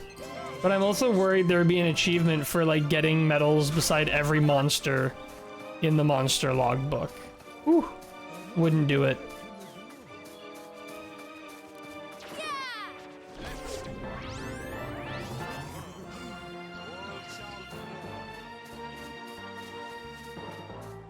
What Dragon Quest games are you working on right now, Harrison? I know you were playing through the series. How far did you get? You still doing that, or did you take a bit of a hiatus, take a bit of a break? I haven't heard any updates on your progress for a while, so I'm not really sure. Oh, another chest, thank goodness. Haven't seen a chest in a while.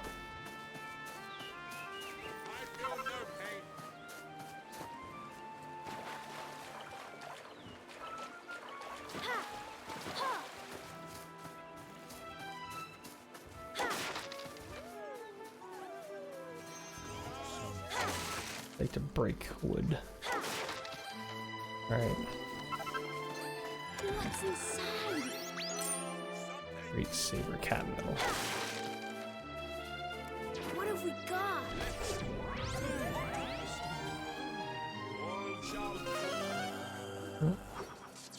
Missed collecting this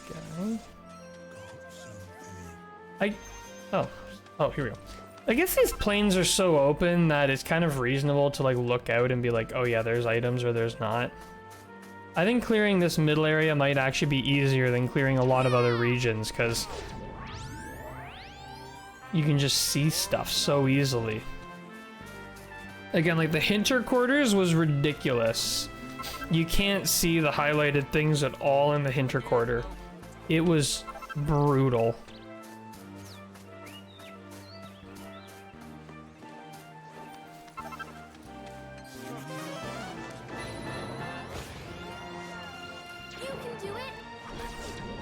I beat 4 a couple weeks ago and put another solid 25 to 30 hours in a 7. Found a really good deal on a copy of 6 for DS, so I ordered that and I'm waiting for it now unless I decide to pick up 5. I probably won't be beating anything else until that gets here. Are you willing to emulate it all, or is it like your physical copy or nothing? Because, I mean, I can definitely vouch for 5 emulation, for sure. Emulated 4? Oh, plus 45 hours, no 11, but not loving 11 too much, so it can wait. I mean, I guess if you're really deep into the 2D era of Dragon Quest, I totally get it. I can totally get not being super duper into 11 at that point. I think once you've played right through to 9, I think 11 plays really fun when you know everything. You know? Because, like, I swear, 11, on purpose or accidentally, 11 references every game 5 times over. Even down to, like, you remember that mermaid encounter? I don't know if you saw that one. There's a mermaid encounter in 11. I won't get too deep into it in case you haven't seen it to avoid spoilers. But it's nearly one-to-one identical to a mermaid encounter in 6. Not one-to-one, sorry. The themes are very similar. And, it's just like stuff like that. It's like you get an appreciation for, oh, you know, oh, that's that. Or, oh, okay, I see what they're doing there. Oh, that's a reference to this, and this is a reference to that. And, you know, that sort of thing. Probably Emily 5, but I may wait till after 6. If I start 5, it'd have to be put off with school starting up. Heard 11 is very for the fans and stuff, and it's probably the most fun to play, but it feels like it's missing something to be compared to other games. Yes, that thing you feel like it's missing is puzzles. There are no puzzles in that game. There are no puzzles in combat. There are no puzzles in dungeons. There is nothing to figure out in that game. That game is something you experience more than something you play. I had that problem with that game too. It's very fun. All the references are great. I just wish there was more like doing. And another thing too, I kind of feel like a silent protagonist. What have we Oh. got? That, but also kind of with the characters and the story, I find there's something off about it. You know, I do agree with you, and I felt it too. I think what that is, that thing that you're missing, is I think that the how do I explain? Silent protagonist doesn't work very well in 3D. I'm gonna say that. Silent protagonist doesn't work very well in 3D. Because you don't, as the hero in that game, your goals are very confused. You, the hero, generally in Dragon Quest games, you, the hero, have a very distinct goal. But in 11, it never really feels like it's your goal. It feels most of the time like other characters are bossing you around. You know? Like, in Dragon Quest 8, let's take 8 for example. You have a goal already, and all the other characters in the game support you in achieving those goals, but also it's kind of established that you're supporting someone else's goal. You are supporting the goal of the king to get uncursed. So in that regard, it kind of makes sense that you're not necessarily calling the shots, because it's not really your adventure. Someone else's adventure you're supporting. 11 is supposed to be your adventure, but you never decide to do anything. Everyone else is always telling you where to go and what to do. And like right away from the very beginning, you're told, oh, coming of age, you have to go here and do this. Then it's like, you have to go talk to the king, and then it's like you have to go get the orbs, and it just never really feels like you, the player, decide to do anything. And versus even like Dragon Quest 9, it's like you, the character, has a distinct overarching goal of saving, or of kind of like getting back home. That is your goal. Yes, there are other people who push you towards that goal, but it's your goal. Dragon Quest 11, you, the hero, never really have a goal that you yourself assign to you. Even it's like, you're the luminary. You have to do this because you're the luminary. It's not like you're doing this because you want to be the hero. I think with 8 you have some good hero backstory and really good characters, but 11 is just like, you're this guy and that's that. Make him who you want, but then you can't build any character with 11 because the character experiences but never grows. Yeah, for sure. And I mean, I don't want to get too much into the hero from 5 because you're about to play 5, but the hero from 5 goes through a lot of growth. Sometimes literally. And you really feel like you're in control. Even if it's just something like, you want to, in the very beginning, you're a kid, you want to go play with Bianca, and Bianca wants to go play in the ghost tower, right? You're doing Bianca's goal, but you're still choosing to play with Bianca, you know? From the start, you are automatically the hero who has perfect morals and makes the best choice all the time. The hero has no flaws from the outset, never changes. Yeah, for sure. For sure, I definitely agree with you there. You know, again, 11 was definitely something you experience more than something you play. And while I don't regret playing 11, I do think that I enjoyed some other Dragon Quest games a little bit more.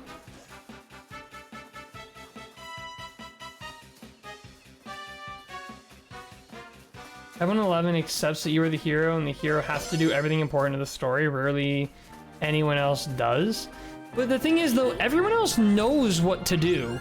Like, everyone else is always like, oh, this is where we have to go. This is what we have to do. Oh, the bad guy's name is Morrigan. You know, it never really feels like you earn anything in that game. Everything seems to be handed to you. My top 5. Good question. All right. Let's take it from the top. Number 1 slot. My number 1 slot, I'm gonna say it. My number 1 slot is Dragon Quest V. Dragon Quest V is a mature, deep, powerful story. I love it to death. Wouldn't change a thing about that game. In fact, I really want to play the PS2 version. I know it's not officially translated, but I really want to play the fan translation version. Number 2, Dragon Quest VIII. Dragon Quest VIII is, again, a very, very good story, but a different tone. I think Dragon Quest VIII had the most fun boss, or the most fun enemy, the most interactive. You were always at odds with the big bad. That is fun. I love that. 8's my number 2 slot. Number 3. You can do it. I'm gonna give number 3 slot to Dragon Quest IV. When I first played Dragon Quest IV, I actually didn't really like it. I did not like the chapter system. I did not like starting over 5 different times. I did not like the fact that you play as not the hero for a mass majority of the game. I did not like a lot about Dragon Quest IV. But Dragon Quest IV does have a very fun and interesting story. It introduces a lot of things that become staples in the series that I absolutely love and adore. It had my favorite final boss in the series. I said it. Sorrow the Manslayer is the best final boss in Dragon Quest. I will fight someone about this. You have to take on an incredibly challenging dungeon just to get to this boss. There are no save points on the way, and there is no way to Whoa, cool. no way to heal up once you get there. You need to prepare for this battle. You need to bring resources to make sure that you and your team are at 100% going into the fight. Then you have to survive an onslaught of, like, then I will fight you because Corvus was an incredibly tragic villain Corvus had a very fun story. Corvus was not a great boss fight. Sorry, was a good ass boss. Sorry, I gotta catch up in chat. I was really ranting on there. Not sure if you're a Facebook guy, but I found a group on Facebook with this guy who will make you a proper reactions of proper recreations of Dreamcast, PS1 and PS2, Saturn, etc. games. Once I go to PS2, I'm gonna see if we can do an English copy of Dragon Quest V for PS2 with translated box art. Harrison, if you do that, can you please get 2 copies and send me one? I'll send you the money, whatever, however, but I would love that. I know you can get copies and you can emulate it, but if I could have a physical copy of that game translated, oh, I would love it. Absolutely, dude. Represent better story, sorrow and a better fight. Yeah, I would agree with that. Again, all that I really want from a boss fight is multiple phases and consecutive phases, no breaks, no heal ups in between. I want a good, challenging fight where I need to be very prepared in resources and everything, mentally and physically. And every phase I want to be a little different, you know? This phase is focused on melee, this phase is focused on magic, whatever. I just eat that up, you know? And right from the first Dragon Quest, right from the first Dragon Quest, you fight the Dragon Lord, you defeat him, boom. Dragon Lord's true form. Hope you didn't burn all your resources in the first half of the fight, because now the fight really begins. That is cool. And Sorrow did it the best. You know what? On the topic of bosses, Dragon Quest V had the worst final boss. Not because he was bad, he was just forgettable. Who's the final boss of 5? I don't even know. I don't even know. I couldn't even tell you the final bosses. Lodja was amazing. Nimzo, thank you. I always forget about Nimzo, because Nimzo's forgettable. Lodja was amazing. Lodja, it was personal. This guy ruined your life multiple times. This guy killed your dad, enslaved you, stole your mother, stole your wife, turned you to... This guy did the... He was Duomegas before Duomegas was Duomegas, you know? Lodja was maybe the best villain. Yo, how is this game? Hello, Titans. Welcome. This game is very fun. This game is awesome.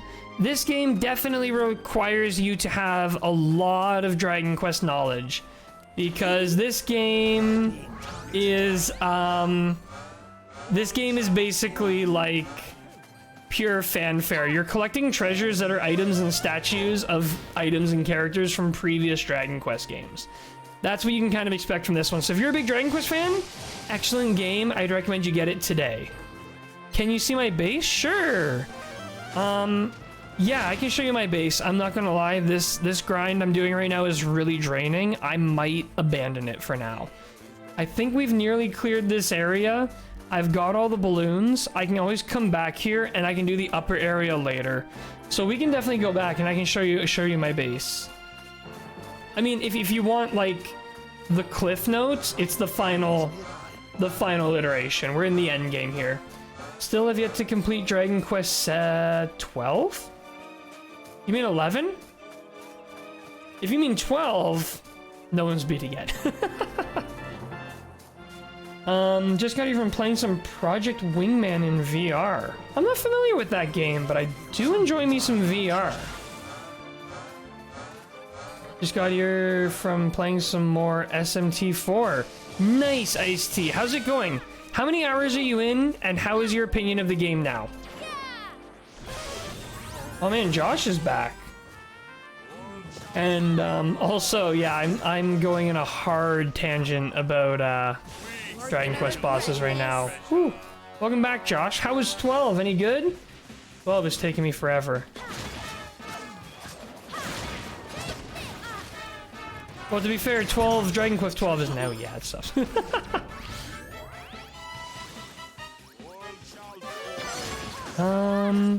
There we go. Who dropped their treasure? Oh, wait, no, I don't want to leave here yet. Just, I'm from the future. I think it was 20 to 24 hours so far. Nice. Okay, I feel like I'm not finding anything new. Project Wingman VR version of Top Gun. Oh, okay, cool. I guess we can actually kind of see where we've been based on blue treasures. That's actually a really good way to track our progress. So I want to maybe check out this region and maybe check out like more here. Actually, let me go like way west.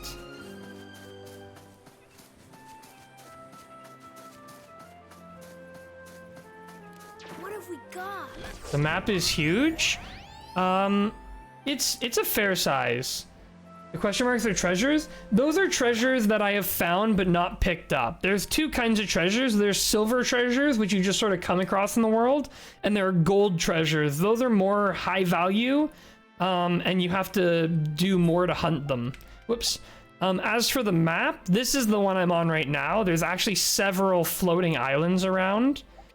I guess it is actually a fair-sized game when you really think about it.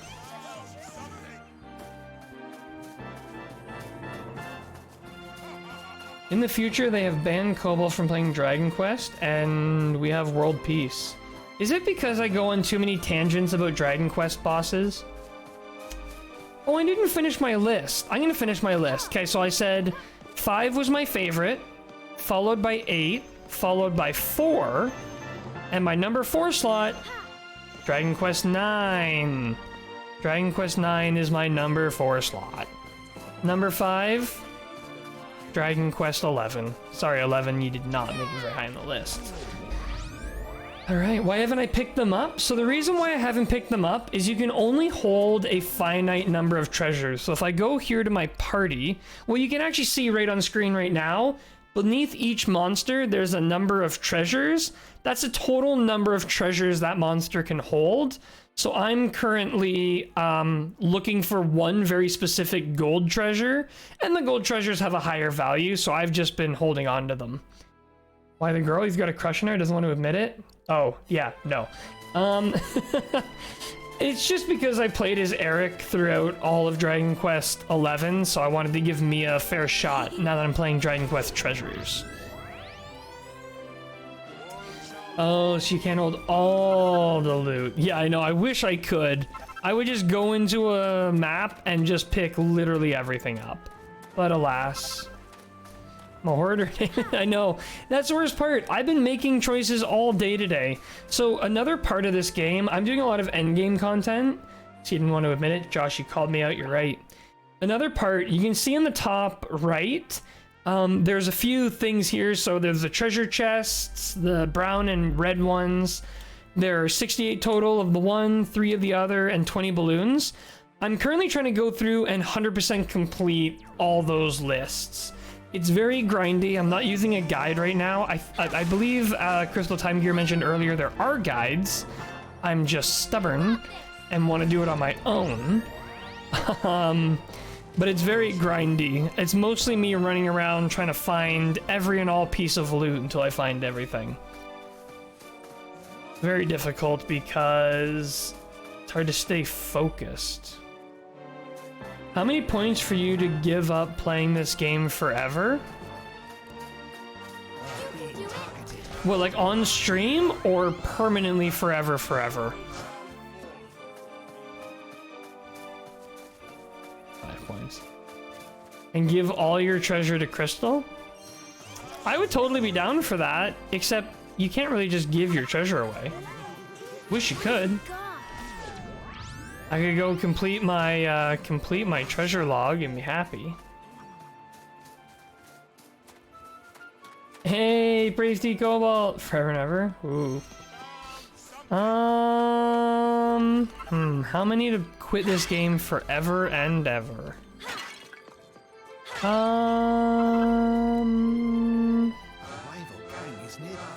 600,000. 600,000 watch points.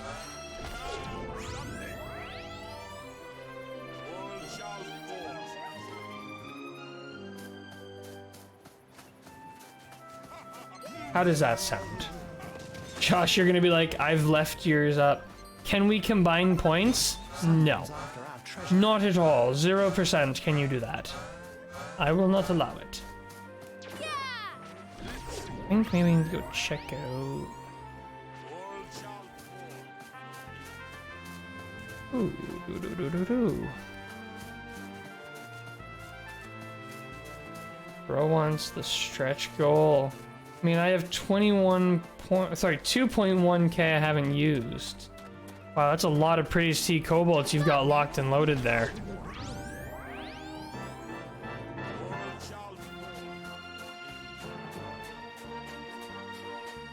F51.6. Wow. Harrison, you're killing it with the points. My goodness. Absolutely killing it.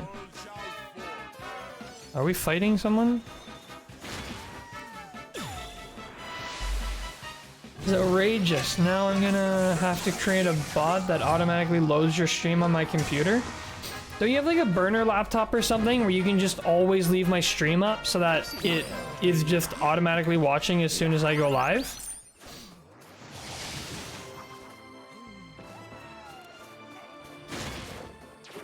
That's always an option. All shall fall.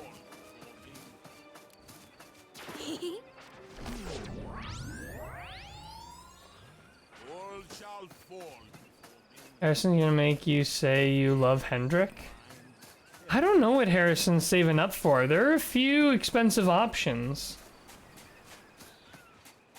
Yeah, just get one that's all the time. Get auto clicker for the points. There you go. You've got it all sorted out. You don't even need my help.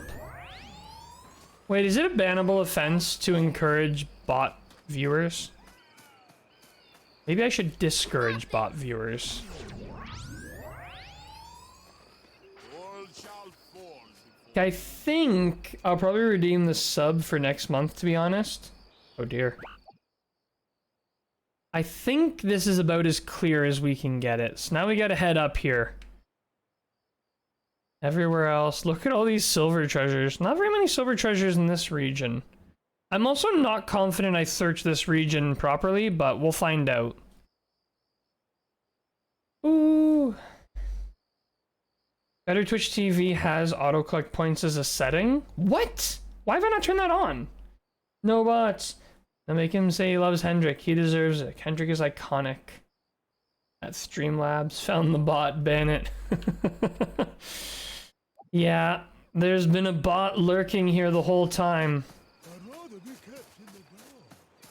Arguably, Streamlabs is the most, I think Streamlabs probably has the most view hours. Considering.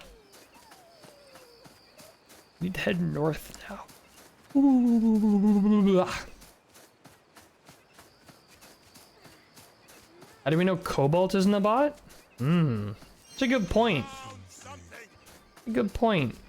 What's that test? There's a test you put robots through? Or no, there's a test you do blind and you have to try to guess if it's a robot or a human. All shall fall. Oh, we did miss something.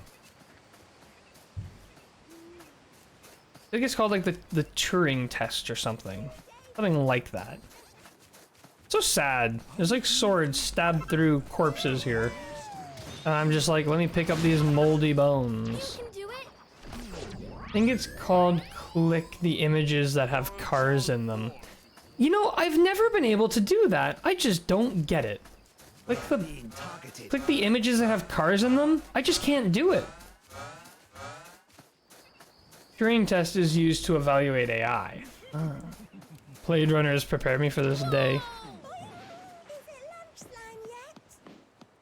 It's just like, make sure you're not, it's like, verify you're not a robot. And then it's like, pick all the images that have cars in them. And I'm just like, how? Can't. Help. How am I supposed to know what's a car and what's a truck? And it's like, is that not a car? A little bit of a few pixels of a car there? Between this and AC Valhalla, the missions in the roguelike mode is taking me forever. Missions in the roguelike forever. Wait, what do you mean roguelike mode? Among Valhalla, treasure, and the treasure in this game too. Oh, I guess you just mean like the running back and forward thing. Should we get that treasure appraised? We should not. We are going to this station. Is this the station I'm at? No, it wouldn't have let me go if it was.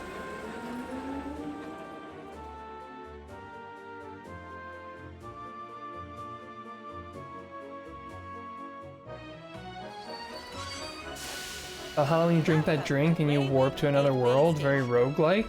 Oh, okay. Valhalla's definitely still on my backlog. Not been played yet. Alright, let's go. Scan! Yeah, I didn't think I'd gone over here yet. Alright, a lot more looting to do. A lot more lootin' tootin'. Lootin' tootin' cowboys. Someone's after our treasure. Can't even tell you how many rival gangs I've had to stop so far. You can do it. All shall fall. I need to, for my own sanity, I'm gonna need to find another chest soon. Pick up the loot. The surprise attack is the fact that we're all level 99. I don't need to surprise hit him. We Our steal treasure. treasure. Quick, go, go, go, go, fast! You have limited stuff, and if you die, you lose it all, but you can open up new armor, though. Oh, okay. That's not bad.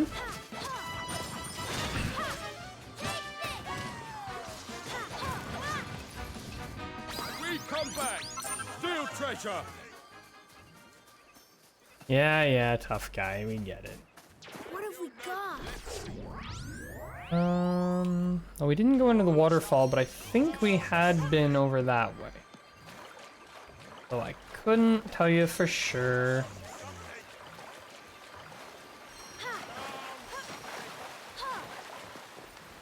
There was a thing here. Good to know. You know what show I've actually been watching a whole heck of a lot of? Oh, sorry. The grind. Oh, and speaking of grind, I'm also working my way through Neo for the first time. It is very grindy. You can do it. Neo. Don't. That's, and I feel foolish. That's the robot one, right? Not robot, but like future-ish. Am I explaining it right? Do I sound like I know what I'm talking about? No? I know the game, I'm just blanking on it right now. Why am I blanking on that game? When will you do the 2 oranges with Colgate in the middle challenge? Ancient Japan. Oh! Okay. Sorry. I'm getting my games. I'm thinking of Nier. All these games named so similar.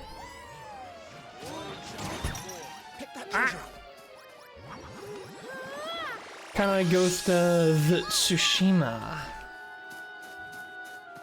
Yes. Okay, yeah, sorry. I know what you're talking about now. I was getting my Neos and my Niers mixed up.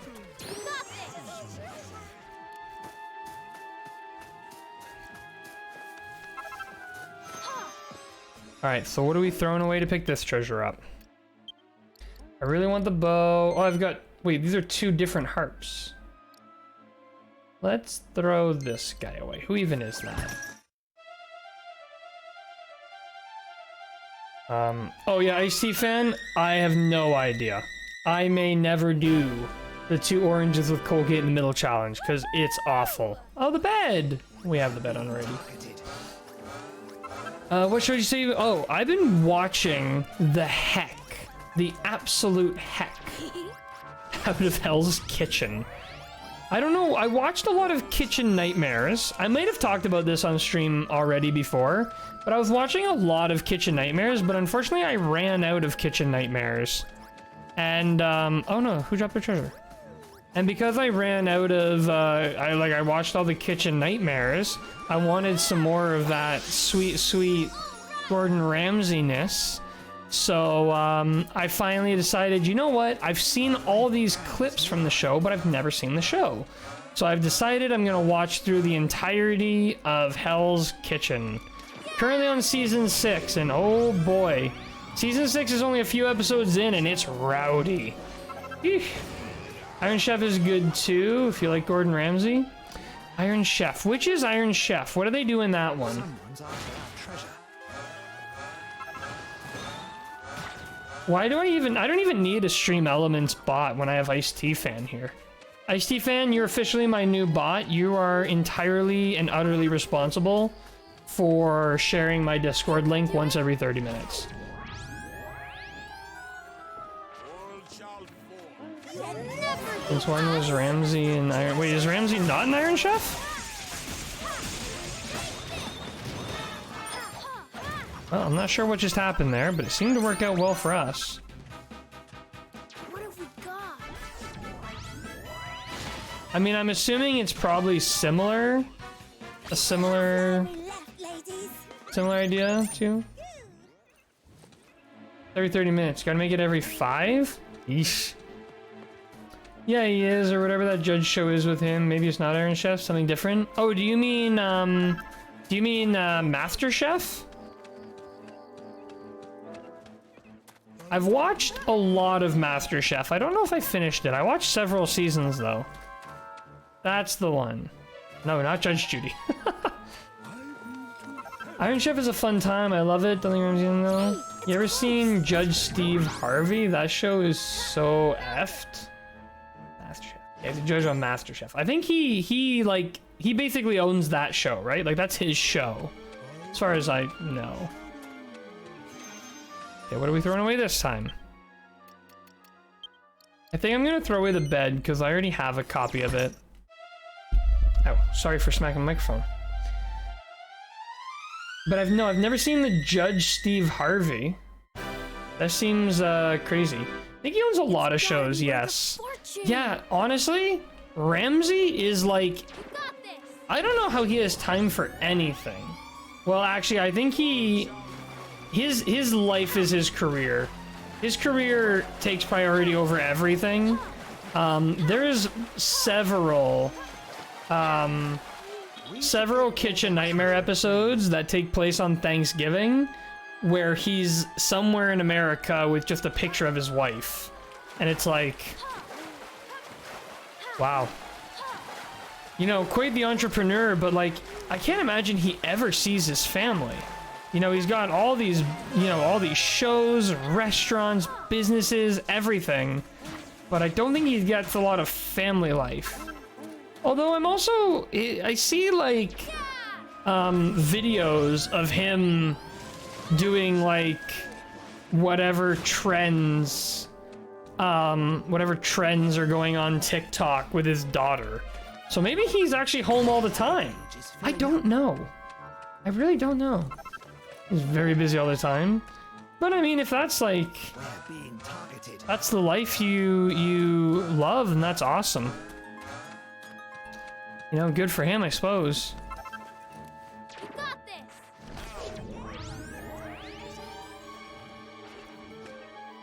It's kind of an interesting concept. I think the only rich people who get to live like rich people are rich kids. I don't think people like rich people who've actually accumulated and made their own wealth, I don't think they actually get to do rich people things.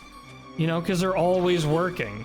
That's their thing. They work. That's why they're super rich. They run businesses or whatever.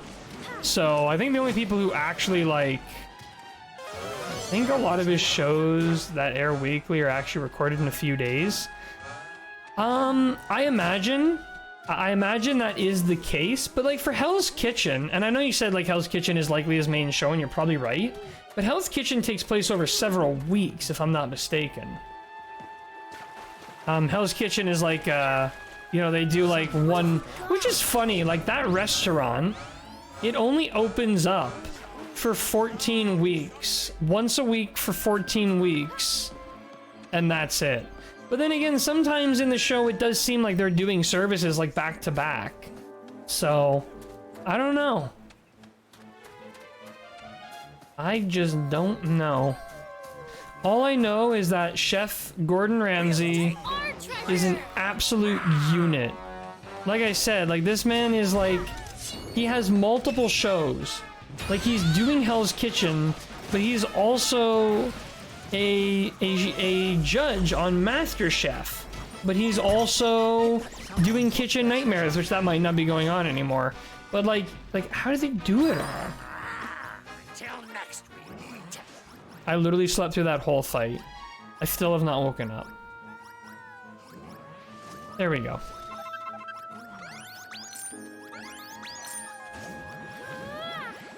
Master Chef is probably this way. But I don't think Master Chef is recorded that quickly either. I think Master Chef is recorded recorded over a period of time because I do know that they give the contestants like a certain amount of cooking training during the competition.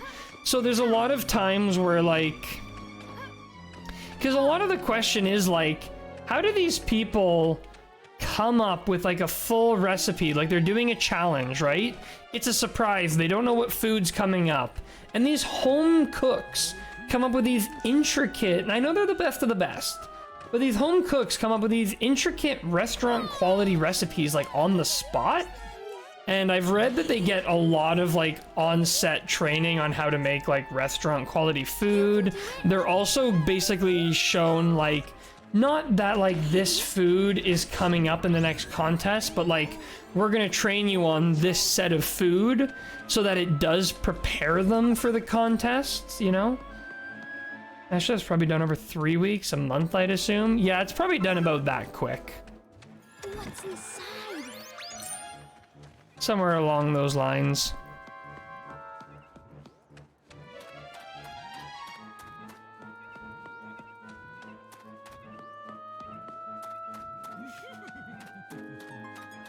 The other thing too, that like I'm watching those shows and it's like, Got this.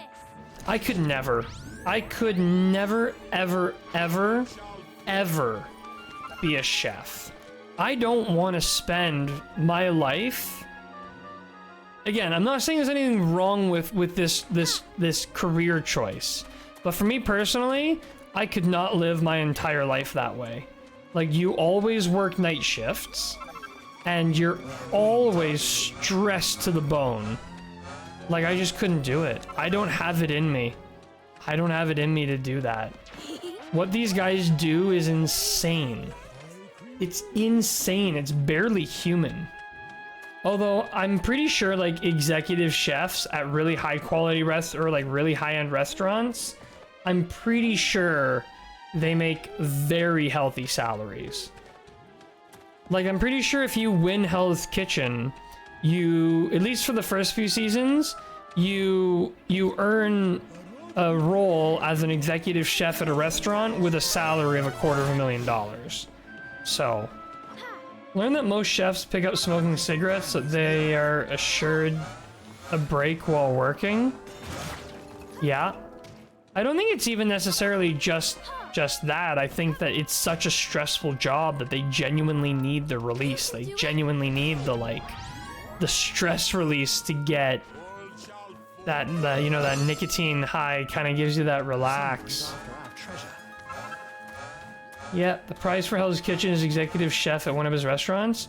I don't think it's always his restaurants, because in season 5, I got the impression that it was someone else's restaurant.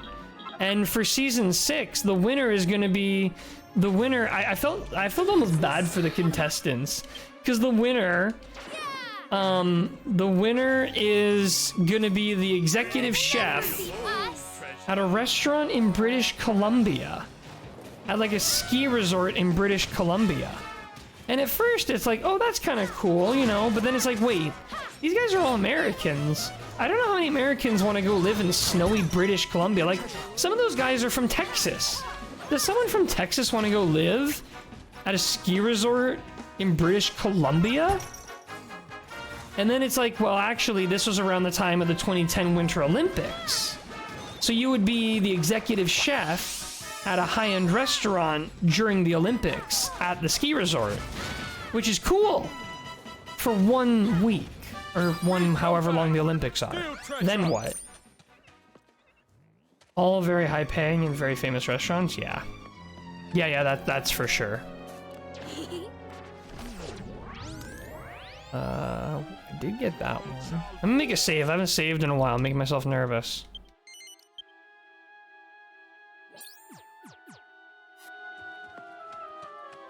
But yeah, I mean, for these guys who do want to live those outrageously crazy chef jobs, You can do it. they, All shall fall. you know, it's obviously the dream position for them.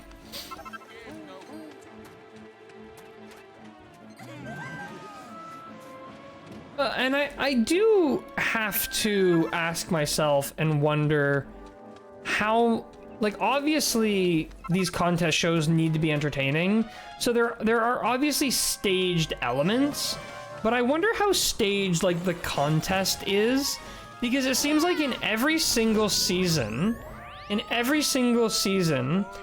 they have, like, they start with 16 contestants, but yet they get down to the required amount within 13 episodes. And there's always someone who leaves due to a medical emergency. In the first episode of season 6, they wanted to bring a contestant from season 5 who had to leave due to medical issues back into the competition for another chance. And they kicked someone out during the first service. And they kick people out during service sometimes. But the fact that they kicked someone out when they were going to need to fill a slot, it's like someone was getting kicked out. I guess you just had to be bad enough. But Ramsey never kicks anyone out on the first service. You got to be especially caca for that. And I mean, the guy was bad, but I didn't feel he was any worse than anyone else during their first service. I mean, I don't know, maybe. Being targeted.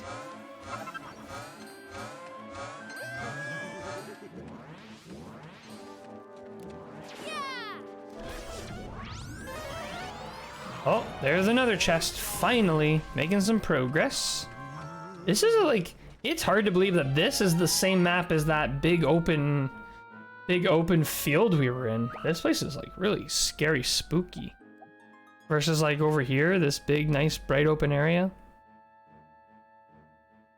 Chest we've been ignoring. I don't know if you can get right up in this area, but how did I even get over to where I am? I think I crossed this, maybe, and then went around. Huh. I do not know how I've managed to get to where I am. But to walk by a chest, too. What kind of a genius am I?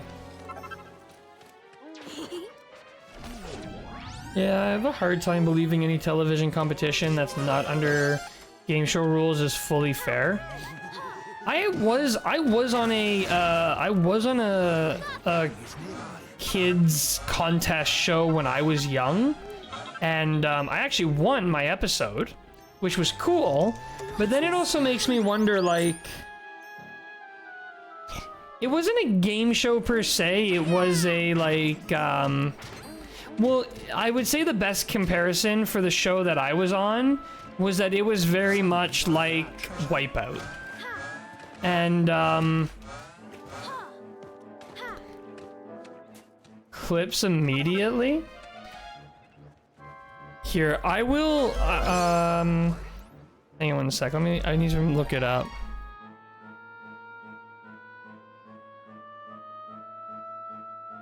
That is our treasure! And give us that treasure! Pause here so I don't die.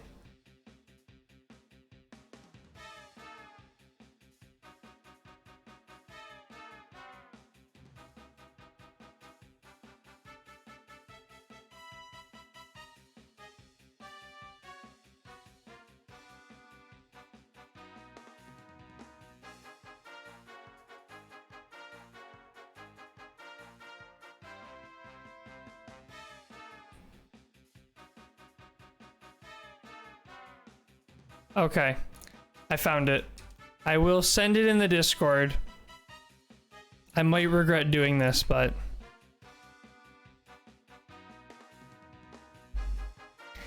So I won my episode, but I don't have any confirmation that all the other people who were there weren't like paid actors to make it look like I won, you know?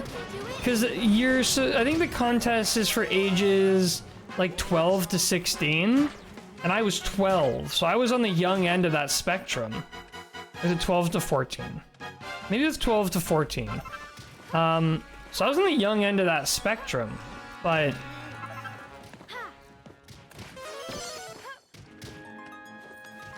Yeah, Harrison, I was on Splat a lot.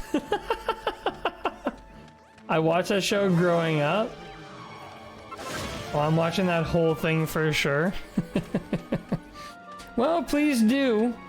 It was a proud moment of my childhood. I can say though, like the contest itself, like the actual competition where we're all racing to get to the end of whatever first, that was not staged as far as I know. I mean, I was trying my hardest to win.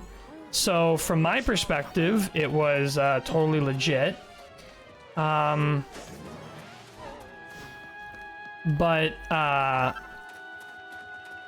oh, hold on, I'm losing my train of thought here. Oh, but like, I know that some of the lines that so part of it is that there are defenders, and these are people whose job it is to try to make you splat, you know? Trying to make you fall, whatever. And they have little quips and one-liners. Some of those are recorded after. Some of those are recorded after the competition is done. I remember because when I won, I was sitting there, and I could hear them recording these extra lines. The other thing is at the very end, a kid becomes the king of Splat-A-Lot, and they get to choose someone to put in the moat. They get launched out of a catapult. The whole line you say, I think it's like, I, the king of Splat-A-Lot, or my first decree as the king of Splat-A-Lot is to have one of you thrown in the moat. I would like to throw all of you in, but today it will be, and then you pick one of the people. And I specifically remember one of the guys was trying to get another one, like one of the actors was trying to get all the other kids to pick this one other actor. And, nom nom bacon. Look, I was a loser kid, okay? It's the cringiest. I am ashamed of that episode. I was 12 years old, okay? What on earth am I missing? Well, Josh, are you familiar with the show Wipeout? Did that show make it all the way to Australia? Anyways, I was in a game show that was based similar to that concept, but for kids. And I won my episode, and I shared the episode into, I shared the episode in the Discord. What have we got? How we doing? But yeah, I was on the show and crushed it. Crushed my episode. Killed it. If I need to get up, I look up. I need to find some. Yep, I need to go up. You gotta keep that buried. Yeah, I don't know. I thought about it, but actually, here. You know what? You know what?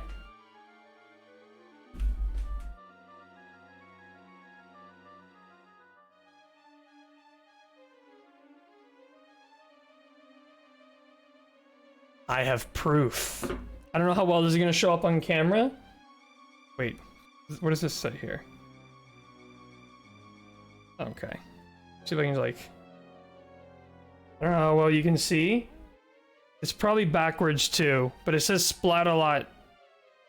It says Champion of Splat-A-Lot 2012.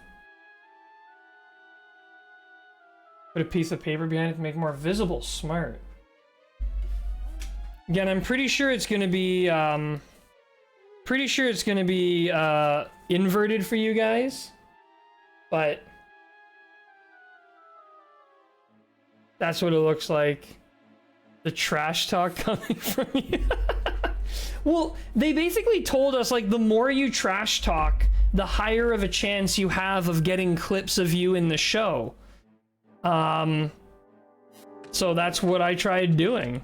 They're like, yeah, if you, like, you know, if you talk back and stuff, you know, it's gonna give a higher chance of you getting, like, funny clips that they'll put in.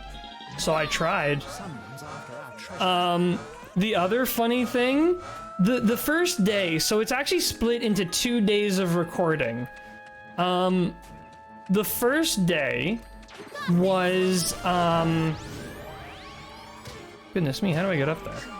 The first day was just the first round, and that's where, like, every person would take turns one at a time going through the first obstacle course, and whoever had the best times would move on. And just for the record, I had the best time. I was the #1 slot, so burn on all the other contestants. But in the first day, they had asked all of us who were competing, and they're like, who thinks they're gonna make it to round 2? And 6 of us put up our hands, and there were 10 of us to start. And 6 of us put up our hands. The 6 of us who said we would make it to the second round made it. Everyone who didn't think they would make it, didn't. Confidence is key. That's the lesson there.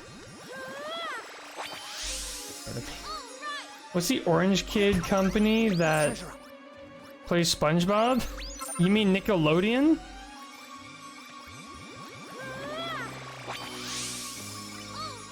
It's so cringy too, like...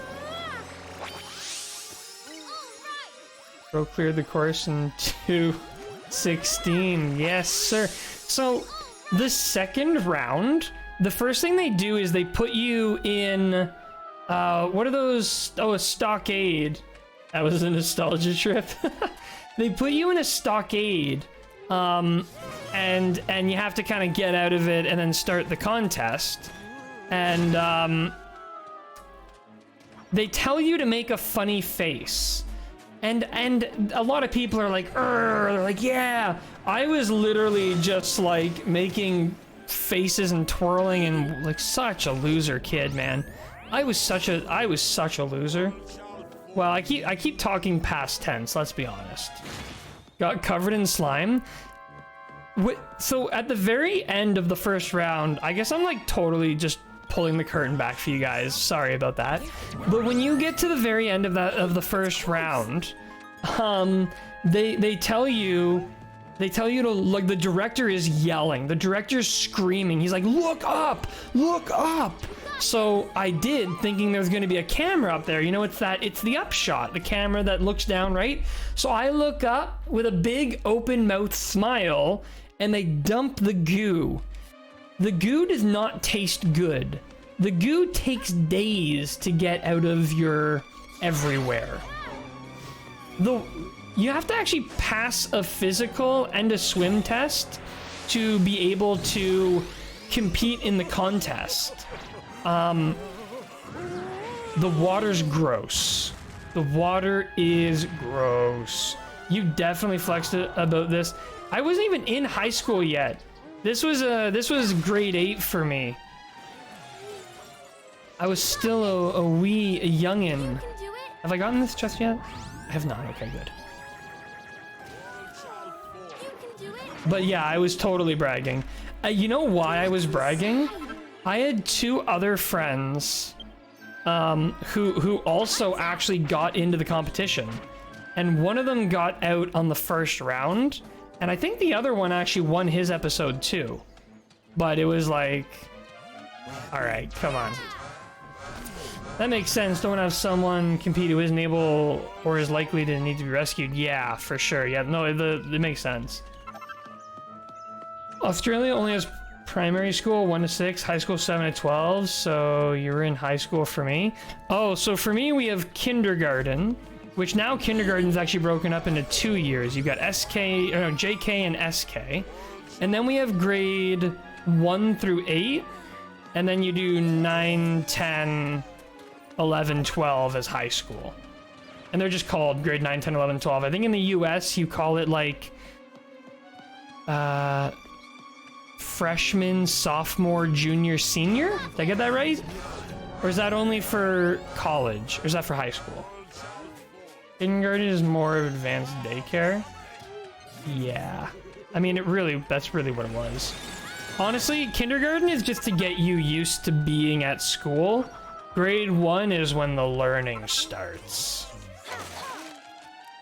Someone's after our treasure. I grade primary, no kindergarten. Oh. Interesting. Special strain coffee recipe. Cool. How much progress are we making here? Are we close? That's for high school and college. Oh, okay. Gotcha. 7 more? Jeez Louise.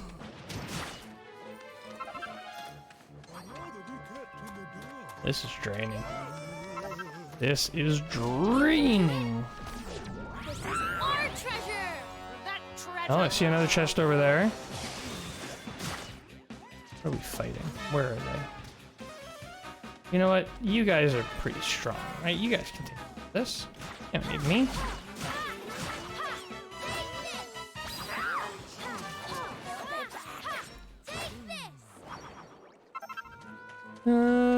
We have elementary school, middle school, and high school here. Kindergarten is considered part of elementary school. Yeah, like for us, if you were in kindergarten, you were in elementary school. We have the same kind of concept or idea here. We didn't really have daycare. Like we had, I mean, I had a babysitter who I went to regularly, but yeah, like if you were in kindergarten, you were just in elementary school. Oh, a chest. Why am I fighting things? I have monsters for that. Get over here, you guys. What am I throwing away this time? Oh, this is definitely a duplicate. Daycare is private here. Public schools don't have daycare. Yeah, I think daycare is private here as well. Wait, we have daycare, but for the most part, it's entirely separate from the school system. Yeah, it's purely private here. I just had individual, like I had an actual babysitter. My mother would drop me off. There's a few other people. I think there's a few other kids who would go there, and she'd just drop me off in the morning and then pick me up when she was done work. Daycare is just a bunch of babysitters looking after kids. Yeah, but it's more official. I think there's a certain number of kids before you have to have like official facilities and like official training or something. I don't know. I'm not interested in doing it. Seems nightmarish.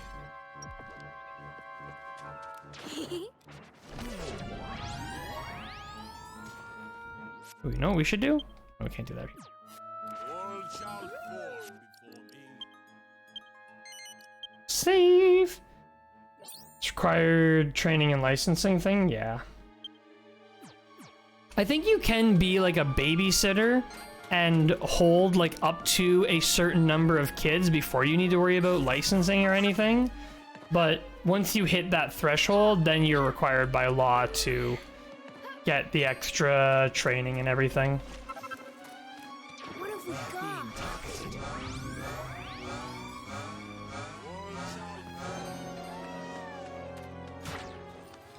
Daddy Daycare leads me to believe it's 5 kids. You know what? My knowledge of those rules is purely from Daddy Daycare. I don't even know if it's real. I'm just going by Daddy Daycare rules. My aunt owns a daycare I went to, so the embarrassment I get when she tells a story is ungodly. I mean, Harrison, it can't be that bad. I just showed you guys all a video of a 12-year-old me running around in a slime-filled, gross... Surely that can't be more embarrassing than me sitting there going, nom nom bacon! Or bacon, however I said it. Ugh. So bad. You don't need to have a... Oh wait, once you have 12 kids, you need proper facility. So bad. See, but Harrison, now I just need to know one of these stories. Now you have to share, because you brought it up. What's like a docile story your aunt might tell? Like a fairly light story. What have we got? Oh, like Harrison would pick his nose and wipe it on little Sally Sue or whatever. You ever had anything like that? Never beat us. If it's you pooped yourself, we all did it, buddy. Oh. Didn't we all? Didn't we all?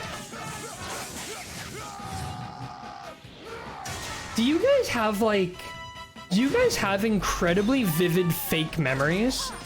I have some incredibly disturbingly vivid memories from my childhood that just are physically impossible. One of them is physically impossible, one of them I was told isn't true. Like, I had one dream where I was at my parents' farm and they were having a new barn built. And that leads me to believe you're a bot. Interesting.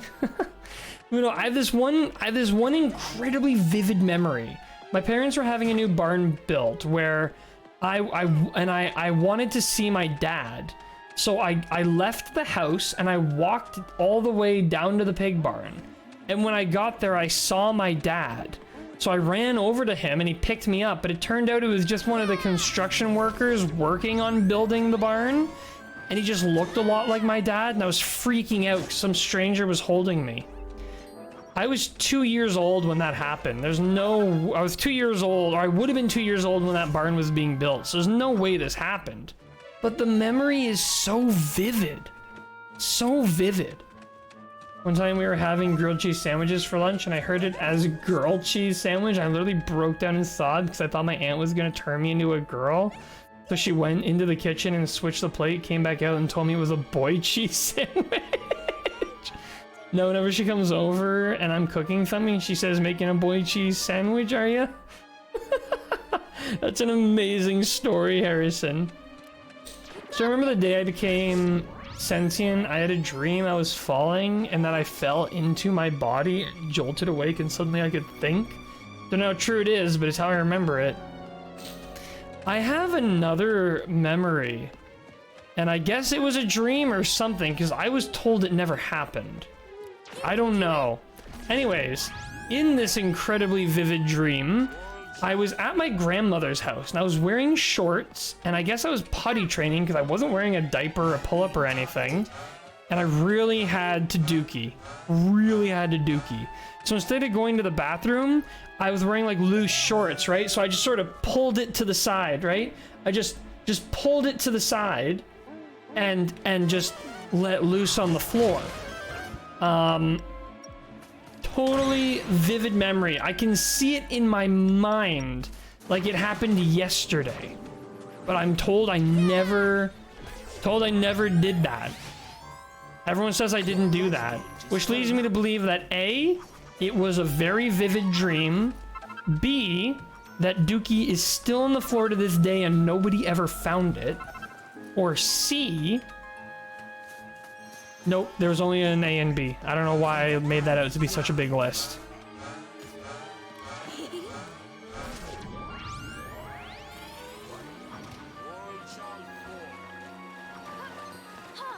Whew. Anyways, that was a fun little time. Someone's after our treasure. Where are we at now? How many more of these things do I need? I still can't believe I haven't found the other crystal chest. 6 more? We're kind of getting a little bit towards the end here, game. I don't know about 6 more. Unless I've missed a few. Because, we're getting very, very far along here. Someone dropped their treasure. Of course someone dropped their treasure. Do everything around here. Oh, look at that. You made me jump. Look who showed up. Where's the treasure before they steal it?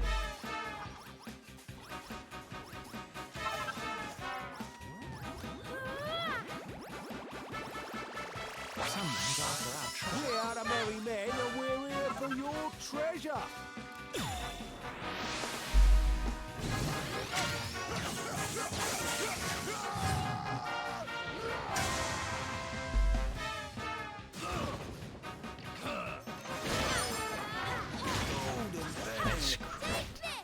Mercy, mercy, please don't hurt me.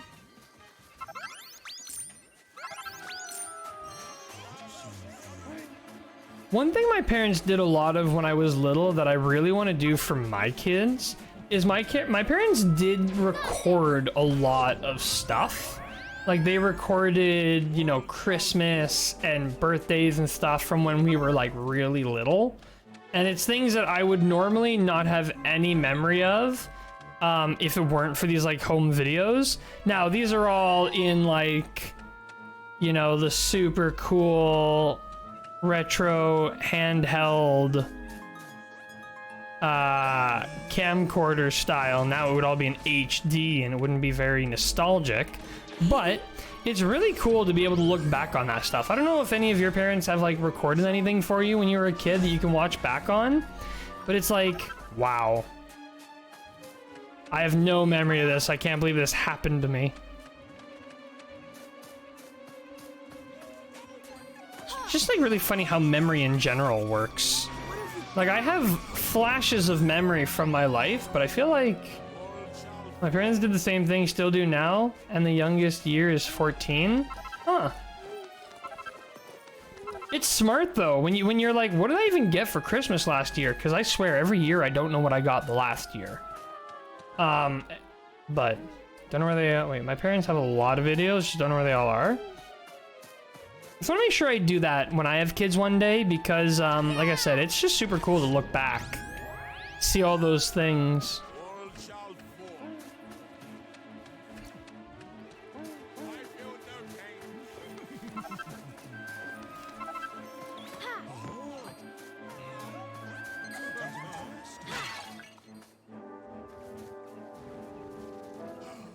Nowadays, though, I feel like Christmas is just not very exciting anymore. Actually, so you know how... Wait, what I want to find is all my parents' vacation videos from before they had me. Did your parents go on like insane vacations before they had you or something? We're being targeted. Used to travel a ton, videotape so much stuff. Oh.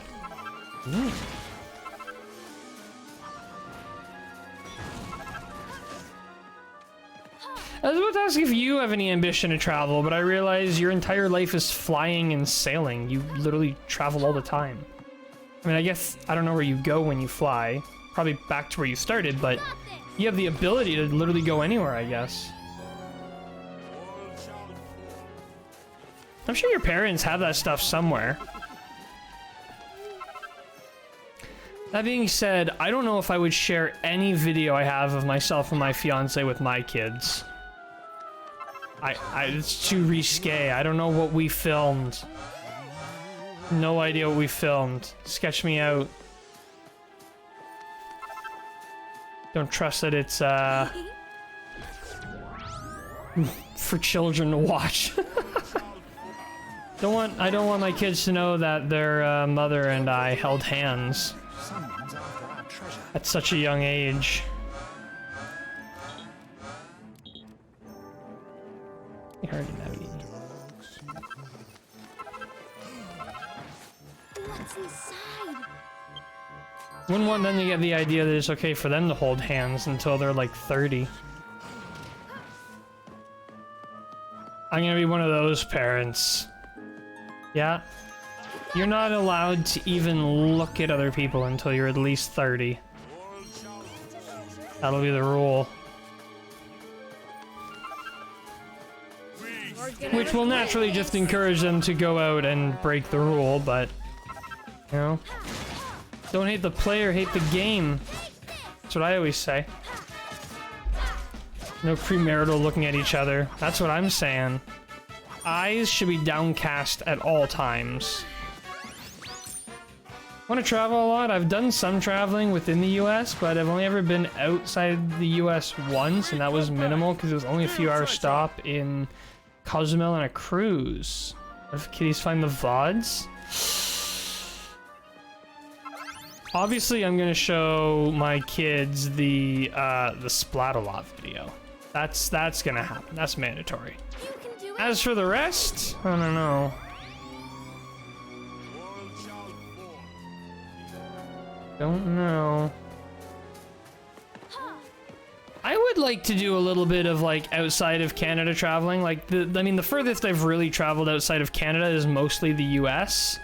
I went to Europe once with my grandmother when I was 7, and I have very limited memories of it. Honestly, the most vivid memory I have was the folks we were visiting. It was a husband and a wife, and the husband and I went out on a bike ride. And we stopped. It was like really early in the morning, but even though it was early in the morning, we stopped for ice cream. And when we got back, we got in a lot of trouble from my grandmother and his wife for having ice cream before breakfast. That's like a core memory I have of that trip and that experience. World shall fall. Outside of that, though, yeah, I've literally almost never even left the province. Heck, I rarely leave this little bubble I have. Like, I've got a little bubble that's my house and work, and like, that's it. I rarely do or go anywhere. Sounds fun, though. It was super fun. I wish I could remember more of it. I really wish I could remember more, because I have very limited memory of that trip. You know, the real funny thing, one of my distant cousins I visited there had chicken pox, and I caught the chicken pox, and we didn't realize right away. We were sitting on the plane to come home, and I was complaining to my grandmother that I was really itchy. My butt was super itchy. So she checked my butt, and she told me to sit down and shut up until we got home. Because I was literally breaking out in chicken pox. And, anyways, that's how I gave my entire family chicken pox that I got from Europe.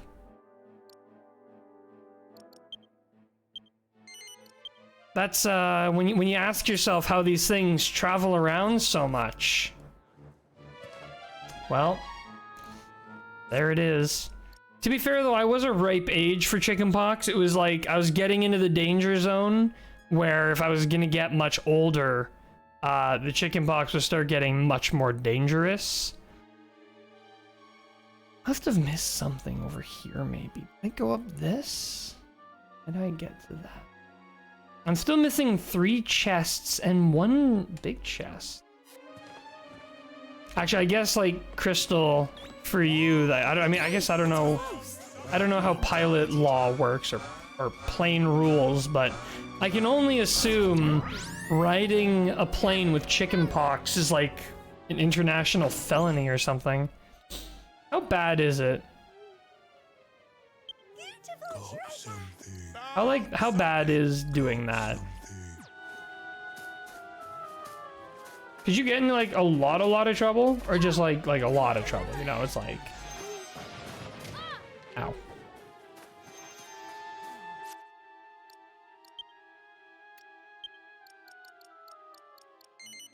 For legal purposes, this story isn't true. Ow! Who did that? Where's my team? Ow. I think that's a very ignorance of the law type deal. I don't think you get in a whole lot of trouble, to be honest. Well, like, at least in the case of chicken pox, trouble would be if you did it intentionally. Fair enough, yeah. You had no idea till you were on a plane, but if you were 3 days in and got on the plane, it'd probably get you in trouble. Yeah, that's fair. That's fair.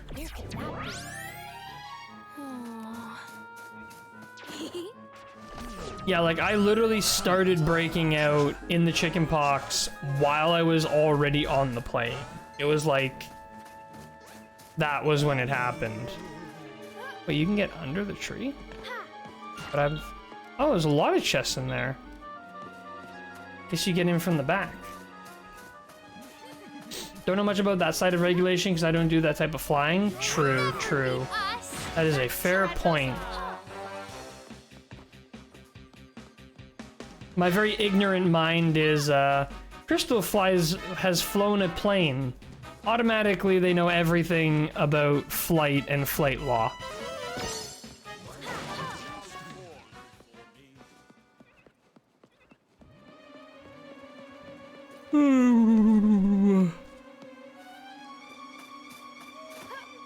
All right, well.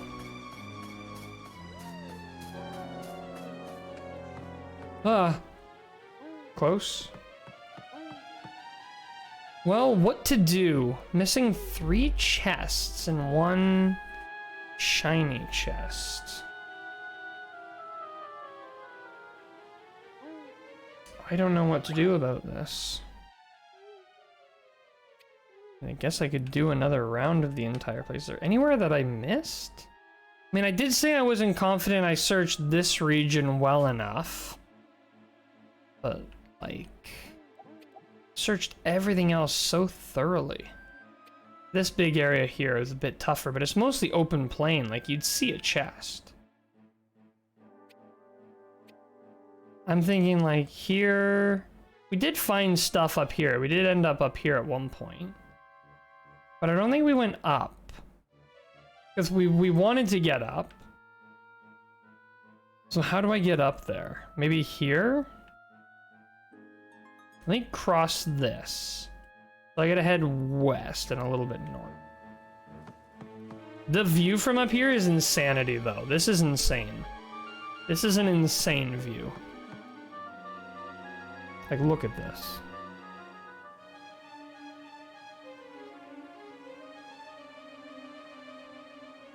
I gotta get that in the corner of my screen so I can see it better. Okay, right, yeah. Let's go and see if we can do that. What? My team's stuck in there. Team, get out here.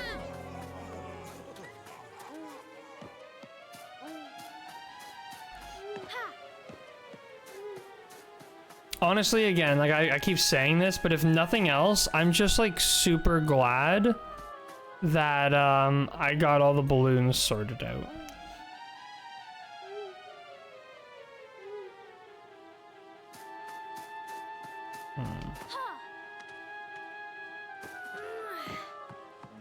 We need to go down there. And we also explored literally this entire island. I still haven't even found the Zenithian sword. How is that possible?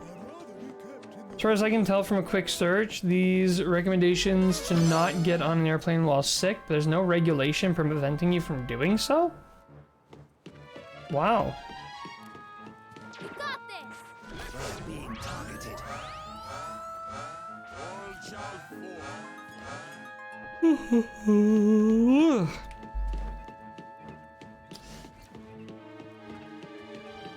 I mean, I guess that's good to know for future reference. What have we got? All shall fall. Nothing here.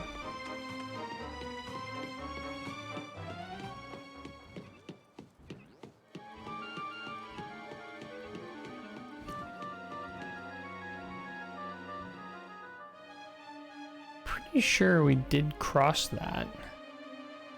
Oh yeah, because it's literally an open chest right there. I do a scan from here. Get anything? All shall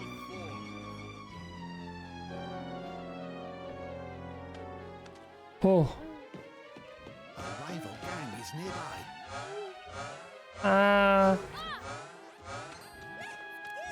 You can do it.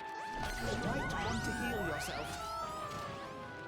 All shall Heal myself? Oh yeah, I guess you're out of magic power, eh? Full of surprises. However, I still say that flying with a condition affecting your sinuses, whether it be an allergy or the flu, is not advisable. Yes, that makes sense to me. That makes a lot of sense. With the air pressure and everything.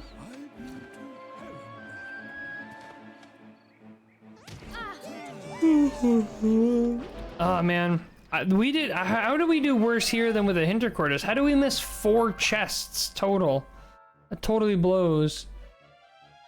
I go backwards here, and then west. Maybe that'll north, and then west. Maybe that'll take me somewhere. I think I've already been around here You though. made me jump. Treasures are. Everything here is searched.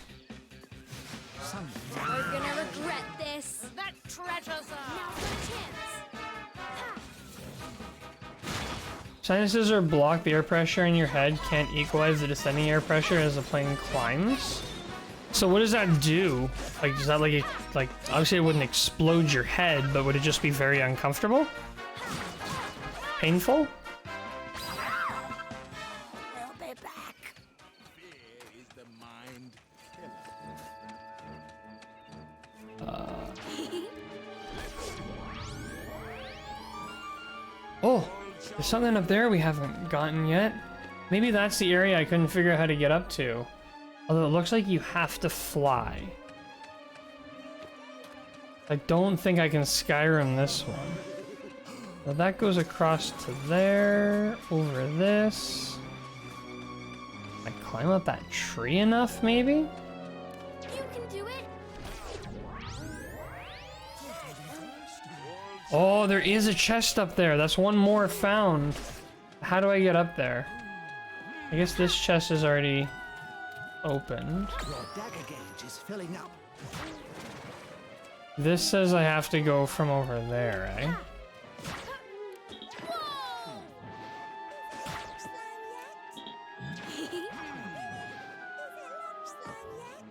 I can use this tree to my advantage.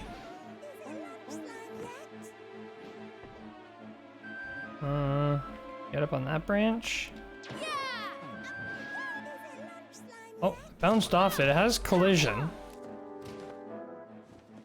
I think I'm gonna have to come back here with the flying. Unless... It's gonna be a lot of work to climb all the way back up there, but maybe I can jump out and over? You got this. Assuming I can make it up this. No. Dang it. Dang nabbit. You might want to heal yourself. Oh yeah, Full of true. surprises. Thank you for the advice, Guvan. Although I don't think it was Guvan who gave me that advice.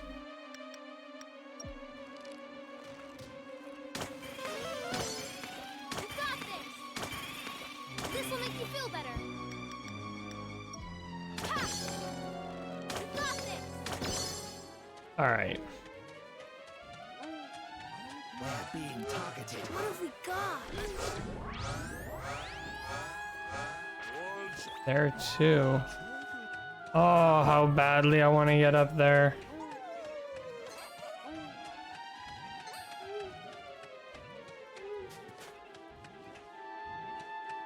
May even be upwards of 2 chests up there. You got this. Ha! Whoa!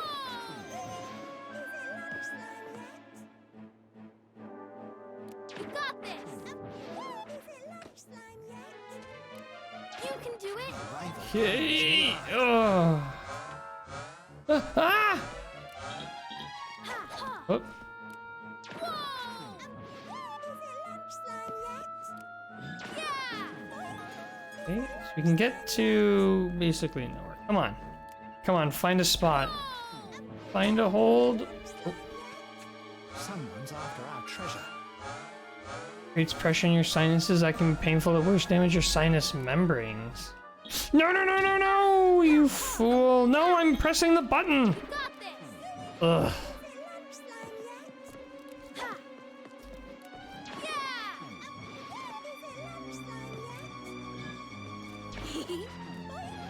We are the merry men and Come we're in, here for jump. your treasure.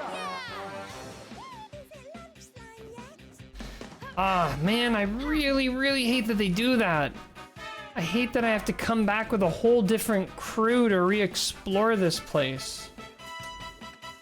Wish I would have just gone up there last time I had a flying guy and just done it properly then. Someone's after our treasure. Our treasure! It looks from down here like it should be possible.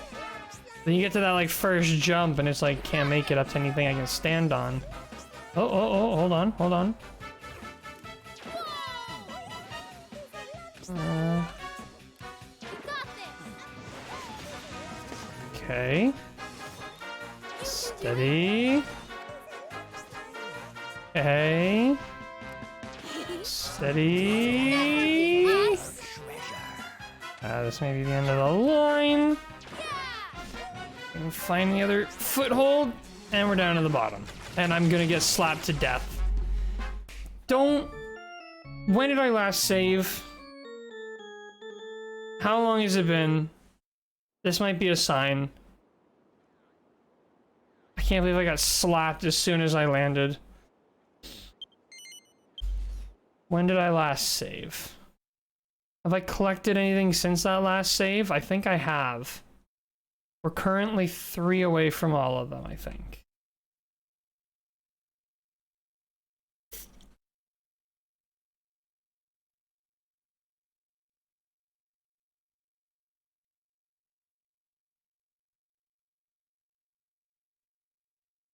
I'm sure it's taking its sweet time loading. Makes me nervous. Okay, I think it saved after... Okay, 3 away, that's correct. Hey, it's close! We're being targeted. So where was that ledge I needed to get to? Is it north?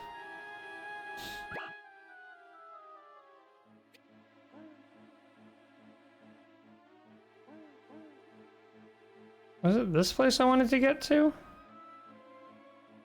I think it's all this. Yeah, it's all this stuff over here. Can I find these spikes? Spikes? What spikes are you looking for?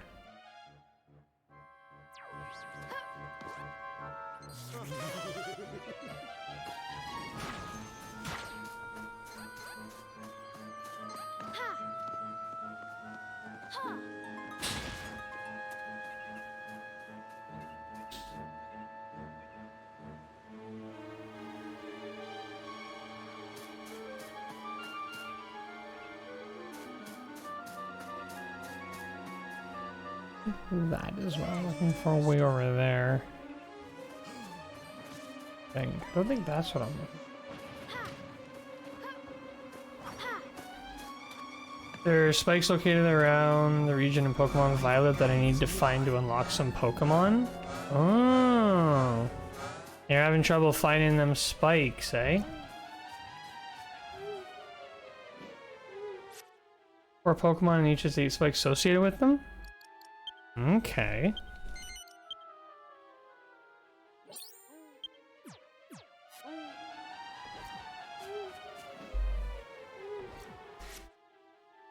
So, with like 32 different spikes? That seems like a lot of work. I am going to probably have to call it there. Actually, I did say ages ago that I was gonna return. Oh, I don't think they're here anymore. Right, let me do this. Let me go here. Bam. yeah, okay. I think I'm gonna call the stream here. I don't think we can get any more chests in this region without swapping out our party. We need a glider now instead of stealther. I hope we have all the stealth. If I get up there and find out I need a stealth after I've gotten up, I will be so upset. Good night, thanks for the stream. No worries, Crystal. Actually, I guess this is the last time I'll be streaming this year. So by the time I stream next, it's gonna be the new year. So that's exciting. Good night, Splat-A-Lot champion. Thank you, Harrison. Please, everyone, enjoy the show. Let me know your favorite parts. Yeah, all right, that's everything I got. Hope everybody has an excellent day or night, depending on where you are. And yeah, I guess I'll see you all next year. Haha. Obligatory.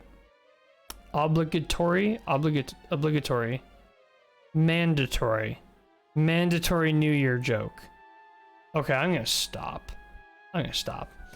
Thanks everybody for watching. I will see you all in the next stream. Have a good one.